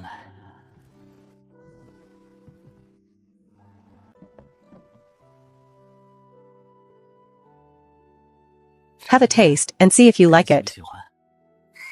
The cook at the general's residence must have wonderful skills. The cook didn't make it. I made it. You made this? I practiced for several days. They may not look elegant, but the taste should be alright. A young general, sleeves rolled up, practicing how to make pastries in a kitchen. You really needn't go to so much trouble for me. Whether you're worth it is for me to decide. Consider it my apology to you for failing to know a good thing before. Have a taste. It's a flower petal. Thank you, S1-3. You weren't like this before. You used to do everything you could to appear in places I might pass through. You'd steal glances at me. That was the original owner, not me. But now you seem to fear me, always trying to avoid me. I do not. You do. You don't dare look at me, don't dare accept my flowers. Even the sincere heart I hold out before you. You don't dare spare a second glance. Ran. Before, you were the one who came to me, while I kept my distance from you. I was a fool. I was blind. So now, will you let it be your turn to stand still? Let it be my turn to draw near to you, step by step. I won't ask you to, just don't run away from me, alright? Is he confessing his feelings? Ran.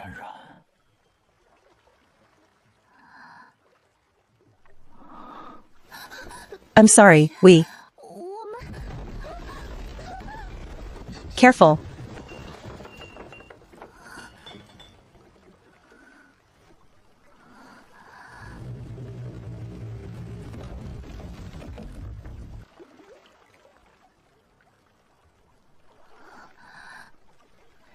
Shurian City.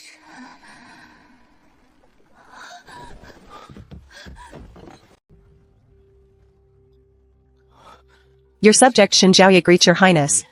So it's young General Shen. It was my boatman, his skills lacking. He couldn't hold a steady course, and disturbed the pleasant reunion of General Shen and his family. I truly apologize.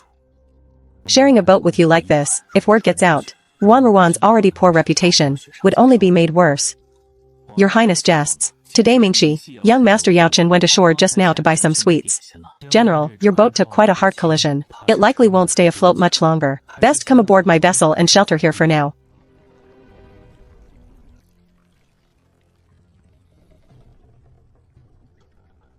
Then I'll trouble your highness. S1-3, let's go. Alright.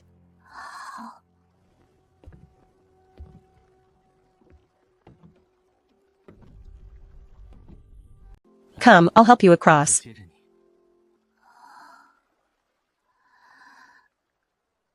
You dare choose him? Try it and see. No need, I can manage on my own.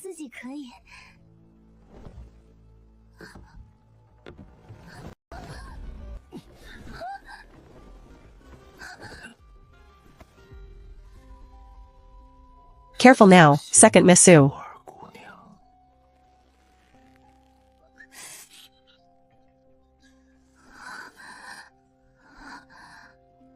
Thank you, your highness.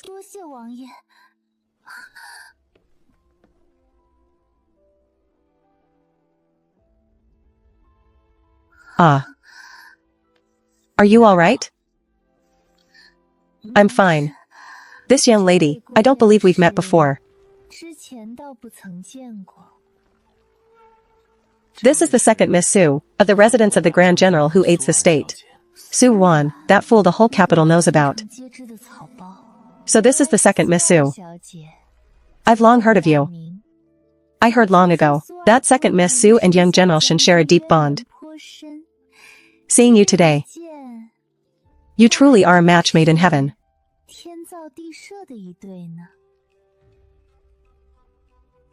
Miss Xia Jining. You're rather fond of talking, aren't you? Your highness, your highness.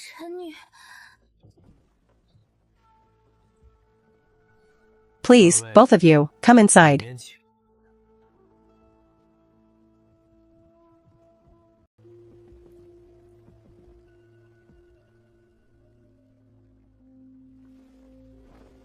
I've long heard that General Shen is a master of the game of Go, unrivaled in the land.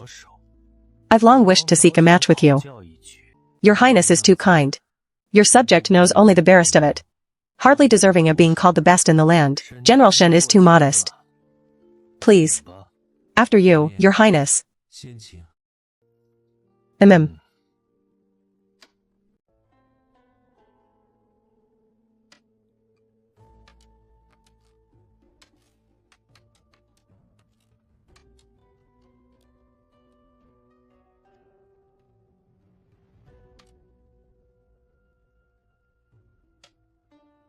Rather than say these two are playing a game of Go, it's more like they're fighting a bloodless war, with the stones as their weapons.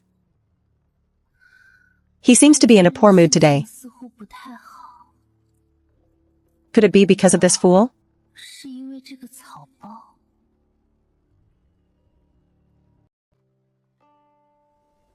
That move is far too reckless. The black stone plunges deep, all alone, surrounded entirely by White's sphere of influence. One misstep and the whole army is wiped out. But if that black stone truly gains a foothold in the heartland, White's entire great dragon will be cut clean in two. What a ruthless play.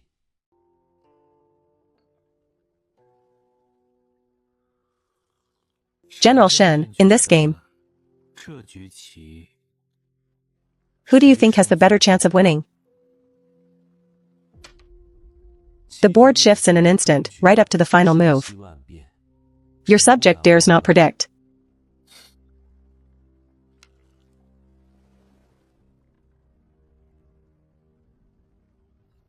What do you think, second Miss Su?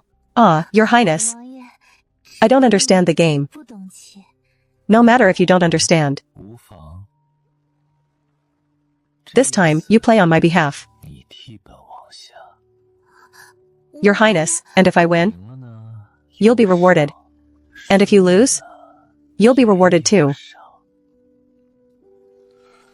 The mood between these two isn't quite right. Your Highness, Yenchen, truly, it's no matter. Play as you please, play as you please. If second Miss Su finds it too difficult, Jining knows a little of the game as well. If second Miss Su wouldn't mind, perhaps Jining could play a move or two in her stead. So Miss Ya doesn't just love to talk. She loves to play Go as well. Your Highness, didn't you just say you'd go check on the tea and sweets? Go on, then.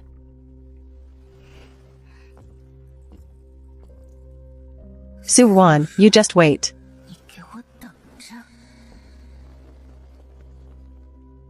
No one to disturb us now. Make your move.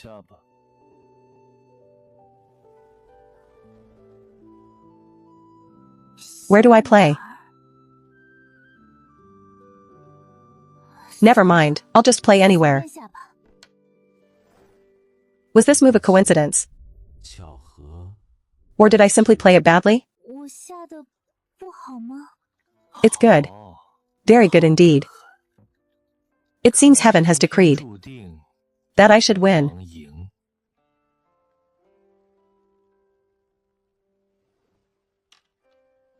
You concede? What do you mean? So this is a win. Here, your reward.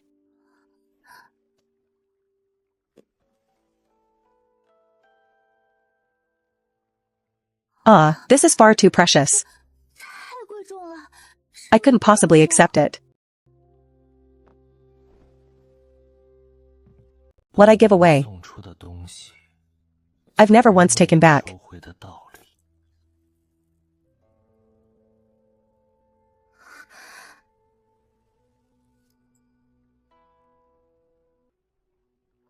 That move you made just now is worth far more than this night luminous pearl. Wouldn't you agree, General Shen?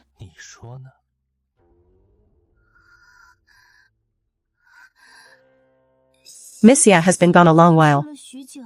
She may have her hands full. I'll go see if there's anything I can help with.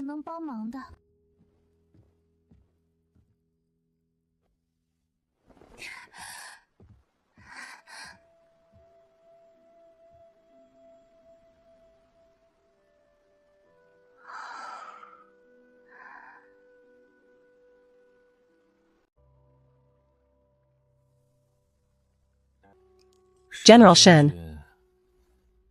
I'd like another game. There's one thing I don't understand. And I'd like to ask Your Highness. Speak. Your Highness and Second Miss Su. Were you acquainted before this?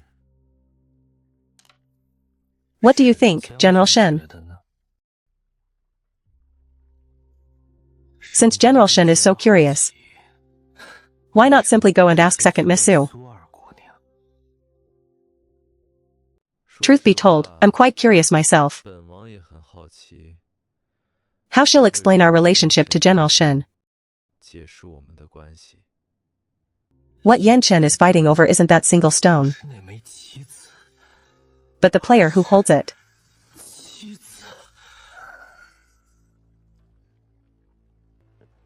Ah. Second Miss Su. You really do have quite the schemes. Miss Ya, what is that supposed to mean? What does it mean? Isn't it obvious?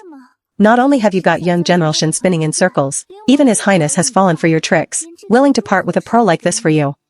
I really don't know where you learned such low, seductive little schemes. So your jealousy has spilled over onto me, has it? How very sour of you. Miss Ya, you just want this hairpin, don't you? Take it, then. Go on, take it. Su Wan, how dare you treat His Highness's gift so carelessly? Aren't you afraid His Highness will blame me? Afraid of what? Once it's given to me, it's mine. I'll do with it as I please. As for you, Miss Ya, I'm laying it right here before you. Do you dare take it? If all you can do is talk a good game, if you haven't even got the nerve to reach out your hand, then don't come out here playing the saint. It's rather dull. If I were you, I'd have long found a way to climb into Yan Chen's bed. Why bother wasting words with me? You, how can you be so utterly shameless that you'd even say such a thing? Shall I put it more delicately, so you can understand? Let me tell you, Xie Jining, don't go prancing about in front of me. I don't care whose precious daughter you are. Push me too far, and I'll show you exactly what a real seductress looks like. We'll see if you can still curse me then.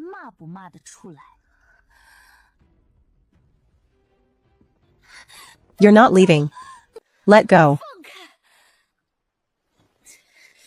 I said let go. Let go. Ah.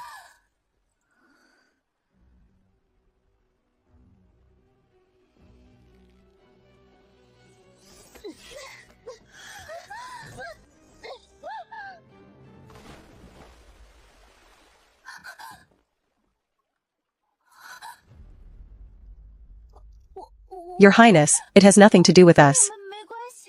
She lost her footing on her own.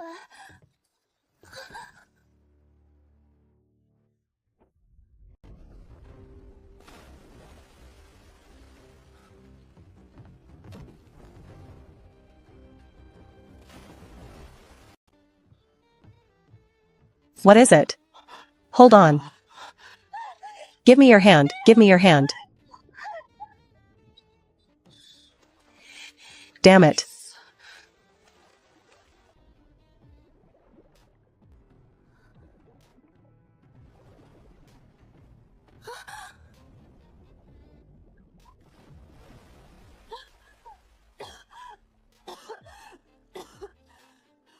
How are you? Are you hurt? Did you swallow any water? I'm fine. I can swim.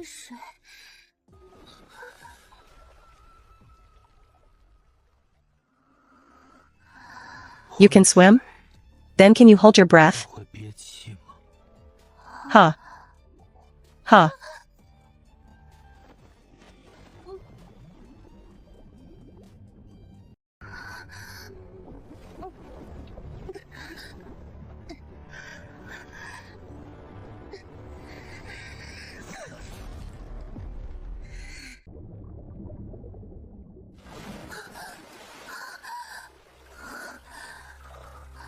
Looks like she really can sleep. She held her breath a surprisingly long time. Go ahead and act crazy. If I ever catch you again, tangled up with another man, in his arms, I've got something far crazier in store. My lord, why wait for later? Just drown me right here and now. She's gone still again. So dramatic.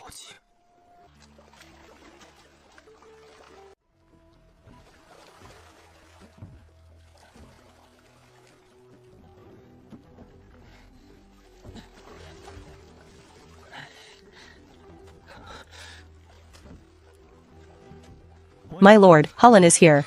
No need to trouble General Shen. Bring clean clothes. Have someone escort Lady Xia home.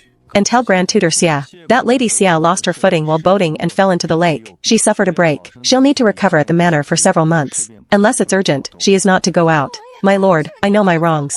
Your Highness, I truly didn't mean it. Please spare me. Lady Xia, forgive me. No, don't. Yan Shen, so casually, he broke the arm of the Grand Tutor's daughter. And didn't even deign to give a reason. Not for court intrigue. Not for the lure of power. Only for Wan. Wan, are you alright? I'm fine, just a little cold.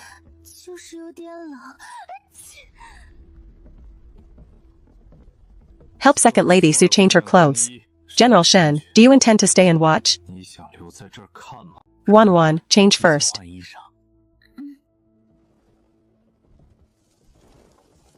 About what happened today. Thank you, my lord, for saving Wan. General Shen, this word of thanks. In what capacity do you offer it? You wished to entrust Wan to my care. It was my negligence that let her fall into the water. By all reason, it falls to me to thank you, my lord. Wan, though this prince and General Shen are not close. I've heard a rumor or two about our loyal general. They say General Shen, towards Second Lady Su, has always kept his distance, avoiding her at all costs, loathing her to the bone. So how is it that the one you once scorned, you now come eagerly crawling to? What do you call that? In the past I was blind, unable to recognize a pearl. If you must know what to call it, I'd say it's a prodigal returning home. No, you're too late. Whether it's too late isn't for you to decide, my lord. Nor is it for me to decide. Only Wan herself gets to say. General Shen seems quite confident. Isn't my lord equally set on winning her?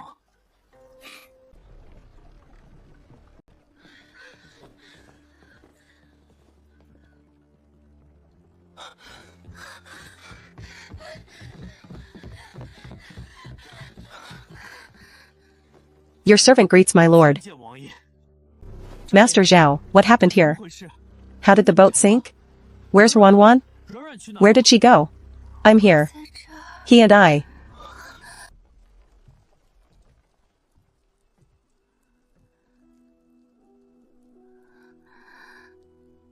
My lady. Did you fall into the water? Are you hurt? Is it serious? She really did fall in. So cold. It's freezing.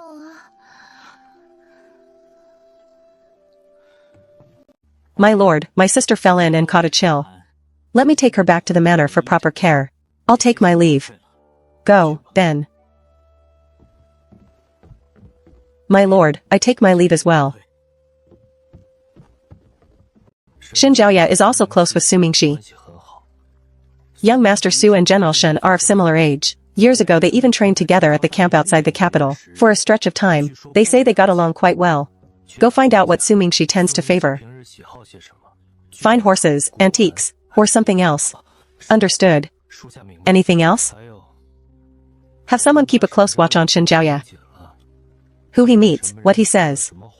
I want to know every last detail. Yes. Xin Zhaoya, a prodigal returning home? Too late.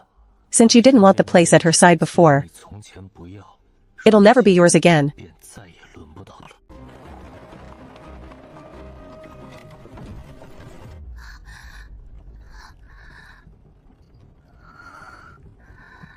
My lady. My lady, wake up, we've arrived.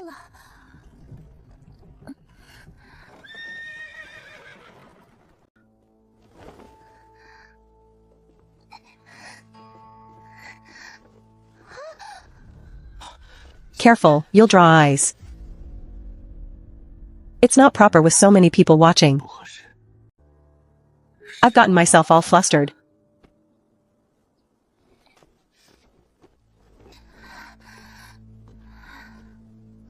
Brother. Coming. Hurry, fetch the physician. Remember, bring him in quietly through the side gate. Don't alarm too many people. Yes, I'll go at once. My lady was struck by cold and chill. The cold seeping into her body. And that's what brought on the high fever. I'll prescribe a remedy to dispel the wind cold. Once the fever breaks, she'll be out of danger.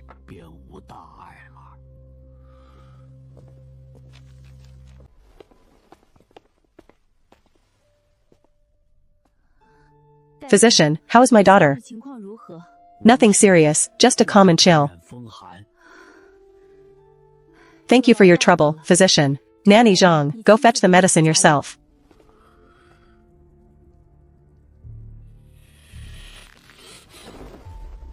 How exactly were you looking after your sister? A simple lake outing, and you let her fall in? It's my fault, father. I failed to watch over my dear sister. Enough. What good does scolding him do now? I said she never should have gone out. She stirs up trouble the moment she leaves the house. Change her name, then. Make her copy the women's precepts 100 times over. Wanrong, hold your tongue.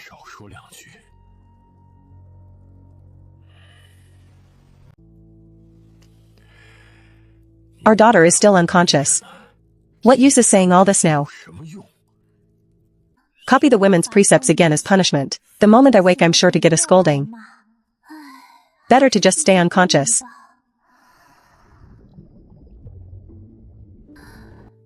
Water. Drink slowly.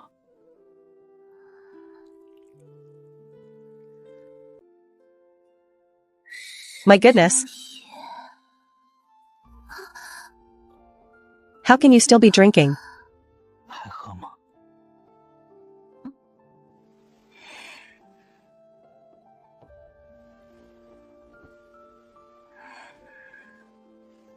How do you feel?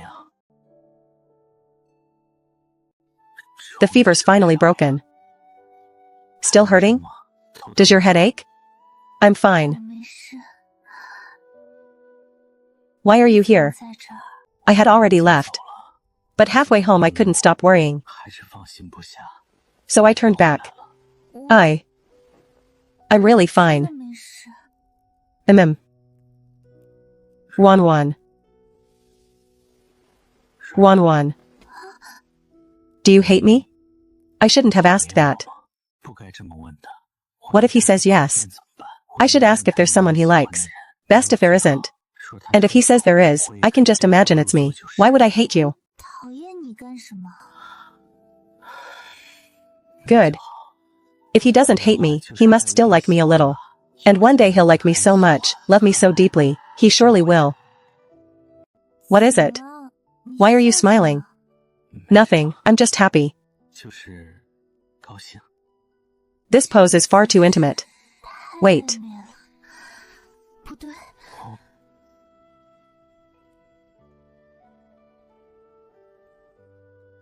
How did you get this callus on your hand?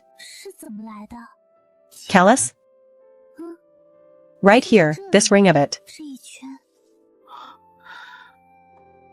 From gripping a blade, from wielding a sword, sons of military families train from childhood, with calluses to show for the practice.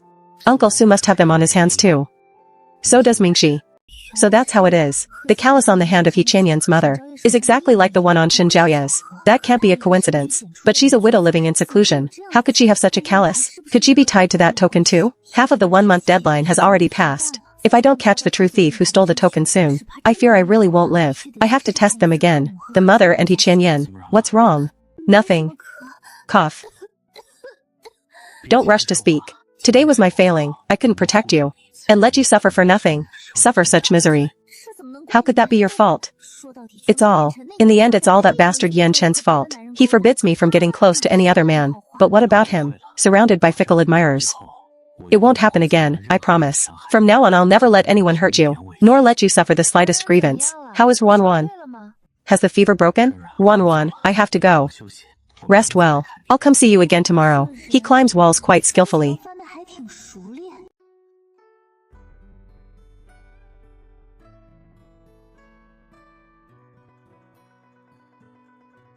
Rest well. My lady, why are you being so kind to the second lady now? Aren't you afraid she's hiding some scheme? The second lady is different from before. She hasn't been causing us trouble all day. But have you forgotten? When we first arrived she acted just as kind. Circling you all day with sweet talk. And then turned around and put a snake in your room. And slipped poison into your food. Wan, was she really like that before? My lady, have you truly forgotten? How can you still smile about it? Enough, Indang. Let's never bring up these things again. Wan is no longer the same as before.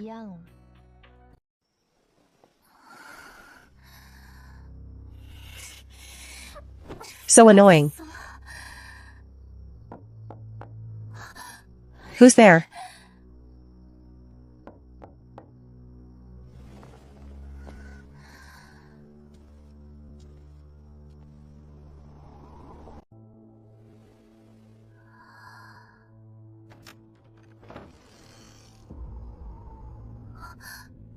Fenghan pills, 1 a day. It's from Yan Chen.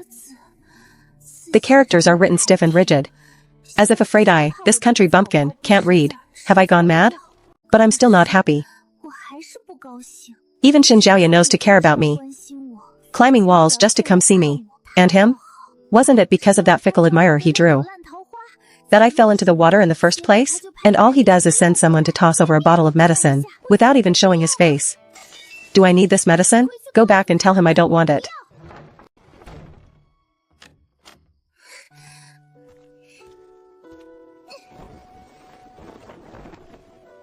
That cold-blooded, heartless, selfish bastard.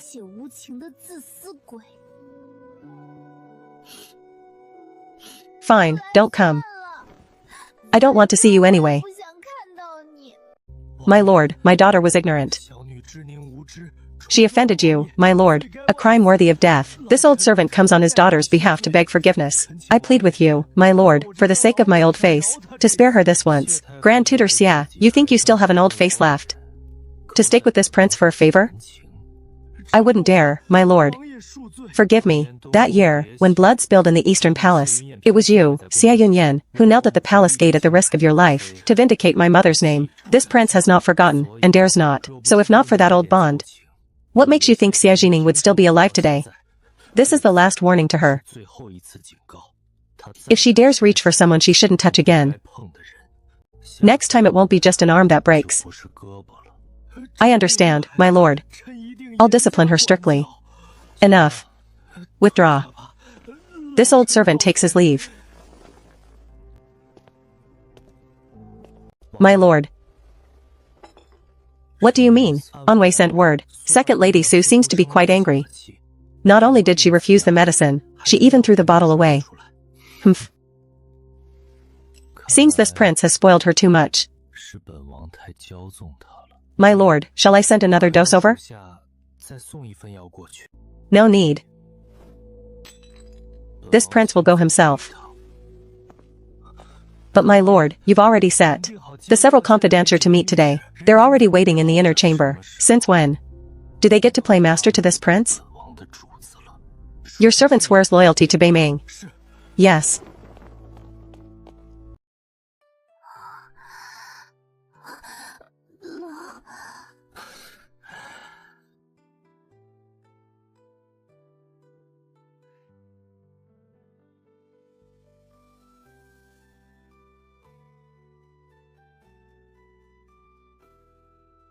So dramatic. I don't want it. I don't want it. Come here. I said I don't want it. I don't.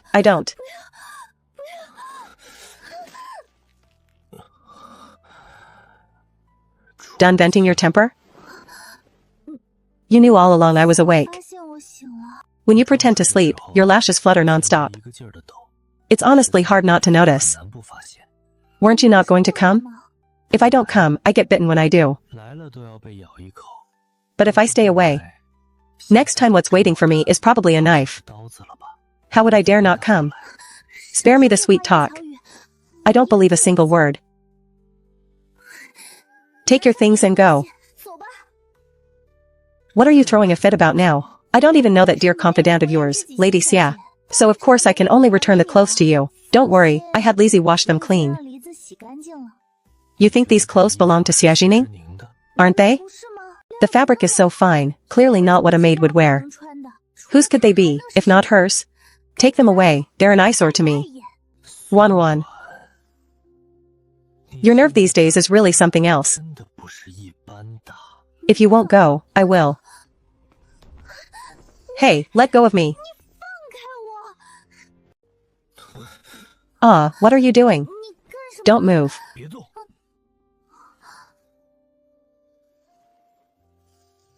Don't you know you're still sick? Who told you to skip your medicine and run around barefoot on the floor? I don't need you to worry about me. You really are.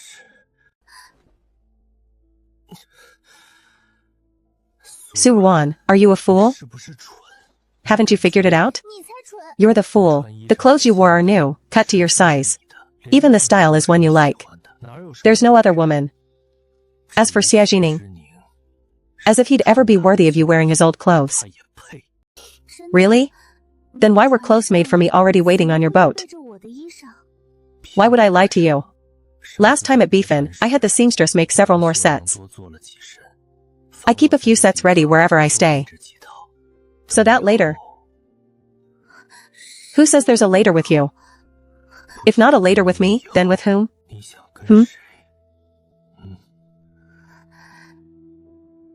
Of course it's.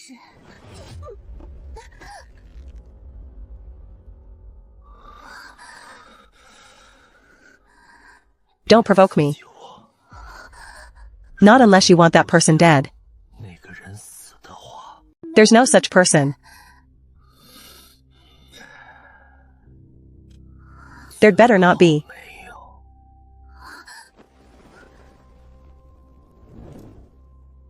And if there is, hide him well. Don't let me catch him.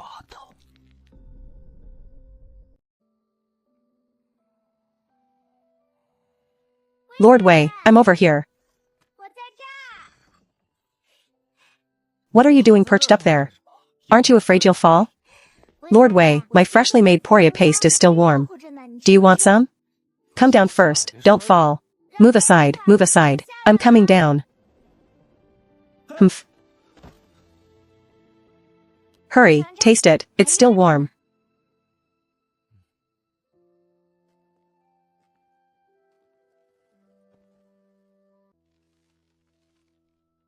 Here. Lord Wei, it's really delicious, just give it a try.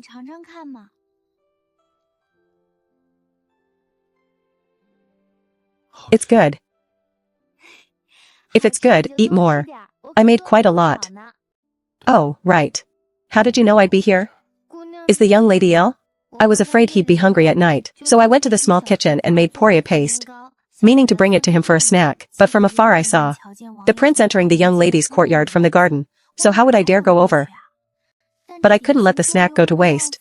So I figured the prince would surely bring you along when he went out, and I came to the gate to try my luck. Didn't expect I'd actually find you.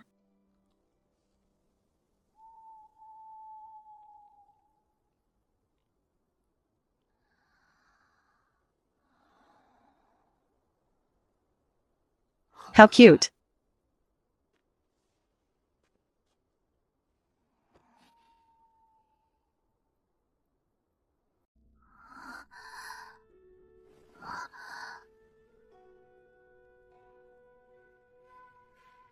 You. Don't move. You're still sick.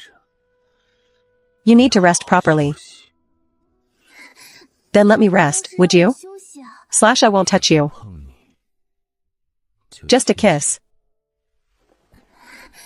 Kiss? Absolutely not. How about this, you nibble on me instead. I won't resist at all. Slash, is that what I meant? Then what did you mean? 1-1. Don't put on an act in front of me.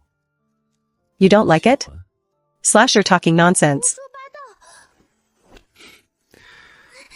The first time we met, you weren't this reserved. You lay on top of me, pinching and grabbing, drooling practically for miles. Who drooled? Slash, I can't be bothered arguing with you. Fine, I won't touch you. I'll just hold you while you sleep. Tell that to the ghosts, I don't believe you. Slash, it's true. I promise. Slash, let go of me, don't move.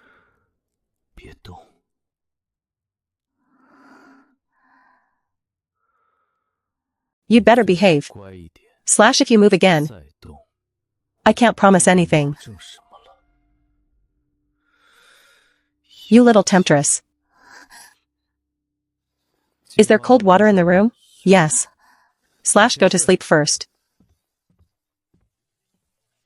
Calm down, calm down. Your son earnestly begs you both. Take me to call on them, to seek the hand of Second Lady Su from the Grand General's residence. Su-1. Who? Slash, say that again. Marry whom? Slash, I won't allow it. Shin Jiaoya, have you lost your mind? These days your imperial favor is at its peak. You could even marry a princess. Or a commandery princess. That would be fine too. Why must you go marry that useless girl? Are you trying to make me die of anger? Yes, Jiaoya. Weren't you extremely annoyed by Second Lady Su before? Your father remembers, once the girl came to our residence looking for you, and you didn't even let her through the door. You had her driven straight out. Over that, she stayed cross with you for a good long while. How is it that now you want to marry her instead? 1-1 is not as unworthy as the world claims. On the contrary, she's better than most young ladies in this capital. Of course, even if she truly were a good-for-nothing, I'd still want to marry her. I care for her, and I wish only to take her as my wife. You're mad. Slash, my lord, listen to this, listen. What kind of talk is this child spouting? You don't have a fever, do you? Have you been struck by some evil charm outside? Some bewitchment? Slash, someone, come, go at once to Qingyun Temple and invite the Taoist master to the residence. Father, I'm not mad, and I've been charmed by nothing. I'm perfectly clear-headed. I simply want to marry Su-1. And I'll marry no one but her. I said I won't allow it. You have the honor of the whole Shin family to carry on. Do you really expect a good-for-nothing? To be the mistress of your household one day? What family makes a marriage without weighing the gains, joining strength with strength? The Su family is a decent house, but does Second Lady Su herself offer your future even a shred of benefit? Mother, when I take a wife, it's not to borrow anyone's power to pave my road, and even less to have her run the household. To be a marquis's wife who meets your expectations. I have the ability to earn my future through military merit, and I'm capable of protecting my own wife. All I want is Su-1, the person herself. I understand you can't accept this at once, father, mother, but father, you of all people should understand me. Back then, mother was a noble commandery princess. While you were nothing but a marquis household's heir, the disparity in rank was vast. When you insisted on winning mother's hand, her family was at first utterly unwilling and put many obstacles in your way. But didn't you refuse to give up? All I seek is just 1-1-1. My lady, perhaps we should just let the boy be. Whose side are you even on? Today your son didn't come to discuss this with you. If you both are willing to grant this and help me propose at the Su residence, that would be best of all. But if you're unwilling, your son will go and propose in person. It'll only mean the path is more winding and hard, but the outcome won't change in the slightest. You rebellious son. This rebellious son. Careful now, don't chip it. You there, keep carrying. Bring that pair from the small east storeroom too. The previous dynasty's official kiln plum vases as well. What on earth are you doing? Ransacking the house? Your son is taking inventory of the betrothal gifts. Today I'm going to the Su residence to propose. Propose? Slash, I know mother doesn't approve. These are all things the emperor has bestowed on me over the years. I haven't touched a single bit of the household treasury. Your son uses his own things for the betrothal, harming the marquis household not one bit, and troubling mother not at all. You. I see that Su girl has truly poured a love potion into you. You've been bewitched to the very core. Start recording the list. Note each item clearly. There must be no mistakes. Yes. Slash Jiaoya. My son. Everything can be talked over. Why be so rash? Quick, have them carry the things back inside first. We'll shut the doors and talk as a family. Slash gently now. Your son isn't being rash. 1-1 is much sought after. If I don't act faster, I fear someone else will beat me to it. Get moving, faster. Xin Zhaoya, do you insist on making the whole capital laugh at the Yong'an Marquis household? Is that it? Then your son will gladly be that laughingstock. Su Wan, I'm marrying her, and that's final. Enough, stop this. I'll go. Slash what did you say? Tomorrow I'll go to the Su residence and propose on your behalf. There, satisfied? Now hurry, have them carry all these things back to the storeroom. You haven't even proposed yet. And you've already stirred up the whole city. Mother, do you truly mean it? Can't it be today? Xin Zhaoya, what's the rush? Who else but you would even want that Su Wan? Is she going to fly away in a single day? Proposing and presenting gifts is a great matter, the joining of two families. Whoever heard of rushing over first thing in the morning? Hauling gifts to their door like this? You're right about that. This matter can't be rushed. The 3 letters and 6 rights, every step must be done properly. Your betrothal gift list isn't even sorted yet, and the formal betrothal card isn't ready either. Wouldn't the Su family think we're taking it lightly? It's your son's oversight. Then let it all be as mother arranges. We'll call on them tomorrow. Your son will go pick out a proper outfit first, and tomorrow accompany mother to their door. This boy. Slash my lady, you talk tough.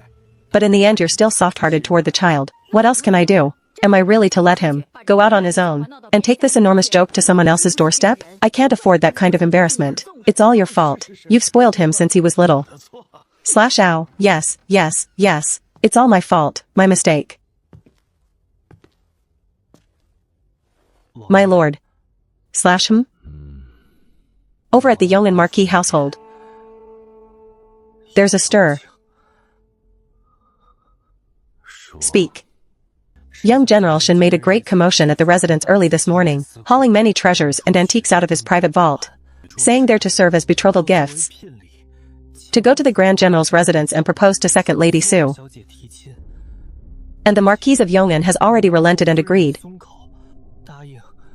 She'll personally call on them tomorrow to make the proposal. It seems he truly has a death wish. My lord, do you mean? It's been a long time since I've wanted to kill someone this badly. But now is not the time to move against Xin Zhaoya. The northern frontier is not yet at peace. The border needs this sharp blade to guard it. And those old foxes at court also need this rising favorite to keep the balance. Besides, that head of his will soon serve a great purpose in my game of chess. Tomorrow, once the Shen family's betrothal gifts are carried through the Su family's gates, you need never appear before me again.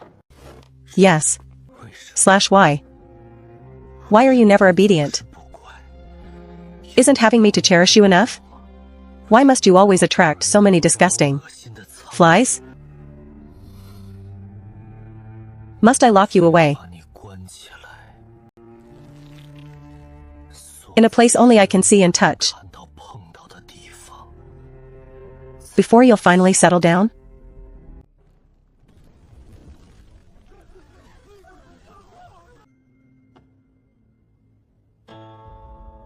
Very good. Well done. I've missed you.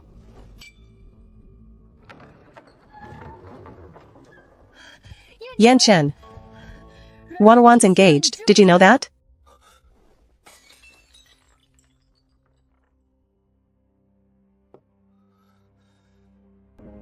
To whom? Shen Zhaoya? What does this have to do with Shen Zhaoya? It's Mu Huaixing, heir of Duke Mu. The Su family has just exchanged marriage documents with the Mu family. Right now they're probably gathered together fixing the wedding date. Mu Huaixing?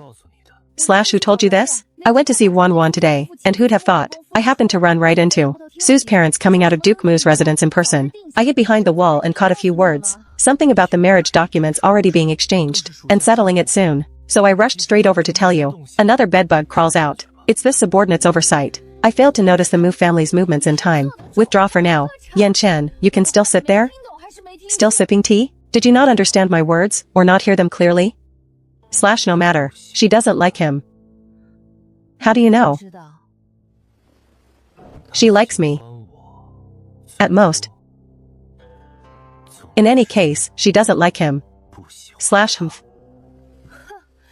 I'd advise you not to be too confident. I've met that young Master Mu. Handsome as a fresh breeze and clear moon, and his temperament is better than yours, too. How can you be sure Wanwan will come to like him? Even if she doesn't like him now, once they're wed, facing each other day and night, surely a heart can be warmed. So then, are you just going to give up like this? Just wait for them to marry? That's hardly your style, Your Highness Prince Zhao. Tell me. If Su Wan were saddled with a reputation for cursing her husbands to death, would anyone in this whole capital still dare marry her? What do you mean? I asked you first. You're not thinking of killing Mu Huaixing, are you? So you think it's a good plan too? Good?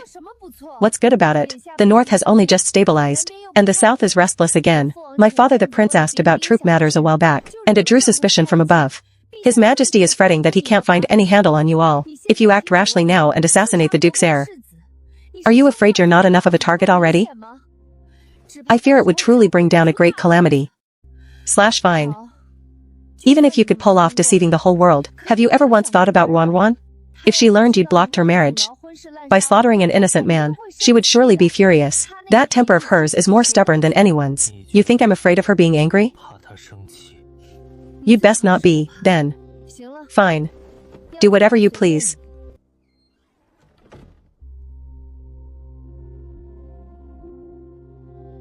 She dares to be angry. Dares to be angry at me over another man. Who does she think she is? Wei Feng. My lord. / go investigate. Before nightfall. I want to know every last mole on Mu Huaixing's body. Down to the tiniest detail, Ingya. Yes. This subordinate will see to it at once. My lady, something terrible. What's terrible? Has the sky fallen or the earth caved in? Speak slowly, my lady. You've been betrothed to the young lord of Duke Mu's household. What did you say? Betrothed? The mistress just gave the order, saying she'll take you to Duke Mu's residence tomorrow for the appointment. I asked Zhang Maomao, and the two families have already exchanged the marriage documents. The match is as good as settled. Mu Huaixing, wasn't he the one mother wanted to match with Yu Qinghe? Or has mother taken a fancy to Shen Zhaoya again? My lady, say something. What are we going to do? Wanwan, come on, let's go. Go where, brother? Away from here, of course. Wanwan, don't you worry, brother. I will never let you marry a man you don't love. We're escaping right now. Escaping to where? To the Shen residence, of course. No, wait, what residence? Which Shen residence? What Shen residence? What other Shen residence could it be? Zhaoya's residence. I've already sent word to Zhaoya, telling him to find a way to receive us, to get you out first and escape this marriage. Once the two of you are wed elsewhere, and after a couple of years have a child or two, then no matter how mother and father object, stop. Hold on, how did we suddenly jump to having children? Brother, what on earth are you imagining? Wanwan, I know this wrongs you. Eloping doesn't sound good for your name, but the Su and Mu match is already settled. I've all but worn out my lips arguing with mother. And she absolutely refuses to budge. This is the only way I could think of. Zhaoya's feelings for you are sincere, and he'll surely treat you well. But I promise you, this is only a temporary measure. But I promise you, once the storm blows over, I'll marry you into the Shen family in grand style, and never let you suffer the slightest wrong. At least this brother of mine truly cares for me. But the problem is, I have no wish at all to marry Shen Zhaoya, brother. I'm not going. / what did you say? I said I'm not going with you. Have you lost your mind? In the original story, Mu Huaixing is a standard nobody. And not long after, Duke Mu resigns his post and takes his whole family back to the countryside. At that time Yan Shen hasn't even begun his rebellion yet, which means the Mu family's safety rating is sky high. If I can marry into the Mu family, wouldn't it follow naturally that I'd leave office and return to the countryside right along with them? That way I could smoothly get far from the capital, this den, packed with protagonists and villains. A slaughterhouse where clans are seized and wiped out on a whim. This is no fire pit of an arranged marriage. This is plainly a heaven sent.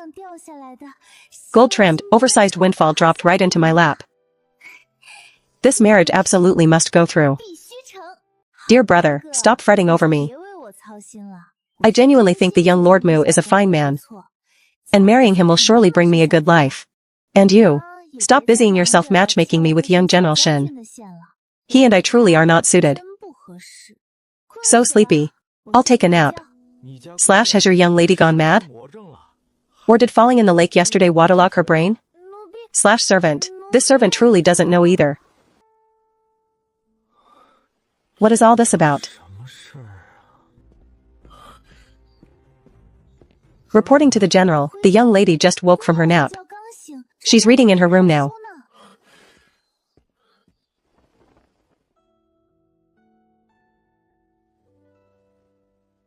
Sweetheart. Father came to ask you about that match with the Mu family. Deep down, are you truly willing or not? If you're unwilling, just say so. Don't be afraid of your mother, father is here. Father will back you up. We'll think of another way. Father, you're overthinking it. I honestly feel this match is a good one. I truly want to marry the young Lord Mu.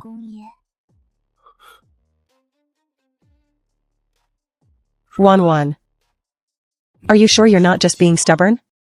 Or hiding some trouble from your father? Of course not. None of that. It's that your daughter has grown up. And I know now what's truly good for me.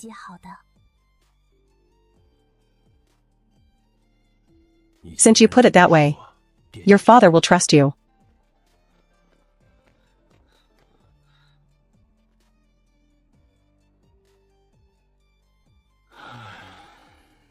My lady, wake up quickly. The mistress has sent for you twice already. If you don't get up, we'll be late. Ah.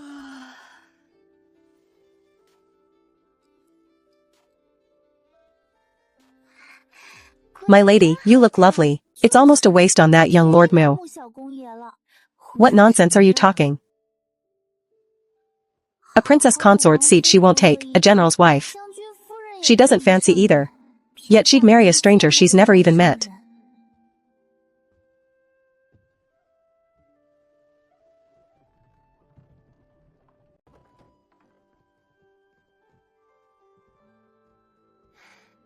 Madame Su has arrived. Please, sit.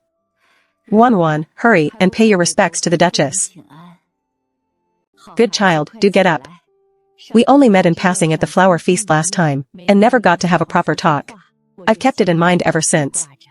/ Madame Su is truly blessed to have raised such an outstanding daughter. You flatter me, madam. This child has a skittish temper. In the days ahead she'll need your care and guidance, madam. Nonsense, I find her wonderful just as she is. The betrothal is settled. From now on we're one family. Wan, feel free to visit the residence often. Madam, the young lord has come. Huaisheng greets Aunt Su.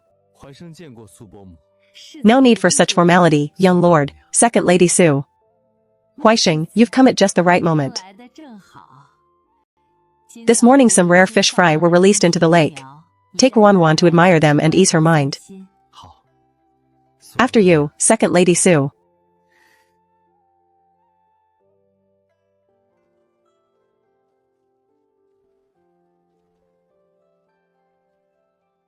The view is finest at the center of the lake, and that's where the fish gather most. Shall I take you across by boat to feed them? I get a little seasick. Why don't we just sit in the pavilion instead? That's fine, let's go there. The view is lovely too. Wan, try this one. May I call you Wan? Goodness, still such an innocent young boy. Of course you may. Is there any of the tribute tea brick from the western regions left? Go brew a pot. Remember to add plenty of milk and honey. This one is good too, try it. This one is sweet but not cloying, full in cakes, I think you'll like these. What's the matter, not to your taste? Are you very nervous, young lord? It's not exactly nerves. I just want you to think a little better of me. Since we're already betrothed, you needn't be so reserved, my lord. It's not because of the betrothal. The truth is, back at the flower feast, I already found you special. So, we're suited. What? Young lord, if you've matters to attend to, go ahead, I'll just sit here a while. I'll be quick, back in no time. Second Lady Sue, the mistress calls you to the front to watch the opera. Let's go. Why does the scene feel so familiar? That day at the flower feast, a little maid also said my mother wanted me. And what was waiting there turned out to be a disaster. Am I only realizing this a bit too late? You, this trick again? So half-hearted. As long as it works. Same trick or not, didn't you fall for it all the same? Get off, put me down.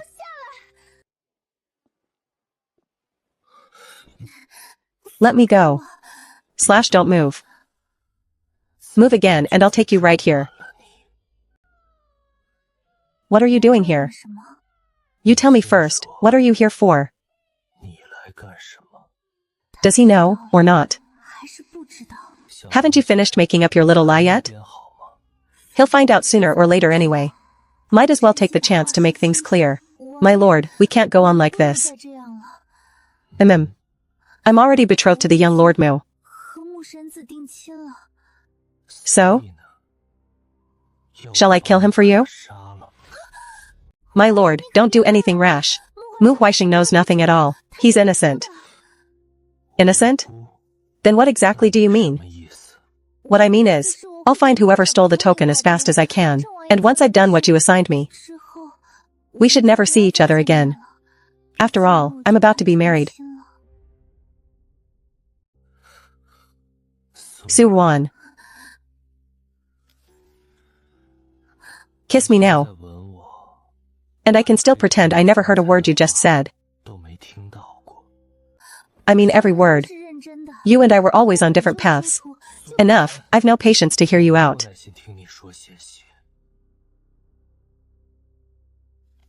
I'll ask you only this, will you come to me, or shall I come to you?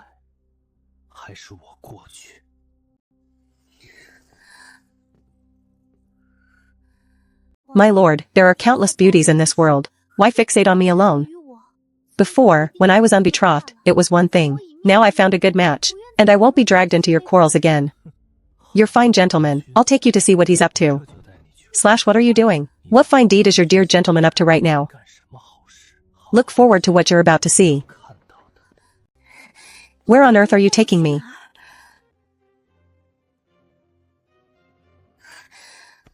Where are you, Shu?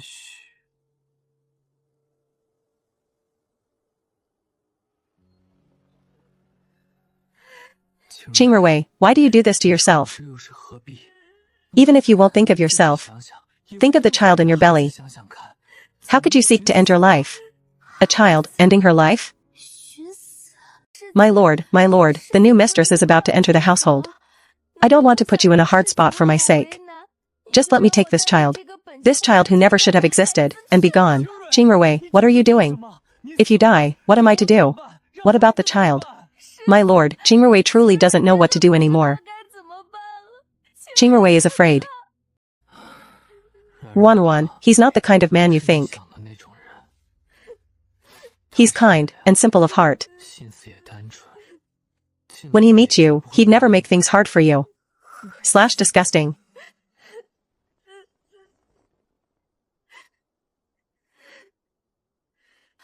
The schemes of women in the inner household. How would a man like you ever understand them? Qingruwei, Wan is your future mistress. How can you speculate about her like this? This servant misspoke, my lord. Don't be angry, my lord. This servant was only worried about our unborn child, that's all. Once S1-3 enters the household, I'll find a chance to formally take you as concubine. By then no one will dare treat you lightly. With those words from you, my lord, Chimer would gladly die. Does it still hurt? It hurts. Slash my lord, blow on it for me, won't you?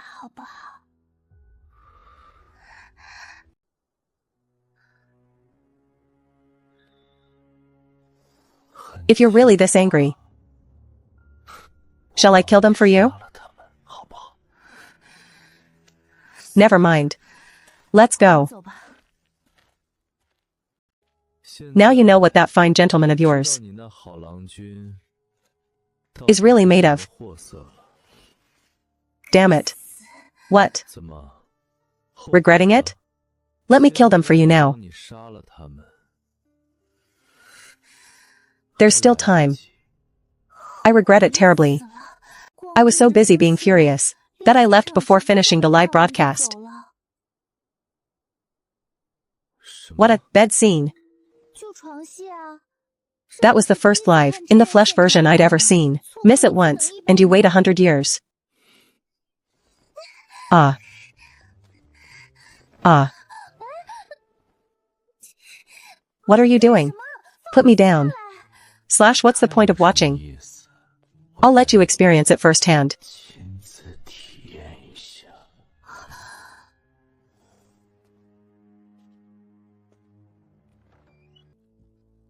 Come here.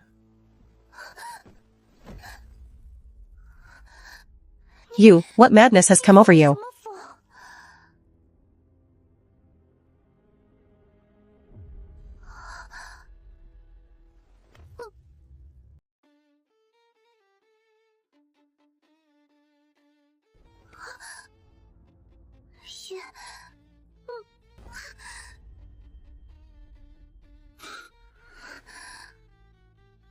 You bite like a dog too?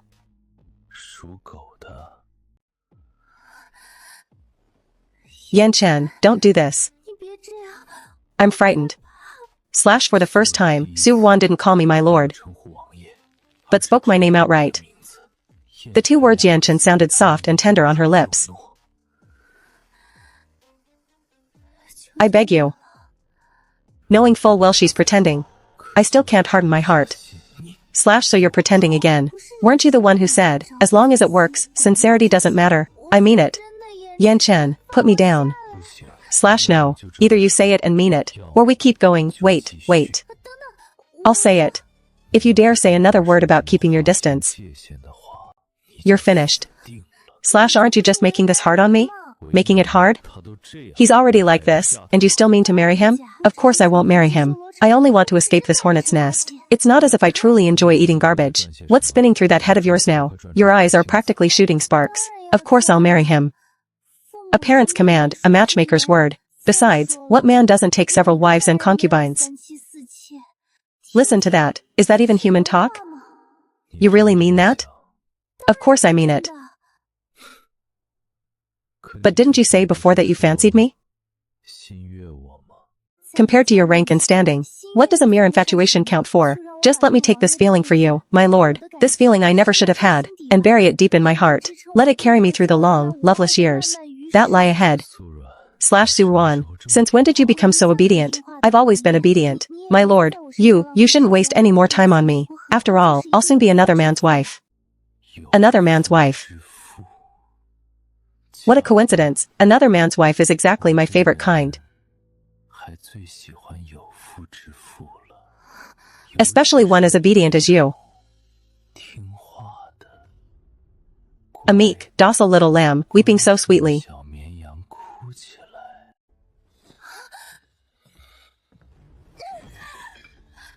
What are you doing? Let go. I told you, I won't.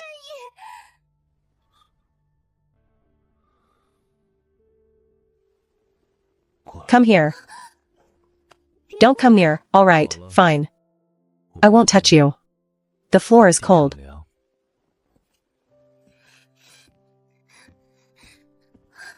You mean to walk out looking like that? Then what am I supposed to do?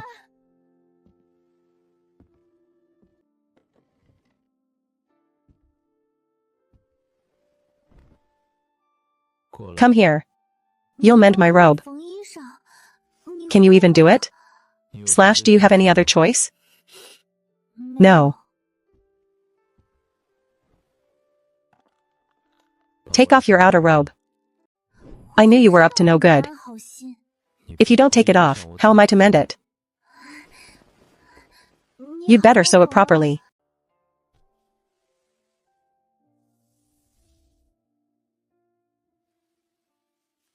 You actually know how. As a child I was trapped alone in the Eastern Palace for 3 years.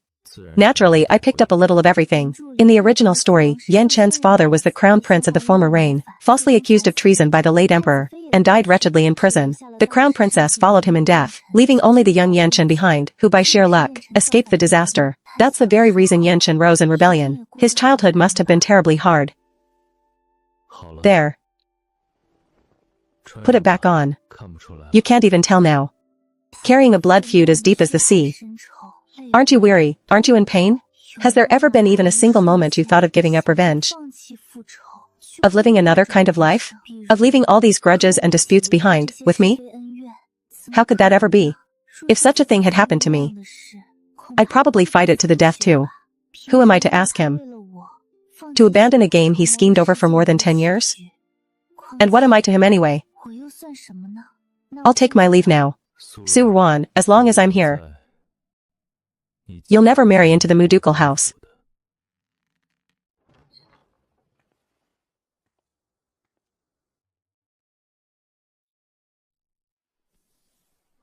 How annoying. Why do his hands smell so good?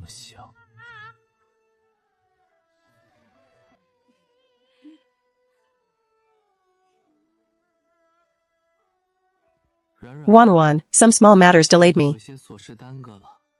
I've kept you waiting, haven't I? Please, try this. Wan, have a taste. This is our chef's specialty pastry. I don't care for sweets. That was thoughtless of me. Then what would you like to eat? There's no need. Let's just watch the play. Miss Su, the second young lady, the mistress says. She'd like you to pick an opera you enjoy. Wan, see if there's anything you'd care to hear. I hear there's a new play out lately. I wonder if your troupe performs it. Please tell us the title, miss. I can't recall the name exactly. It's about a young gentleman who defiles an innocent maiden, makes her all manner of promises, then turns around and marries another. He leaves the girl and the child in her belly to waste away in bitterness. What is it? / what's wrong? My hand slipped. / do you mean tears spilled on the land of longing, miss? Yes, that's the very title. You must perform it well. Do it well, and the young Lord Mu will reward you handsomely. Isn't that right, my lord? Yes, of course. I actually thought you'd finally learned some sense today. That you knew to hold yourself in check before others. I never imagined you'd still be so willful and reckless. See how attentive Huixing is toward you. While you keep a cold face the whole time. What is the Mu Duchess to think? How is Huixing to save face? Mother. Do you truly care only whether another family's son keeps his dignity, and never once ask your own daughter why she wears a cold face? What reason could you possibly have? You're nothing but a spoiled temper your father and brother indulged. Don't tell me you're still pining for that, Shenjiao. Best kill that hope here and now. The road with Mu Huixing is already a dead end. But how to slip cleanly out of this mire? That still calls for careful scheming.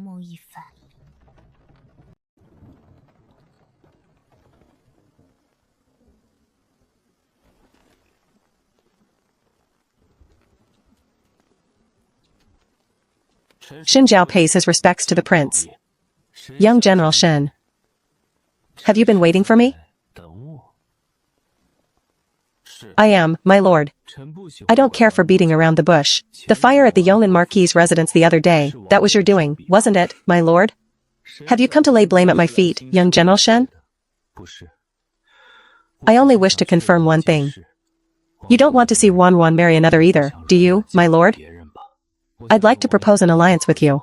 / let's hear it. I want to join hands with you, my lord. To help Wan break off her betrothal to the Mu family. Help him? Did he ask you to help him? Quite the opposite. Wan sent Mingxi to pass along a message, telling me not to trouble myself over her anymore. So it wasn't him after all. So she didn't turn to anyone else. Since young General Shen has spoken so plainly, then I'll be blunt as well. I have a proposal of my own. I'm all ears, my lord.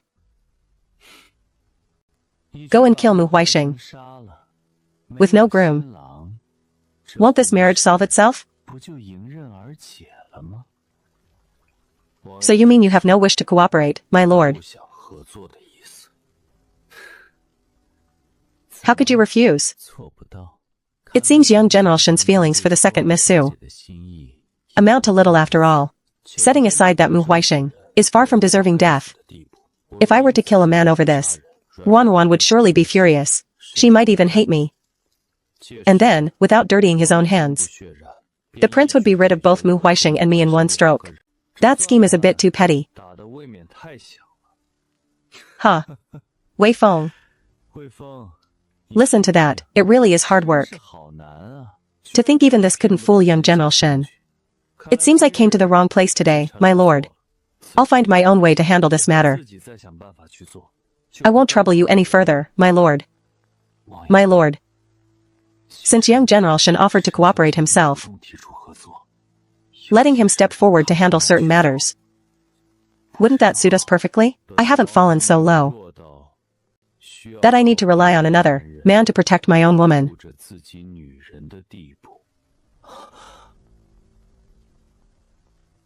This is the first time the prince has ever admitted his ties to the second Miss Su. What are you standing there dazed for? Forgive me, my lord.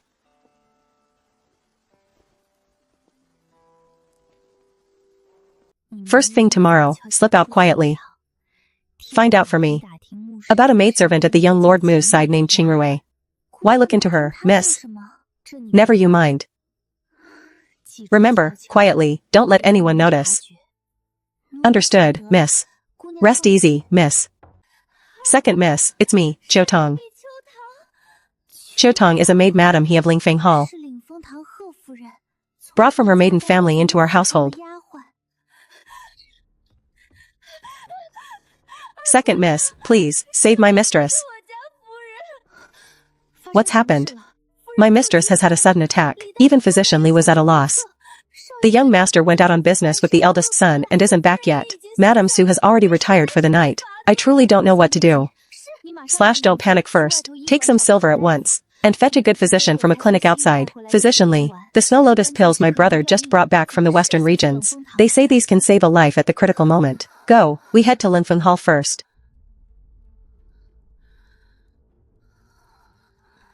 How is she? / an answer, second miss. I'm afraid madam he may not pull through. Enough, don't rush to tears yet.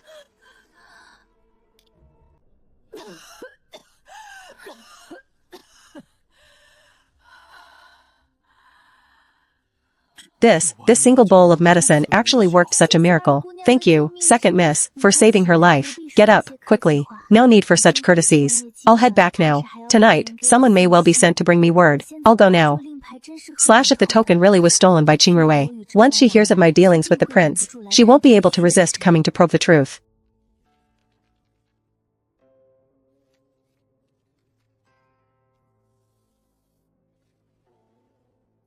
As long as someone has touched this envelope, no matter how careful, the scented powder is bound to leave a trace. Hello, is anyone there? If someone's around, could you keep an eye out for me tonight? If anyone secretly disturbs anything, just place a magnolia blossom at my window. Could you do that? Yan Chen's eyes lurk in this in day and night. Rather than have them watch only me, I'd just as soon have them keep an eye on the other guests too.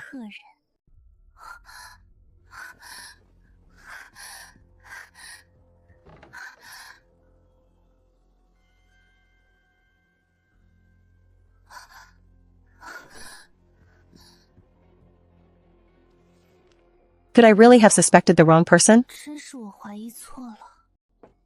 I set out before dawn today, and finally got the whole story on that Qingrui.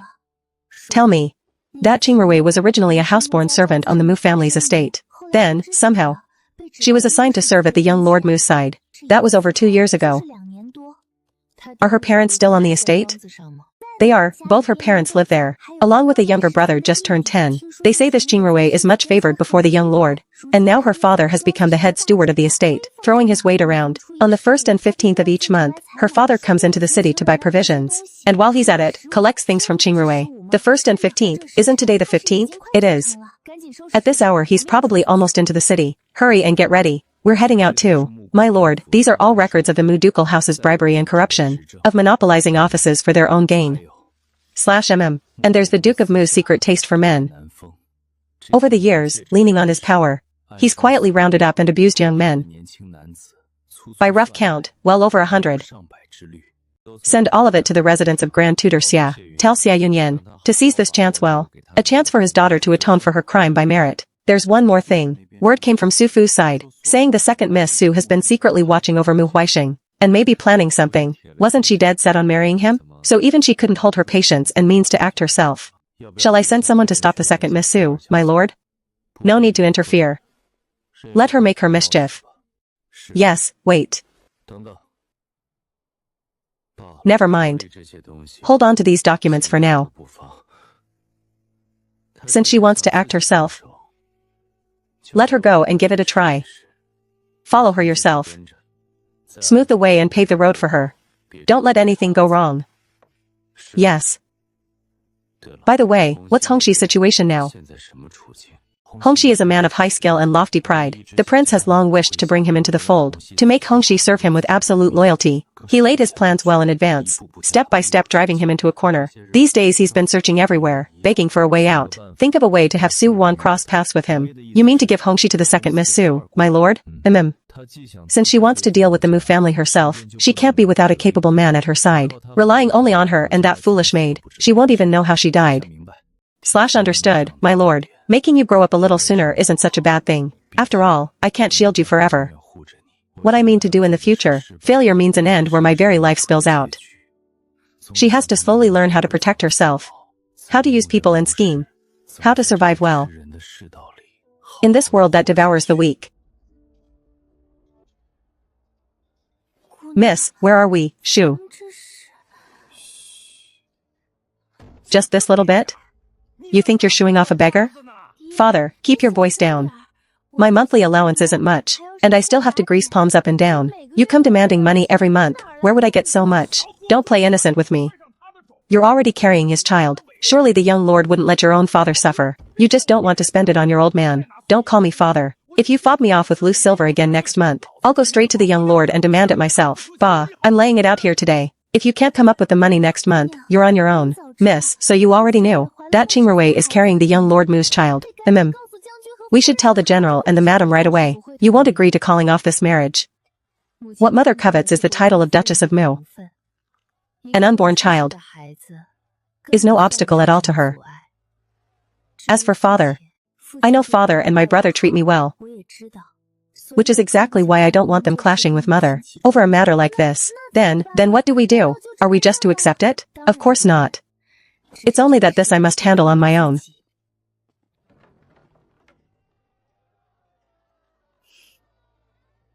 And isn't this a perfect way to do it? Lizzie, go and find out which girl Wang Shi has called to keep him company today. Then find a way to bring him to me. Right away. A greedy, lecherous man like Wang Shi is simply the perfect chess piece.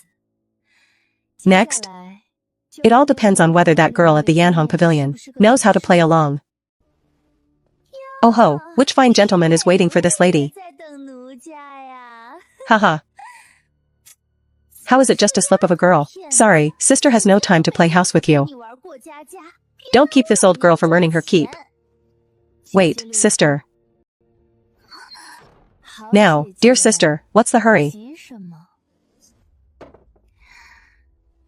Money's money, isn't it? Earning mine. Isn't that easier and pleasanter than earning it off some reeking, liquor-soaked man? So much lighter and freer.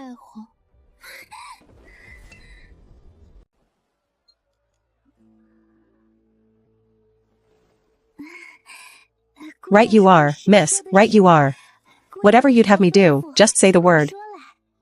That man who just left, he's a regular of yours. You mean Wang Shi? Oh, very much so. You look every inch a lady of gold and jade, miss. Why go prying into a mud-legged nobody like him? No need to trouble yourself over that, sister.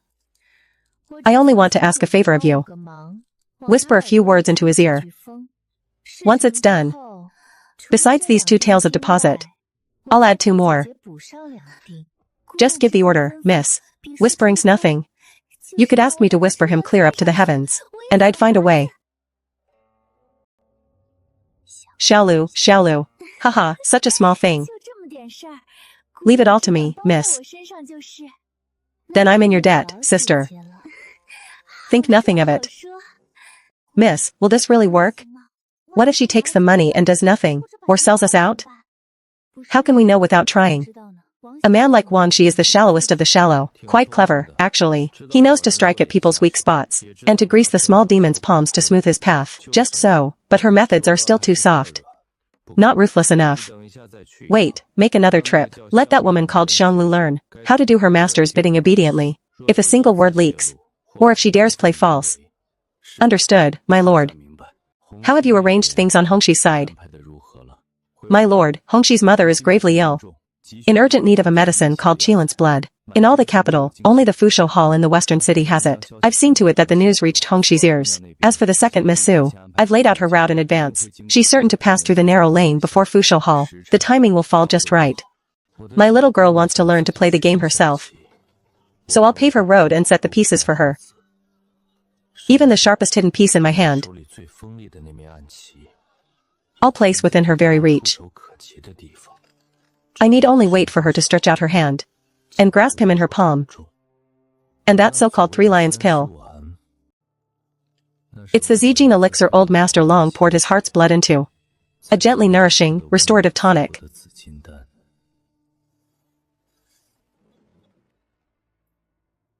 Come, let's follow and see.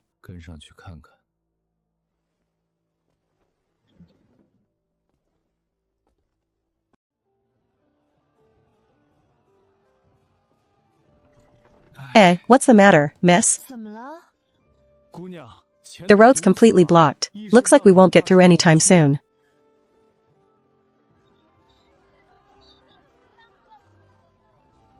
Is there another way? There's a lane to the right. Never mind, let's take another road. No telling how long this would keep us waiting.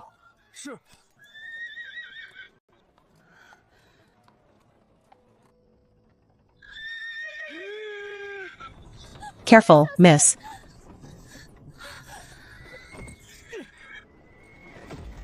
Are you blind or something? What's going on here?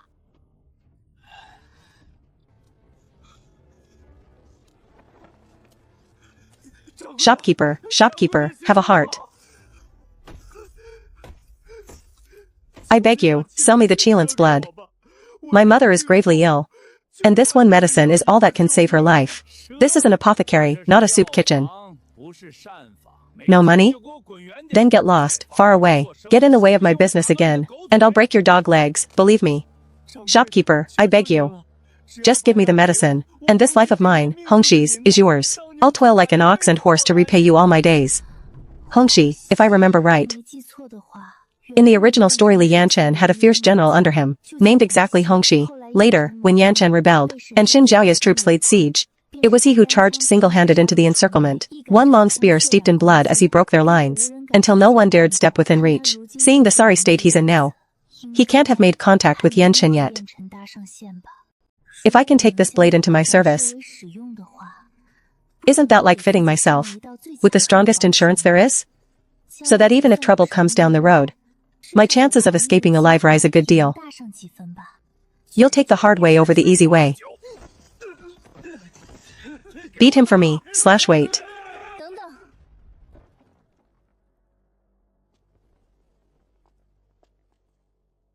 And what would this lady have to say?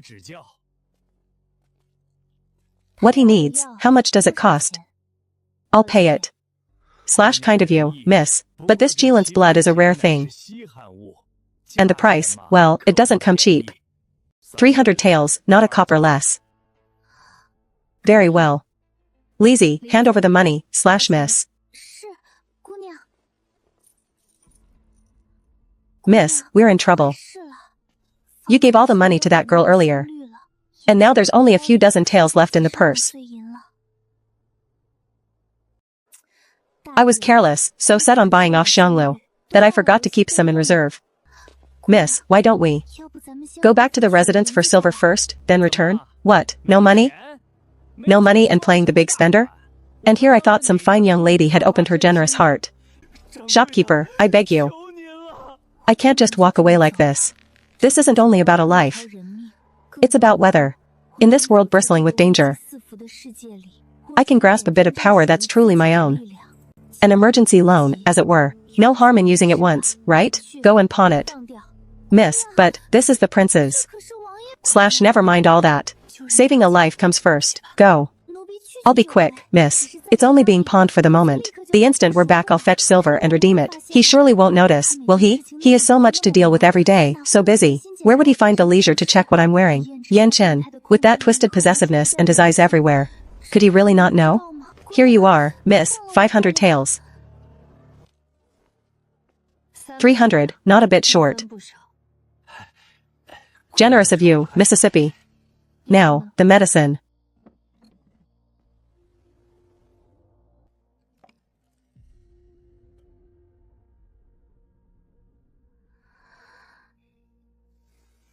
Is this it? That's right, Qilin's blood.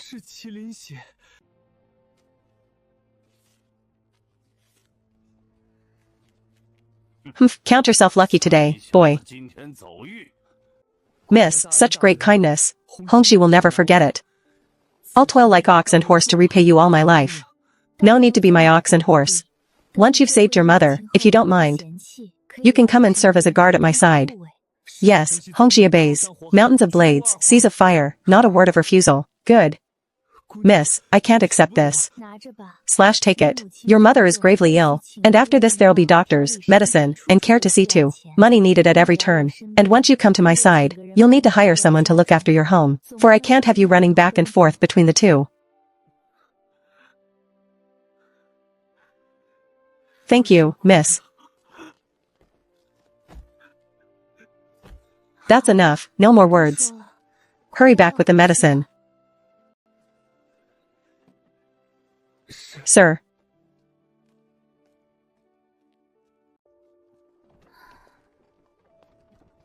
Go on, then. Miss, truly I don't understand. Why were you so set on helping that man?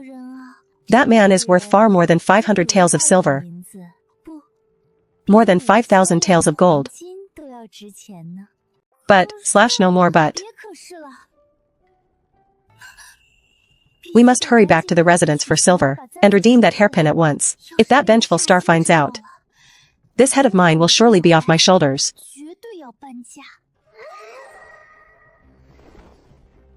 Faster, faster, run faster. Well, aren't you something? For the sake of some stranger met only once, a man, no less, you dared take my gift to a pawnshop for cash. Fine. Simply wonderful.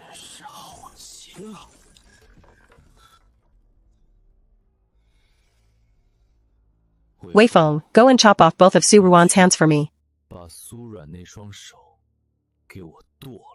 My lord, no. Better yet, just kill her for me. Kill the second Miss Su.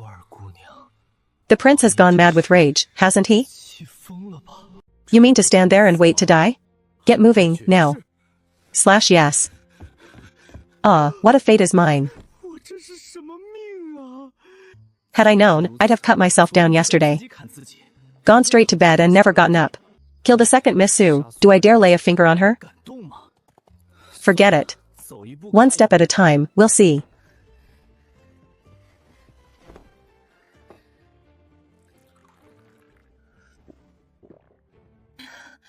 Hurry and fetch 500 taels of silver. Redeem the hairpin before the pawn hag closes up. Yes, miss.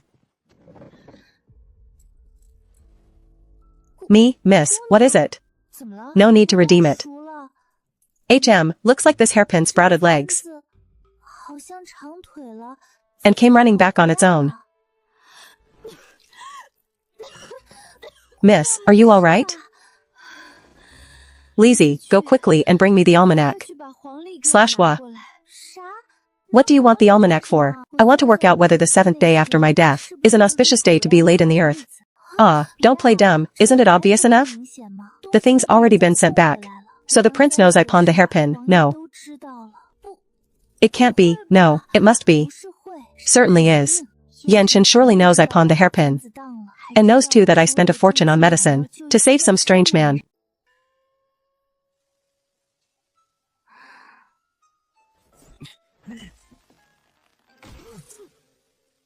What brings you here? To kill someone. Kill whom? Who else could it be? That fiery little ancestor, of course. Who? Are your ears stopped up? The chief, Lord Wei, wants the second Miss Su dead. Gonzi, I've wrenched my arm. Truly can't manage the work with these hands. How about you go instead? Look at that timid little heart of yours. And that sorry lack of nerve. Lad. One look and I can tell you're cut out for great things. Here, a fine chance to make your name. You go in and finish off the one inside. Oh, my poor foolish boy. Have you gone soft in the head? If this were really a plum assignment, would it ever fall to a green sprout like you? But Lord Wei said, he said a load of nonsense. Use that block of wood between your ears. Why do you think the prince sent him? Isn't it precisely because he feared the two of us, cold and heartless as we are, might harm this little lady? Plainly the prince just picked a whipping boy to come parade around and let off steam. And here you are, all moved, offering yourself to the blade. Tired of living, are you? Lord Wei, this really isn't playing fair.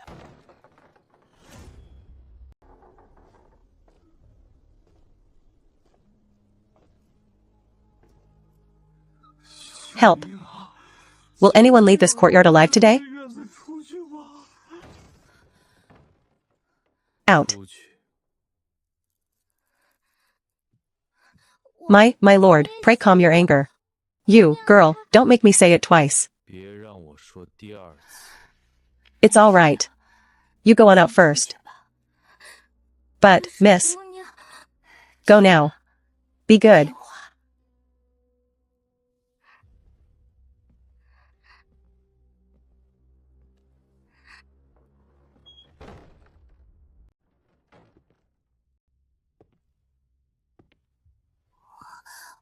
My lord, what brings you here?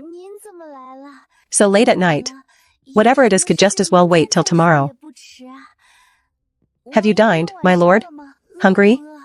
I've some chestnut cakes I just made.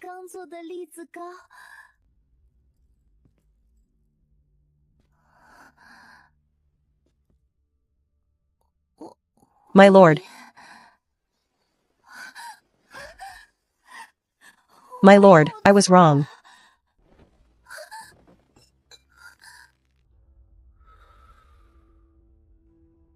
Wrong how? I shouldn't have pawned the hairpin you gave me. But I didn't mean to. I planned to fetch silver and redeem it the moment I got home. Who'd have? No, that's not it. Then what is it? I shouldn't have pawned the hairpin for another man's sake. No man is allowed.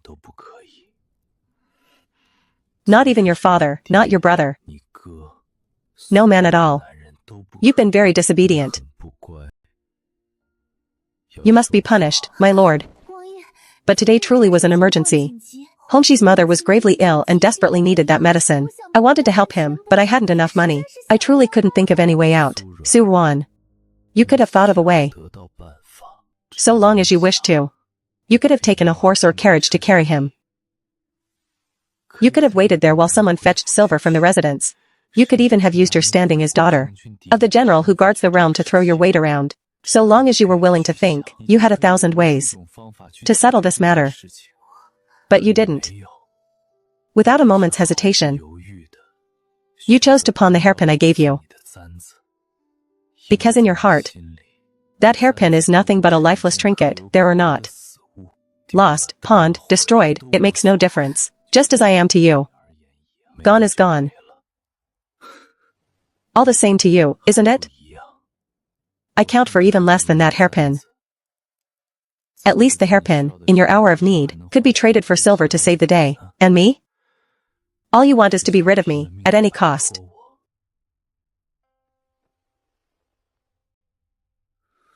Aren't you the one so skilled at sweet, cunning words?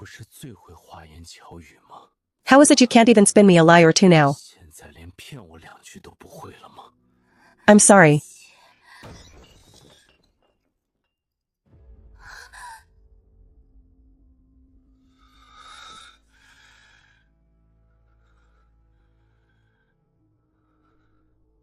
We.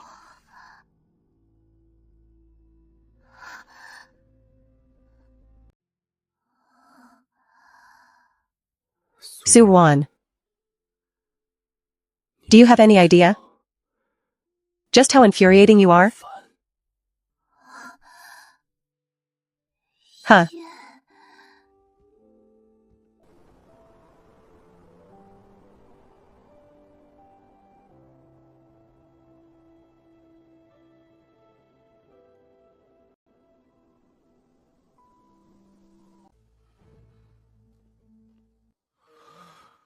Oh, mother of mine.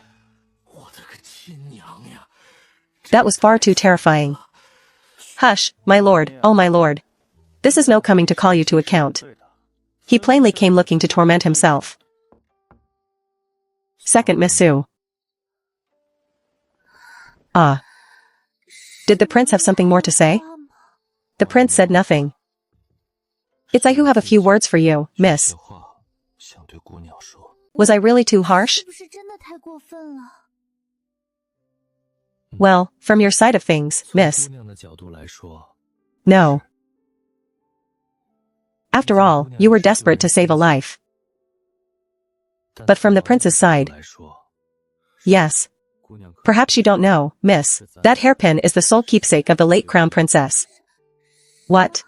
In those years, the crown prince and princess both met with disaster, and nearly all their belongings were scattered and lost. Only this hairpin found its way, at last, into the prince's hands. The prince was then but a child of 7, shut away all alone in that cold, forsaken palace, without a single soul to speak to. That luminous pearl was the one light of his remaining days. He treasured it with all his heart, and in all these years, never once let it leave his side for a moment.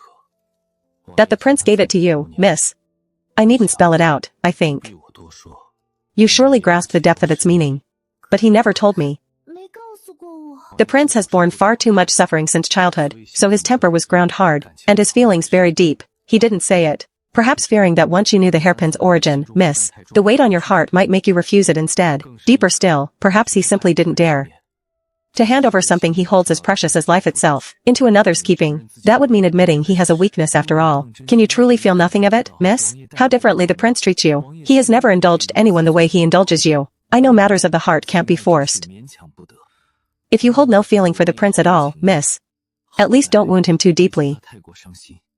I understand. I'll take my leave. How maddening. What am I supposed to do? All I want is to live a decent life. I don't want to hurt him either. I don't want to hurt anyone. But I can't trade away my own little life for it, can I?